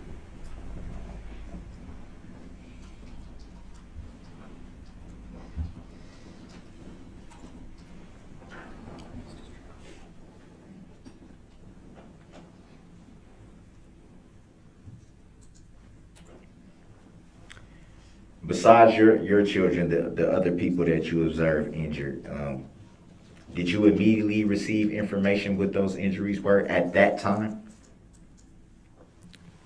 Can you repeat just to be clear of who you're talking about?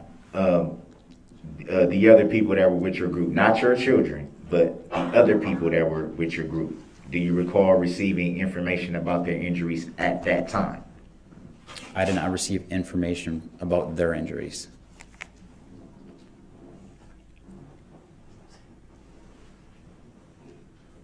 So it would be fair to say you knew that they were hurt, but you didn't know the severity of it.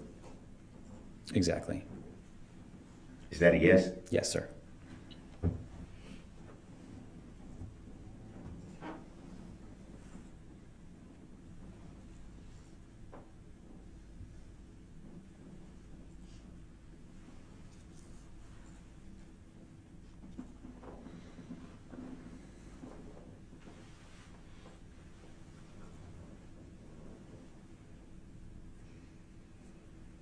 And besides your children, who else was with you when you went, attended the parade that evening? Well, there was 45 of us that were walking together. But to go down to the parade, it was me and my immediate family, so it was me, my children, and my wife. Do you recall your wife being injured in any way during the incident? No. Do you recall where she was when the vehicle passed you? Yes. Was she directly next to you, to the side of you, standing right next to you, or do you remember the general area she was at that moment? Yeah, I thought I answered it. She was further to kind of, as we're marching, as you see in the video, further to the left and then behind.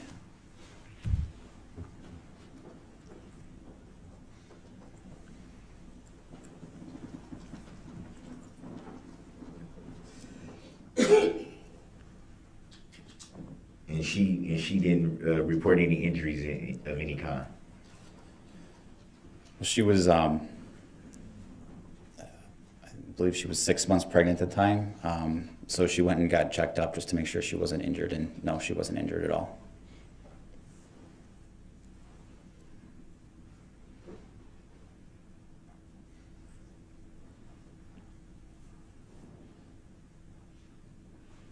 No further questions.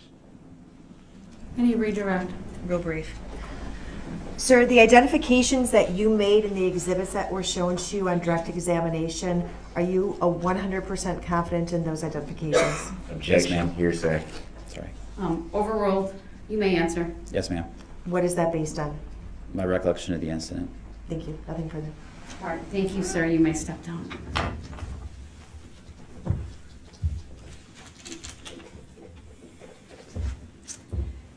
Ladies and gentlemen of the jury, thank you so much for your patience, as it was the court who wanted to keep moving a little bit tonight. I know we're a little bit late. I will read the instruction, and then you will be dismissed for the day, and we'll see you tomorrow morning. Do not begin your deliberations and discussion of the case until all the evidence is presented and I have instructed you on the law. Do not discuss this case among yourselves or with anyone else until your final deliberations in the jury room. This order is not limited to face-to-face conversations. It also extends to all forms of electronic communications. Do not use any electronic devices such as a mobile phone or computer, text or instant messaging, or social networking sites to send or receive any information about this case or your experience as a juror. If you come in contact with the parties, lawyers, interpreters, or witnesses, do not speak with them. For their part, the parties, lawyers, interpreters, and witnesses will not contact or speak with the jurors. Do not listen to any conversation about this case. Do not research any information that you personally think might be helpful to you in understanding the issues presented. Do not investigate this case on your own or visit the scene, either in person or by electronic means. Do not read any newspaper reports or listen to any news reports on radio, television, over the internet, or any other electronic application or tool about this trial. Do not consult dictionaries, computers, electronic applications, social media, the internet, or other reference materials for additional information. Do not seek information regarding the public records of any party or witness in this case. Any information you obtain outside the courtroom could be misleading, inaccurate, or incomplete. Relying on this information is unfair because the parties would not have the opportunity to refute, explain, or correct it. Do not communicate with anyone about this trial or your experience as a juror while you are serving on this jury. Do not use a computer, cell phone, or other electronic device, including personal wearable electronics, applications, or tools with communication capabilities to share any information about this case. For example, do not communicate by telephone, blog post, email, text message, instant message, social media post, or in any other way on or off the computer. Do not permit anyone to communicate with you about this matter, either in person, electronically, or by any other means. If anyone does so despite your telling them not to, you should report that to me. I appreciate that it is tempting when you go home in the evening to discuss this case with another member of your household, but you may not do so. This case must be decided by you, the jurors, based on the evidence presented in the courtroom. People not serving on this jury have not heard the evidence, and it is improper for them to influence your deliberations and decision in this case. After the trial is completed, you are free to communicate with anyone in any manner. These rules are intended to assure that jurors remain impartial throughout the trial. If any juror has reason to believe that another juror has violated these rules, you should report that to me. If jurors do not comply with these rules, it could result in a new trial involving additional time and significant expense to the parties and the taxpayers. You are to decide the case solely on the evidence offered and received at trial. With that, you are excused for the evening. All rise for the jury, please.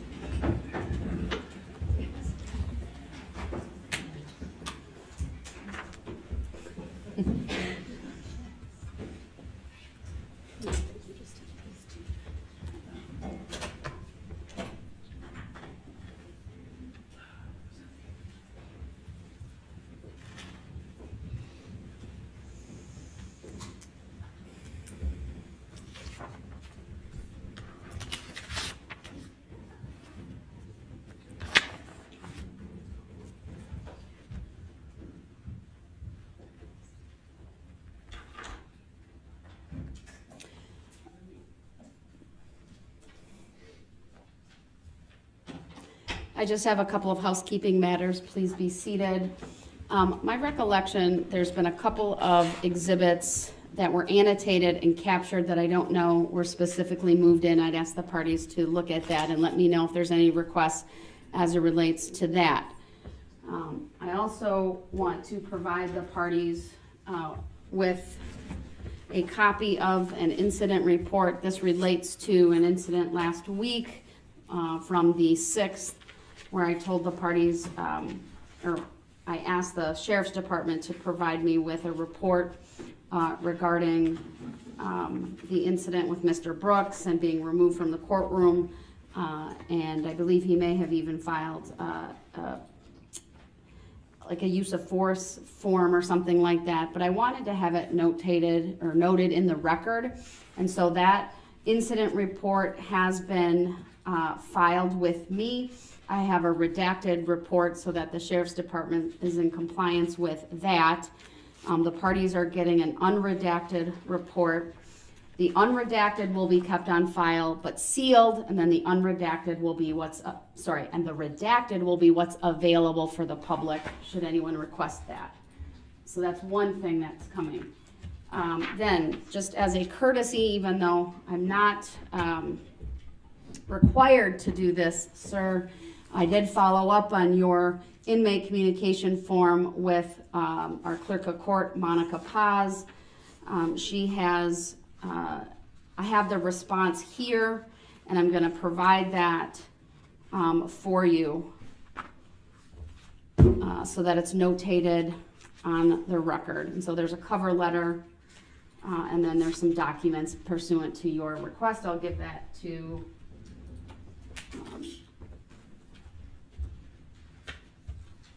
and then along with, on the back, will be that incident report. So that's being provided as well. And then the state, you'll get a copy of that incident report. I don't know if you want a copy of what Mr. Brooks was requesting, but at least that inmate communication form has been filed into the case. I believe it's documents the state could simply pull off of the electronic filing system in any event. And then lastly, I had marked, this is the exhibit 6 that I previously had ordered struck. I just wanted to make a record that it's marked, it's in this envelope, it will be kept with the file for any potential use later on. I just hadn't made a record of that, so that's there as well. That does cover all of my housekeeping issues with that. Given the state's request or Attorney Opper's request to start late tomorrow, and frankly, given the late night tonight, we will start tomorrow at 9 a.m. Was that enough time for you? Yeah, yes. I was actually going to withdraw my request because we have another jam tomorrow in that we have a witness that we have to guarantee to get out of here by noon. So my request is perhaps, if the court's willing, we could start at 8:30 with the preliminary matters. We could still have the jury come in at 9, but if there's any preliminary matters, we could start with Attorney I need to let Basie. them know. I told them 9:15 in my note that I gave to Mike, so I don't know if we can still get a hold of them. We probably can. Okay. So if maybe one of someone's going to need to tell them quickly. So I need to stay here so I won't step off, so we can keep going. But so 9 o'clock it is. Okay. You want to start? How about we do 8:45? Have the jury here at 8:45? No, parties here at 8:45. Parties here at 8:45 without jury me. By 9. Attorney Basie and Attorney Witch will be here at 8:45. I'll be here at 9. All right. Okay, thank you. All right. All right. Then, just Mr. Brooks, those things were provided to you? Yeah, I set value in return for value these filings. And just very briefly, so we can get out of here.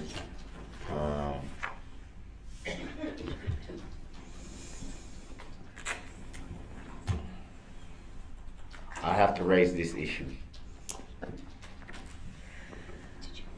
What issue is My understanding, how can someone who's not an injured party testify on behalf of somebody who is an injured party? Mr. Brooks, and it still be I'm charged? not addressing this. It is a frivolous argument. You have a misunderstanding of the law. We are in recess. I am leaving the bench. Thank you, everyone. We're in recess. So that's a tactic agreement. We're not